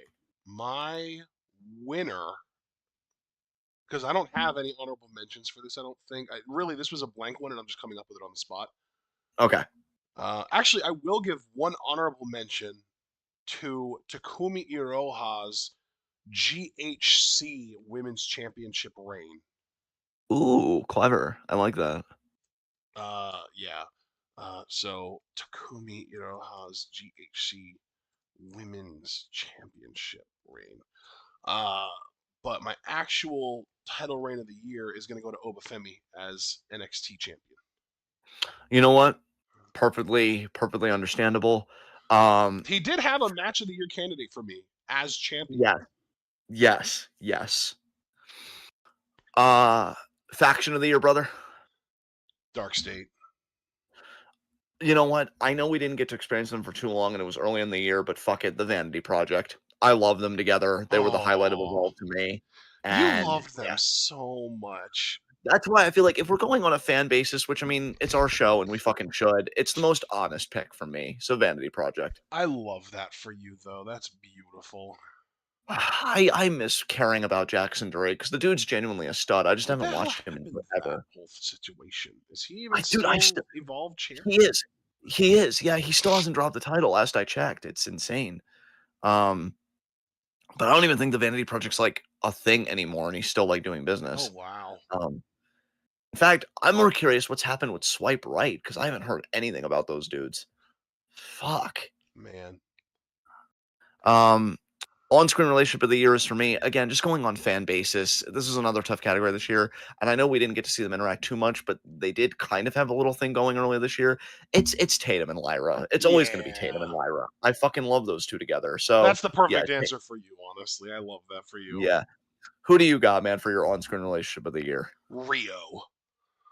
You know what? That's perfect for you because Yeah. like you adore EO, and I know you've always respected the hell out of Rhea, so that works. Um, WTF moment of the year? My What do you? Yeah. yeah, my WTF moment of the year. I have two honorable mentions. One of them I've already mentioned, and that was the Wyatt Six decimating the entire tag division so they could pose with Bray Wyatt's birthday cake on SmackDown May 23rd. My Yeah. other honorable mention was Undertaker stealing Rhea Ripley's spotlight. Yes. This was Good on shout there. the Netflix debut, I believe, and Rhea finally won. I think it was when Rhea finally won the title, and Undertaker Yes. came out after she won the title and like got his shit in basically. Yeah, and then like only fist bumped her at the very end after he did all of his shit and acted like she didn't exist. Hey, everybody, look at me, look at me, look at me, look how great I am. I acknowledge you. Look at me, look at me, look at me. Yeah. My actual award winner, though, for what the fuck moment of the year was Eddie Thorpe pinning Trick Williams on NXT Vengeance Day. I will never let that go. And you shouldn't. And you know what? I'll never let go being a pain in the ass about like fucking grievances because I think I'm probably gonna go with the thing that fucking broke us. So I have three honorable mentions here. I don't think I'm gonna copy paste So because I think Brock it's pretty Lesnar's straightforward. return at SummerSlam. Yeah, yeah, I think that's just straight away going to be the winner. But I'll mention the other two honorable mentions, and I only say that because I think Brock I was Lesnar so was the upset third. by that that I straight up forgot to make it a point, to make it in my list. Yeah, again, when it's the thing that just makes you and I both say "fuck this" and really completely restructure how we do things, like Yeah. that's pretty fucking seismic. So the other two things, WWE, and I specified under Triple H, still platforming Hulk Hogan because he showed up on the Raw Netflix premiere January 6th. He did get booed, which is great, but shouldn't have platformed him to begin with. And then Tony Storm reverts back to timeless Tony Storm in gimmick or to timeless gimmick in promo with Mariah May. This was on Collision January 25th. Thanks, I hate it. But yeah, Brock Lesnar's the winner. Congratulations, Brock. You're the fucking winner. So, botch of the year. What do we actually no, I I have go a first on this. really easy recent entry for this that I'm going to give my award to. I only have three honorable mentions for this, and I think I know who my winner is going to be as well. And it's not going to be. I'm just going to get this out of the way. Marufuji and Kenta are on here, but I'm not going to dogpile on them anymore. I said my piece. Their botch was Marufuji fails to knee Kenta, goes over the top rope. Kenta versus Marufuji from Noah Star Navigation, August 16th. My other two honorable mentions is that Kofi phantom power bombed Rey Mysterio on the January 20th Raw. They had a singles match, and I guess he tried to go for a power bomb, and the miscommunication like kind of happened, and it looked Yeah. like he kind of phantom power bombed him. It was crazy. But I think my winner, which was the other list here, but again, I told you for a lot of these honorable mentions just became an unwitting kind of placeholder. Penta accidentally eliminates himself from the men's Royal Rumble February 1st. Because yeah, he had that spot where both his feet weren't meant to touch, but they did, and he still came back anyway, and he still like did his stuff for the remainder of the Rumble. Thankfully, it wasn't fatal to his career, but it happened. I popped, and I'm like, that's pretty bad. So I'm just gonna give it to Penta accidentally eliminating himself. What is your botch of the year? So my honorable mention Yes. is the Moxley superplex to Kyle Fletcher from AEW World's End. Yeah, I've been hearing a lot about that. I haven't seen it, but like, yeah, if it's getting the kind of press that did, that's completely understandable. And my actual award goes to um, Blake Monroe for getting to kick out, getting pinned by Thea Hale in a championship match. Yeah. Fuck. Great picks. I mean, By the yeah, way, I mean that. which of your botches of the year won your award? Penta accidentally eliminating Okay, himself from Men's cool. Rumble. Yeah, yeah, yeah. Okay, this is definitely gonna be another copy paste. I have a shit ton for spot of the year, but I think you're going first on that. So Yeah, I also have quite a few here. I think I have 8. So first honorable mention, Lyra Valkyria suplexing Dakota Kai from the apron of the ring out to the floor. This was on Raw, the second Raw on Netflix, January 13th. we share that one. Yeah, that was brutal, bro. My second honorable mention was Dark State's middle rope tossing powerbomb on Javon Evans on NXT April 8th. Dope. Third is Jada Parker's double blockbuster to Stephanie McCarron and Julia while Jordan Grace had them on her shoulders. This was an NXT Stand and Deliver April 19th. All right. Oba Femi's electric chair drop on Trick Williams while Trick was suplexing Javon Evans off the top turnbuckle. NXT Stand and Deliver April 19th. Yes. Uh, El Grande Americano, when he was still Chad Gable, pulls out a 450 senton at WrestleMania Night 1. April Yes. 19th. Sol Ruka's top Crazy. rope soul snatcher to Kalani Jordan from Battleground in Tampa, May 25th. Yes. And my final honorable mention, Obafemi's one-armed powerbomb to Javon Evans over the top ropes onto and through the announce table at NXT Heatwave, August 24th. All right. And your winner?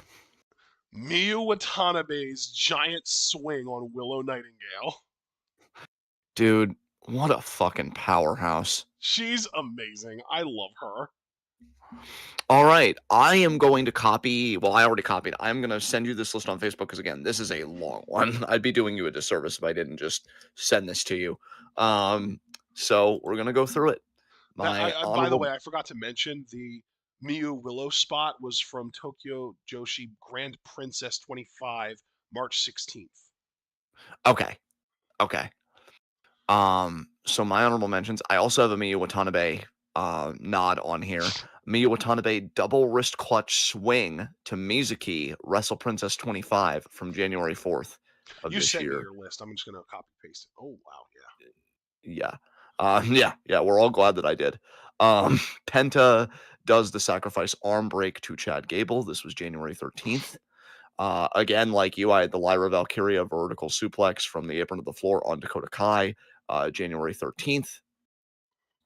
Charlie Dempsey executes a bridging backslide, which Gable then tries to turn into an ankle lock. WWE Speed, January 15th.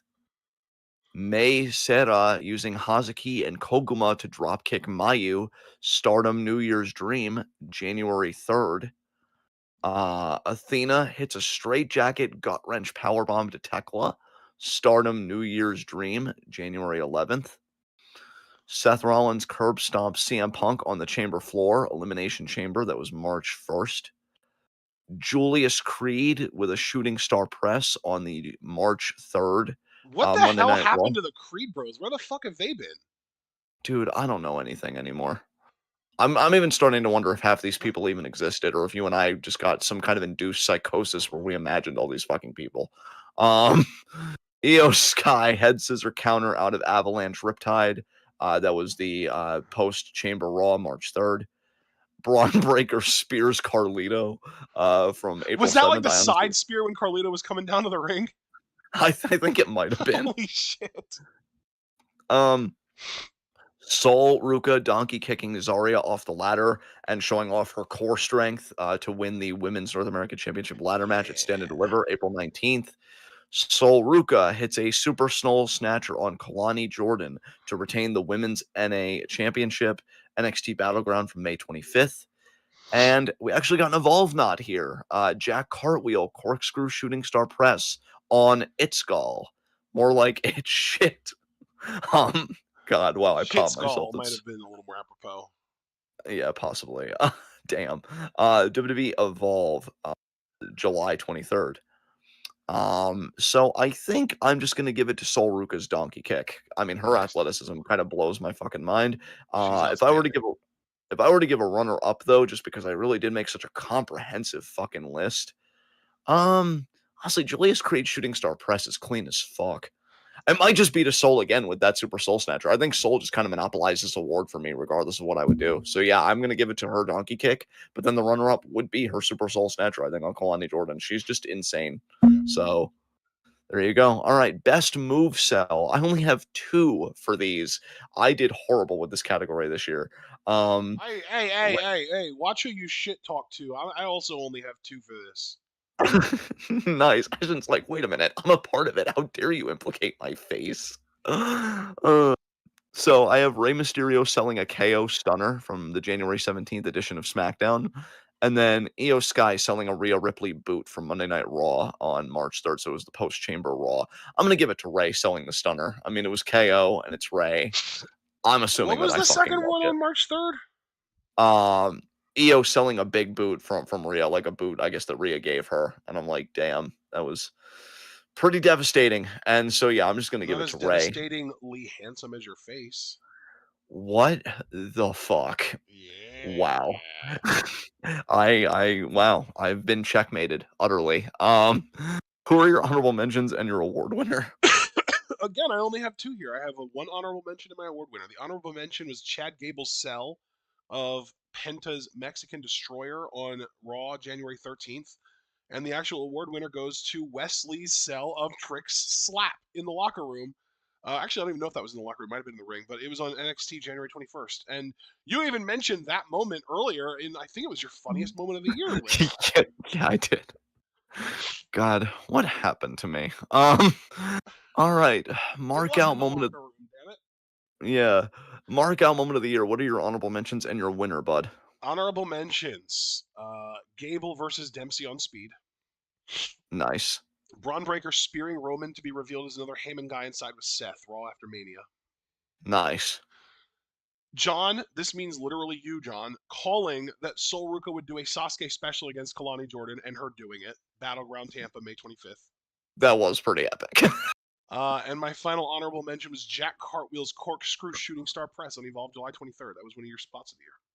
No, wow, nice. Um, My actual winner, uh, though, yes, yes. Jeff Cobb debuting in WWE, Backlash St. Louis. I lost my fucking mind for that. I loved that. Unfortunately, it's translated to literally nothing, but Cobb was just a guy that I didn't know if he would ever be in WWE, and to see him debut as a member of like one of the most relevant factions in the company, I thought was really, really cool in that moment. So yeah, my markout moment of the year was Jeff Cobb debuting in WWE as JC Mateo. I didn't know that at the time, but yeah. They I actually mark out called him every Jeff Cobb in the debut too. I think Cole actually yeah, called him, wait, that's Jeff Cobb. yeah. I mark out every day waking up in a world where your face exists. So I have 4 honorable mentions for this, but I already know who I wanna give the winner to, so I'm gonna name Nice. the 3, and then I'm gonna say my winner, which would have been my 4th honorable mention. So again, this is kind of a placeholder type thing. Fuck So yeah. first honorable mention, Utami wins Monte Gold World Title, Monte Gold First Dream, January 3rd. I thought about making this the winner, but honestly, given how the title reign kinda went, and I think I'll always have fonder memories of when she won the Stardom World Title for the first time. So yeah, this is just good being an honorable mention. Hulk Hogan gets booed at the Netflix Raw premiere January 6th. I mean, Hogan croaked, so that clearly got usurped, and I think that's just neat. Charlie Dempsey and Chad Gable do Real Graps, again, WWE Speed, January 15th. And my actual award winner, Jade beating the shit out of Naomi, Elimination Chamber, March 1st. Um, Epic fucking moment. I mean, I don't know if Jade has ever been cooler in her entire wrestling career than that segment. And kudos on Naomi because she let herself be ragdolled and she bumped her fucking ass off Yep. and sold it like death. Yep. So this is really more Naomi's award in my mind than Jade's because I feel like Naomi had the tougher job of the two. Yeah. So yeah, great stuff. And so that's that. Brand of the year, I'm just gonna cut the shit, man, and just give it straight to you. I gave it to NXT. I thought about giving it to Oh. Monte Gold, but I think on the whole, NXT had a stronger year for me, um, which is really saying something. I think a lot of wrestling is just, right now, but it is what it is. Who's your brand of the year? I do understand the NXT shout. I think that I shouldn't say historically. I think that in the last few years, post NXT 2.0 revamp, as a general rule, I've enjoyed NXT less than the average person in our community, including you. Um, Yes. Oba is obviously my guy, and I love Javon, and there are a lot of people in NXT that I love, but I just feel like the writing team is the worst in the business right now. Maybe second worst to the AEW writing team, but I'm not even entirely sure about that. It's that bad. Yeah. So this is a weird one, I know, but my brand of the year actually went to Monday Night Raw. Interesting. Dude, honestly, I'm fucking shocked because, Yeah. yeah, I mean, dude, yeah, think about all of our favorite moments of the year, all of the best matches of the year. They were almost all either on Raw or stemmed from a Raw feud. I mean, fuck WWE, obviously, and I haven't been watching any WWE or AEW since like August, September ish. But like, Marigold had a really good few months when they were feuding with Marvelous, but they've been very uninspired since then to the point that, like, yeah, we're going to have Mai Sakurai challenging for the world title in a few days, and we've got fucking Flying Penguin, Shoko Hoshino, I think it was, challenging for, was that the high speed, the Superfly title, John, or was that Wonder, or the United National? I uh, forget. I think yeah, it's United National. Yeah, I Yeah. think it's United National. Do you remember who Mayu's defending against? No, Mayu, I Dude, don't know. like this is ridiculous. Like Marigold, Dream, Marigold, there it is. Uh, yeah, Mayu. Oh, she's not defending against anyone. She's challenging Takumi Iroha. God damn, That's right. that's That's see, right. Yeah. see, like that's the shit that gets me excited though. And like we got one outstanding match from Iroha this year. Two, if you include the Yamaoka one, which I do. But like that wasn't like she's not even she doesn't even go here. Yeah. Yeah. So yeah, I mean yeah, fuck WWE and everything that they do, but like Monday Night Raw was consistently the better show, in my opinion, for the first 8 or 9 months of the year before I stopped watching entirely. SmackDown's been a total drag all year. SmackDown can eat all the shit and hair in the world. And in the Nice. neck and neck race between Raw and NXT, I do give the edge to Raw. All of the great promos that we've gotten this year between Seth Rollins and CM Punk, and a lot of John Cena's great promos were also on Raw. I know he had a couple great ones on SmackDown too. And like the benefit of Monday Night Raw not having Cody Rhodes on it, I can't emphasize that enough. That motherfucker ruins any show that he's on. Plus, Monday Night Raw has been where all of the Io, Rhea, Kabuki Warrior stuff has happened this year, and that's been some of the best stuff of the year. And Naomi, even though the first half of her heel run was on SmackDown, the latter half was on Raw, and she was great there too. So yeah, like fuck everything about this, but if you hold a gun to my head, sure, I'll give Monday Night Raw props because I do feel like it is genuinely the most entertaining wrestling show that I've watched at least of 2025, regardless of the fact that I haven't touched it in about 3.5, 4 months. Well, no matter holding under your head. Your head's fucking precious. But you made a very strong case, and I sympathize where you're coming from. Now it gets to the really difficult stuff. I actually have something in my mind for most anticipated signing, but I thought we could wrap about this a little bit. So I'm gonna be honest with you, man. These awards, given where we are with professional wrestling right now, feel almost a bit superfluous because it's like, Yeah. what do we Oh, really, you know can't what I wait mean? for that person to sign with that company that I already fucking hate.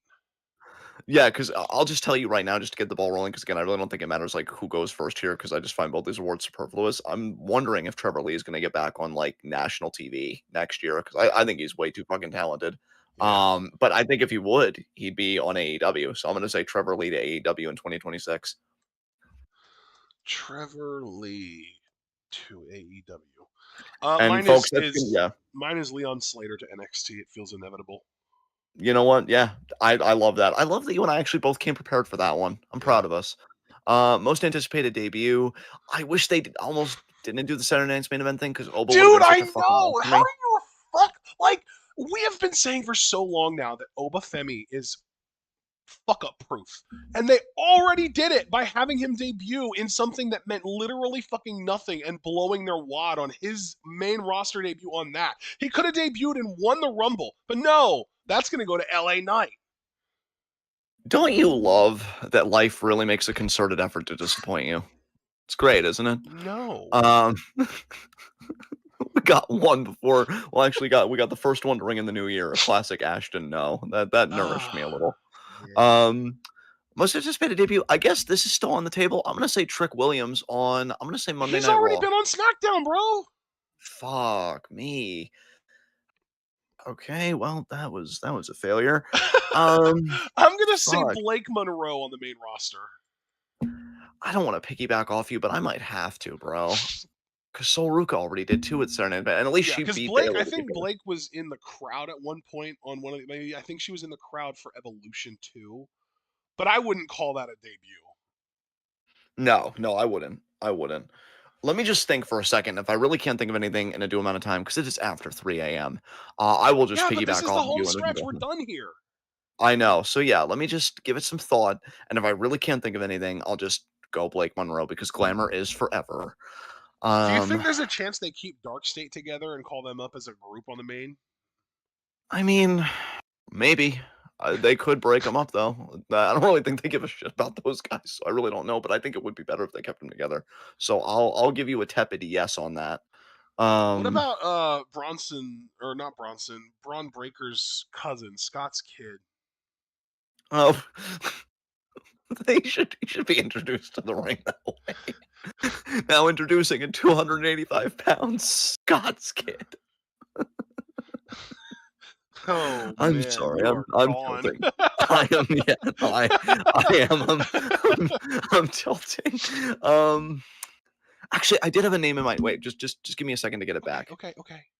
Because I was thinking Dark State, then like because you mentioned Dark Oh, State, and like yeah, that's I a do great have great another point. name I want to bring up, but not until after you're No, done no, with no, this.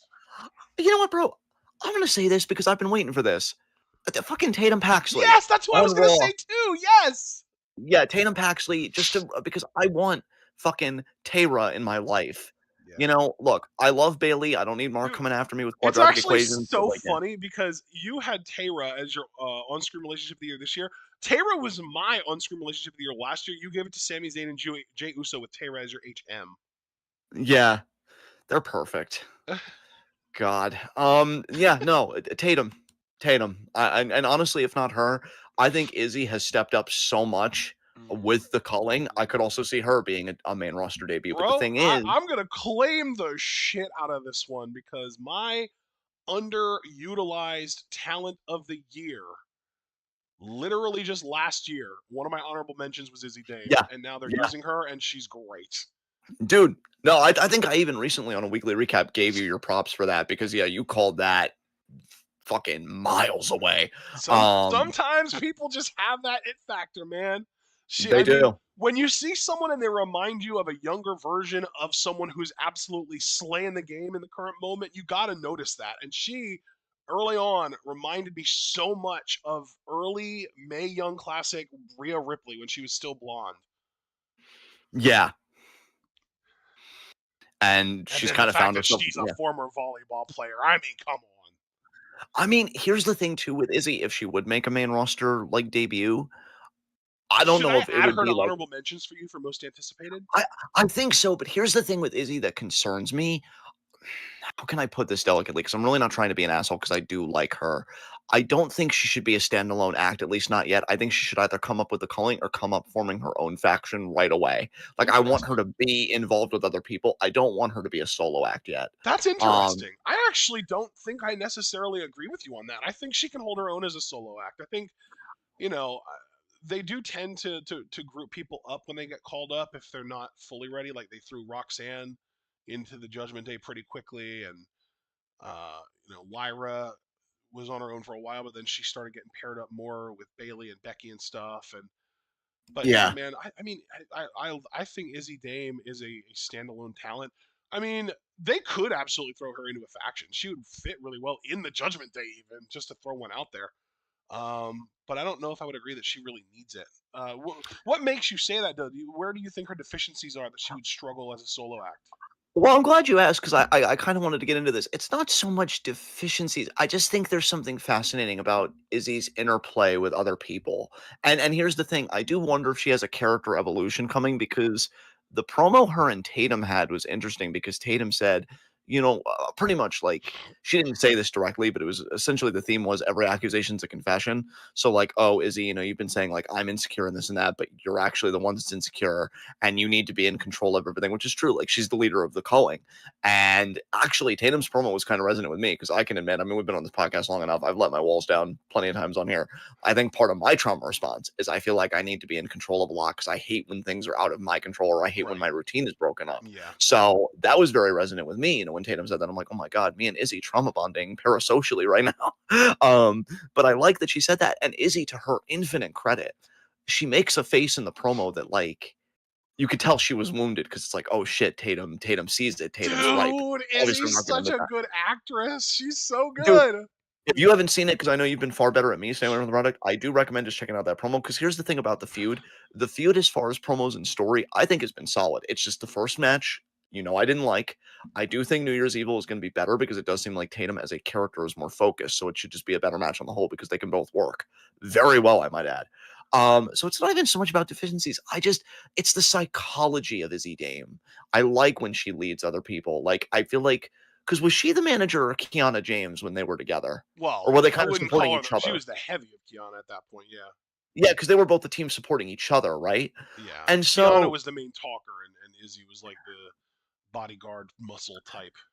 And I'm wondering if, like, I got it wrong the whole time because I still like Kiana, but this whole thing with Julia is confusing as fuck to me, like, in the sense of, like, Dude, why is literally this? nobody likes that pairing. My mom hates it. She's talking about how she thinks Julia should just go back to Japan. You've talked about how you think Julia should go back to Japan at one point. Yeah. Julia is a really great sort of physical charisma talent, but you have to give her something to work with, and they just are not. They slapped the U.S. title on her with no plans. They slapped a manager on her with no plans, and it's here's the thing too, with managers, that's usually their responsibility to get the crowd response for whoever they're managing. And Kiana James is unknown to the fans, so how the fuck are you gonna expect someone who nobody knows who she is to get a crowd reaction not only for herself but for someone the fuck else? How does that make any sense? Yeah, It is yeah, I baffling, yeah, mean, for Jesus. sure. So, yeah, now you just reminded me that I do want Julia to go back to Japan. I'm tripling down on that, actually. Um, so yeah, you might be right that Izzy can, like, stand on her own. In fact, I think I would agree with you. It just I find her I, more interesting as a character yeah, when I she's, think like, a in the lot midst of it of the is to people. do with the fact that like she had this really cool dynamic where she got into the culling and then took over and became the leader de facto. And yeah, it really fucking works. And even the stuff with her and Izzy, I liked it. I especially liked when Lyra came back into the picture and you could tell Izzy was scared of, and again, it goes back to that control thing. She was scared of losing her grip on Tatum. And yeah, that's just a I think, fascinating facet of Izzy's character to me. Yeah. yeah, I don't know if she'll keep that same character up on the main roster, but I do think that she has to be on whatever brand Rhea Ripley is not. Because if you put those two on the same brand, people are going to start calling Izzy a wannabe Rhea Ripley, and I would not want to see that. No, what I want to Because see, Izzy gives honestly, big time like Dami Mommy vibes, and that's yeah, yeah. literally Rhea's entire thing, right? You know what? I'm not even going to apologize for this because, like, my mind's kind of going down a rabbit hole, and this is like the most excited I've been about wrestling, and like God knows how long that isn't like Japanese wrestling. I kind of hope Izzy doesn't lose that whole like needing to be in control, like psychological trait, because if she won a championship, I would want her to be so desperate to retain it, just to control the championship, right? Like by any fucking means, and Dude. like the challengers just So mount, and she gets increasingly like fucking manic. Like I see it, I have a I see it. question. What were you Was gonna say though? Becky Lynch ever officially considered a member of the Vision?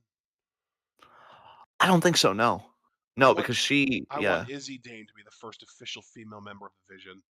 Oh, I like that. 'Cause have we Izzy ever Dame as a Paul Heyman girl? Holy fucking shit. That is would money.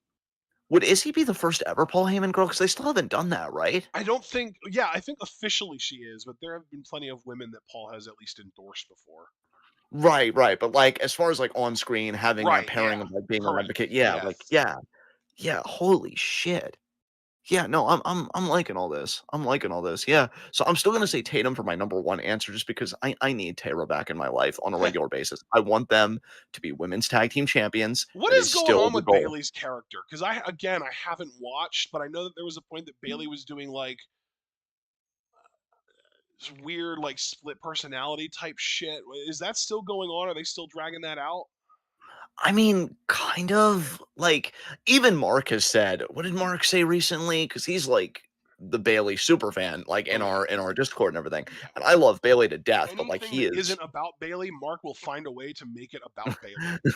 yeah, he fucking adores her, and, like, I love Bailey too, but he's, like, really dialed in, but even he said something recently obviously, our Discord, thankfully, it's a good problem to have, is very active, so I'm not gonna scroll all the way back up, but he said essentially, like, if you're gonna do this story where she's, like, having this struggle with personalities and stuff, you need to progress and actually show these other personalities. I feel like they really haven't advanced Bailey's story at all, which, I mean, there are even people speculating that Bailey might leave, and I don't know. I never say never when it comes to pro wrestling. She might, but I I can't just, imagine Bailey leaving. I feel like she's a cornerstone, right? And that's kind of where I'm kind of stuck. I guess there was Um, a point that I could never imagine Edge leaving either. yeah, Edge always seemed like a WWE lifer, and yet here he is coping on AEW. yeah. Oh my god. Oh, Tony. Um, so yeah, we should we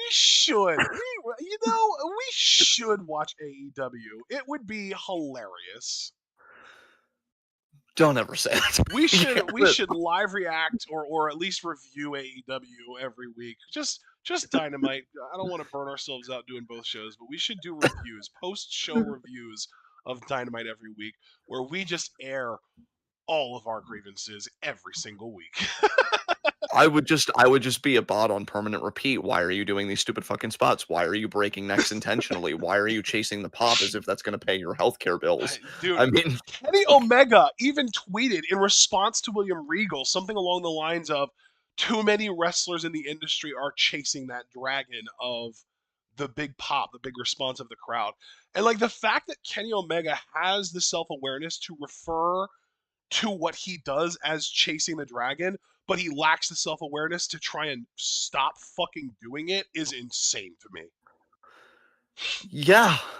Yeah, I mean, I really don't know what else to say to that. I think part of me kind of broke hearing Kenny fucking Omega of all people have self-awareness, but then to not evolve beyond self-awareness, it's Oh, it's literally that Bo Burnham bit with Inside, the pandemic special, where he just acknowledges self-awareness, but then he's like, self-awareness doesn't really mean anything if you don't do anything beyond it. And yeah, I Kenneth, don't remember yeah, that song. I think the only song from that special that I remember is "Welcome to the Internet." I love that shit. I like the one with the sock puppet where he's talking about how awful capitalism is and everything, and then he kind of tortures the sock by taking it off his hand at the end, and the sock There was just another screams song in in there about agony. Jeff Bezos, and that was funny as fuck too. Yeah. I also like the one where he was kind of inceptioning himself, like he was Oh, watching himself do a stand up and then he was watching oh, himself doing the stand up and then wow, watching himself. And then he's like, Jesus. "Am I balding? I need to stop watching this."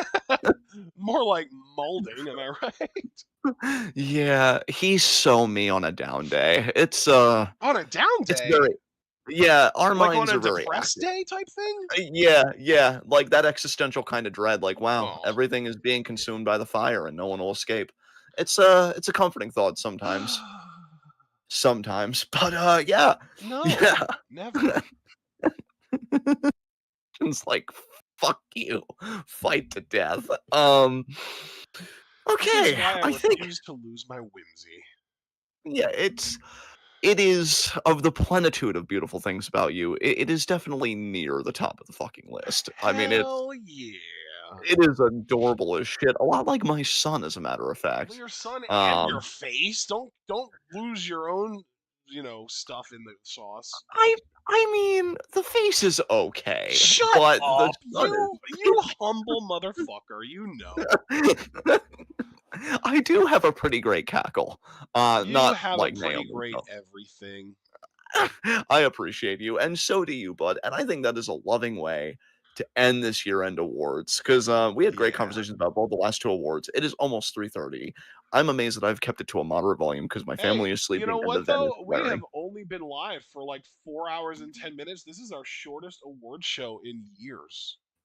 Yeah, and who even knows if we're gonna do this next year, given the state of our interest in like pro wrestling? Unless we just do like a fucking Joshi Awards and we kind of shrink some categories down, Yeah, I dude, wouldn't be opposed to actually, that. I was being intellectually dishonest when I said in years because truthfully, this is the shortest year-end awards that we have done since 2014 before we adopted this bigger format. God diggity damn. Yeah. All right. Diggity, Well, diggity, diggity, damn. small pop. Okay. It was an Well, adorable pop, though. Thank you. Also, if you noticed, I intentionally made the background darker this year because it's a dark fucking year and it works. that's so true. Happy fascism, everyone. Normally, our backgrounds are all bright and cheery, and like the firework explosions go all the way out to the edge. But this year, I was like, no, I'm making art. Fuck you, You know, I gotta say, if some of the gerontocrats die and wrestling gets good, I think I'm gonna have a good cry playing the dude. Golden How? Girls theme song. What does a world look like where wrestling gets good in your mind? Okay. That's a good That's within the question. realm of reality because WWE's not going to Yeah. stop being in bed with fascists, Yeah, and that's so AEW is true. not going to not have Tony Khan booking the show. Wow, I guess everything just sucks forever. See, now that's the level of cynicism I expect from John. Yes. with all and it's cynicism with cute giggles. I've balanced it. I've done it. All right. Well, Perfectly balanced, as all things should be. he's so bald and rotund. What the fuck? Don't forget bulbous. Yes, yes, yes. Somebody did like a meme where they like made him look like Shaq, and it fucking worked. I've seen that one. Head looking like a grape ass. Fucking smooth grimace ass.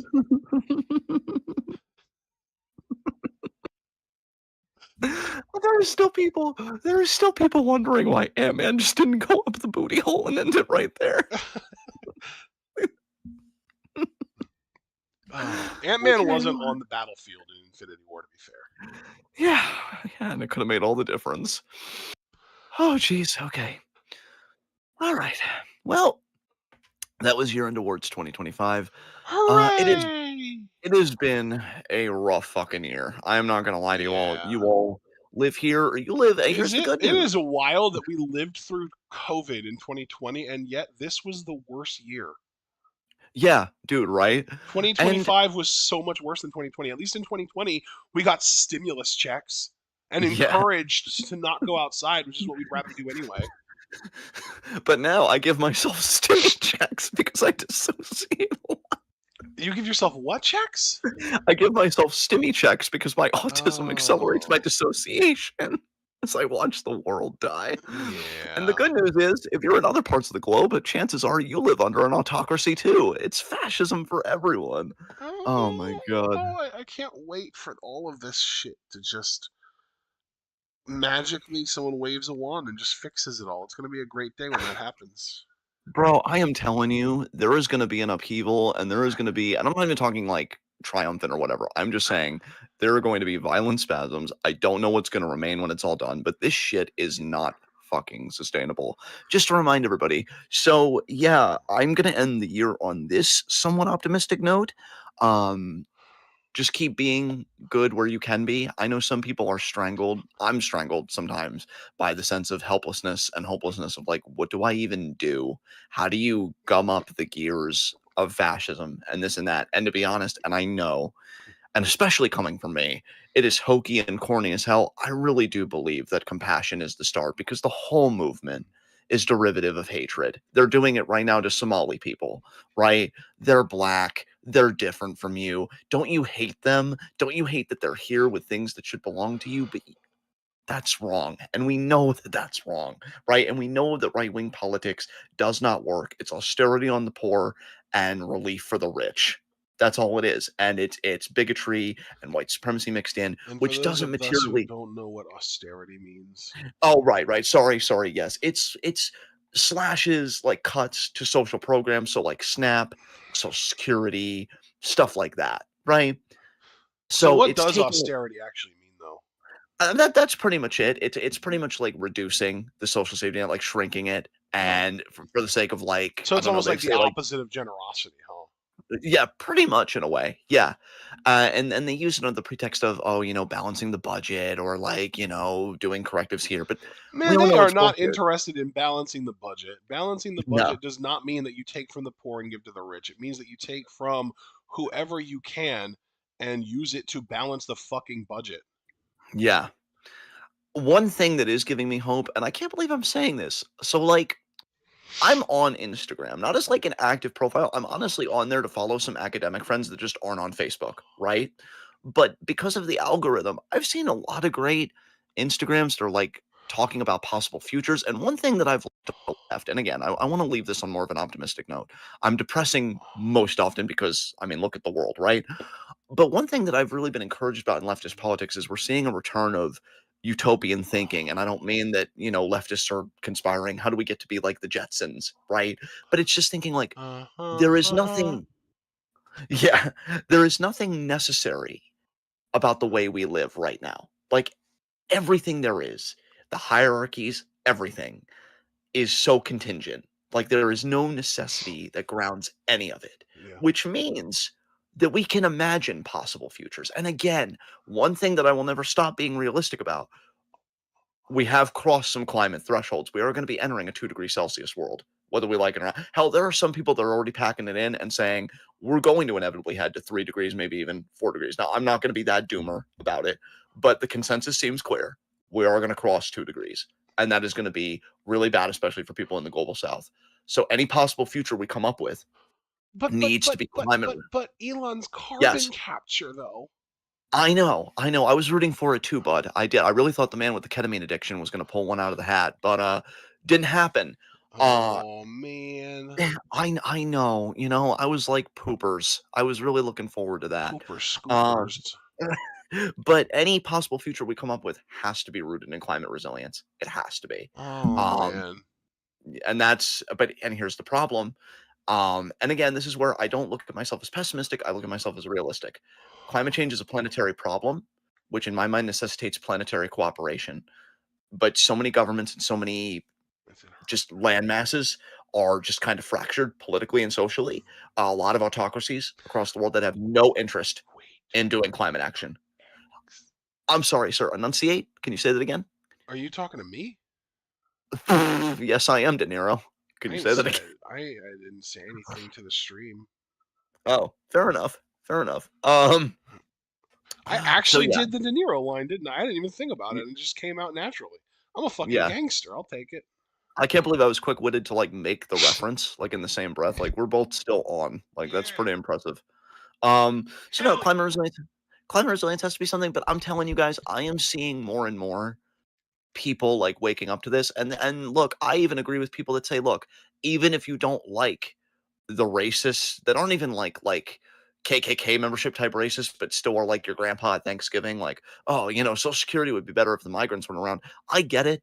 They disgust me too. I am ageist as fuck, mainly against racist old people and the political gerontocracy. But I do agree with leftists that say if you want to go to the hatred, you have to go after the misery that undergirds that hatred, that props up that hatred. We need economic relief. Economic relief is, I think, a potent countermeasure to fascism. Not the only one, and certainly not the only one we need. But we Economic need will eat my ass, billionaires.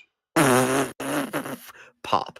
But yeah, I'm yeah. just I mean, trying to it's brighten the mood a little bit, man, because I did not expect for you to go on like a 15-minute I I tirade. yeah, I really didn't either. I apologize for that. But all of this to say, right?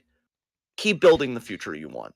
It's day by day, and I do really think it begins with compassion and being good to other people and doing what we've done here, even though wrestling was a shit year. It's having a laugh. It's reflecting on Maybe if good the things. WWE It's invested a little more in fucking compassion, they wouldn't platform a literal sexual predator. that too. But we don't really control a lot of that, unfortunately, which is why exactly we're not capitalists, because we don't control the means of production that make the world as it is. But we can control how we treat one another, and we can control what we build with our own resources, however meager or however expansive. It varies. So be good to each other and be good to yourselves. I mean, I say this as somebody that struggles treating myself well, but I'm day by day trying to be better about it. 2026 could be a better You year for us, deserve to but we be gotta treated fight well for it. by everyone, especially yourself. Ditto, and ditto to everybody. Oh, I It's know. hard enough. I'm just trying to It's drive yeah. the point home to you because I know you struggle with it a little more. I do. And we all have our struggles, but the thing is, we need to show up for each other more. I saw a great post recently where it's like, I want to live in a world where my friend can ask me to go grocery shopping for them and not feel weird about it. I want a world where I can go in and I help want to someone. live in a world where grocery shopping involves picking shit out on a website and having it delivered by a fucking drone to your doorstep within an hour Yeah, that too. for But I think it's also free. that too, but I think it's also the post was kind of driving up the fact like rebuilding a sense of community that's actually healthy and empowering. And I agree, we're all so fucking alienated, right? And we all just, Yeah. and that's what they want. And that's why they want to build their fucking And you know surveillance shit what? and this and Fuck the that because drones yeah. too. If you want groceries, you go to the community grocery pantry and you pick them out yourself, damn it. Yeah, I mean I Or think in John's yeah. case, like he just said, ask a friend and it shouldn't be weird. Yeah, it really shouldn't be. They prey on our insecurities and our fears and the worst things about us. But then you look, They Jake prey Paul on got our his desire to be fucking cool. exactly. Like, Jake Paul got his fucking jaw broken. That was a Good. highlight of the year for me. Yeah. Yeah, I laughed my ass off, especially when he looked like the scared hamster meme beforehand, like, "No, please." Andrew Tate got knocked the fuck out. Now, granted, the guy said he gave Tate his props afterwards, said, "Oh, Tate, saved me from killing myself." That's whatever. But Andrew Tate also got Ugh. exposed, and then he went online and he was like, "If I didn't get tired, I would have won." Yeah, that's called conditioning, asshole, and yours fucking sucked. So we have to remember that these people, all they Oh have, God, I would have won that video game tournament. My thumb got sore. Fuck. exactly, all they have is their fucking rhetoric and their bullshit. But I see creativity and beauty and compassion every day. I would have It won that is out football game there. too if I could just run faster. Damn. Exactly. That's what they are, though. Ashton's absolutely right to lampoon it because that's literally the logic. So yes, I know it was long-winded and unexpected. I apologize, especially because I have wanted to get out of here and it's after 3:30. But just to say, guys, Uh just huh. to say, be good to each other, be good to yourselves, build the fucking world you want. And it may all go to shit, but let's at least not make it easy for them. Let's gum up those fucking works and let's fucking kick shit in their eye and everything fucking else. I still believe we can do it. That's You why I'm know a what? communist. I am actually going to contribute here. I saw a very interesting video the other day, and unfortunately, I did not finish watching it yet, but it is pulled up in a tab. This is why I use tabs. Yes. Uh, where a guy basically talked about how, like, in previous fascist regimes, like, Mussolini, Yeah. Hitler, Yeah. etc., Yeah. uh, they were very, very serious about everything, and they were very, like, down to business and very like to be taken seriously. And one of the most successful ways that people fought against that was through the use of humor and comedy. Uh, but the Trump regime is kind of beating us to the punch with the humor stuff because they are kind of making fun of the fucking victims of their horrible, heinous crimes. Yes. Like they're beating us to the punch of using comedy, and it's a very different tactic that as far as I'm aware, we haven't seen before. And my guess is that the best way to combat that is to shine a light on the evil of it, and to do it with sincerity, and not this fucking AI generated bullshit, but just genuinely like, I know one of my favorite videos on TikTok that I've ever seen was a trans man explaining how he survives working in a steel mill with a bunch of other gruff men. And Yeah. one of the big things that he learned was that if someone says something offensive or inappropriate or just wrong in some way, the best response is to ask them to repeat it more clearly because they will feel the embarrassment of it at that point. Yeah. Yeah, I love that. I'm actually glad you shared that. And you know what? There is more I could say about that, but I realized we have a Saturday show where I could really get into this all more. So we're just finally gonna go home here. But yeah, guys, That's called the I weekly recap, everyone. yes, Saturdays at 10:30. So guys, I hope it was a good 2025 for you. And if it wasn't, I feel you.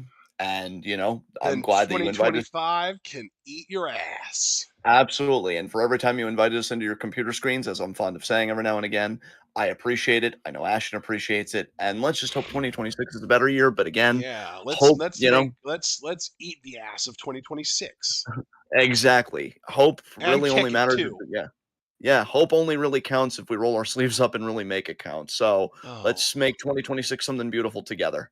All right, guys.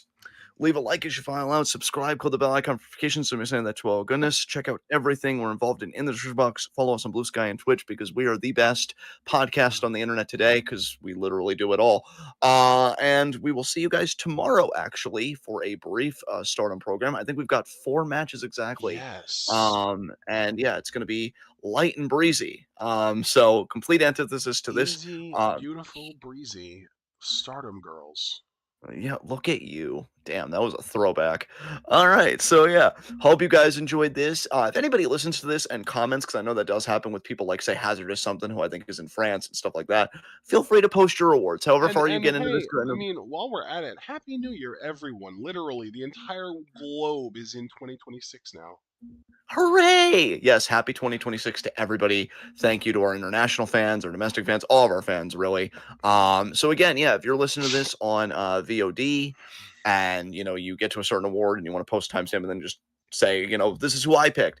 Would love to see it. Oh man. And yeah, I don't know what the future of this particular like series is gonna be given our state of wrestling right now, but you never fucking know. Yeah, I And don't so know yeah. if I want to try keeping up with yearly end awards this coming year, but I mean, I don't know. I made columns for 2026. So, if something comes up, we'll talk about it. I think at most, just to put my 2 cents in there, I would like a, just a kind of 2026 retrospective, like, if we don't have, like, formal categories, we could just Yeah, talk about the year. Maybe we could even make that, like a special weekly recap episode for, like, next year, just talking about the year in yearly review on recap. everything. Yeah, yearly recap, Oh and that could God, just be the thing I going don't forward. want to have a politics But section covering a whole year. that's true, especially in this time. If we had our communist utopia, I could be like, "Oh, man, remember when we ate that billionaire?" And you'd be like, "Oh, yeah, they were delicious." So, but that's not happening yet, so we're gonna have Oh to wait man, on that. So, yeah. remember when we fucking communized travel and we actually got good community travel options? Oh, that was hot. Remember when Boeing was no longer a thing because they make shitty fucking planes? Yeah, remember when we Remember nationalized when Boeing all of even? the Yeah. best engineering minds in the world got together and figured out how to make the most efficient possible plane because they're working together rather than competing against each other to see who can make the most money? Oh, remember when we phased out planned obsolescence? Oh Oh. man, planned obsolescence has been a thing of the past forever now. You don't need to plan obsolescence if you're not competing with each other to see who can make the most fucking money. Hey, guys, let's make it fucking happen. Alright, so we'll see you, tomorrow for Stardom, the first recording of 2026, and then we'll see you for weekly recap, Saturday at 10:30. Till then, as I've said, be good to yourselves, especially to each other. Tune in. Peace out.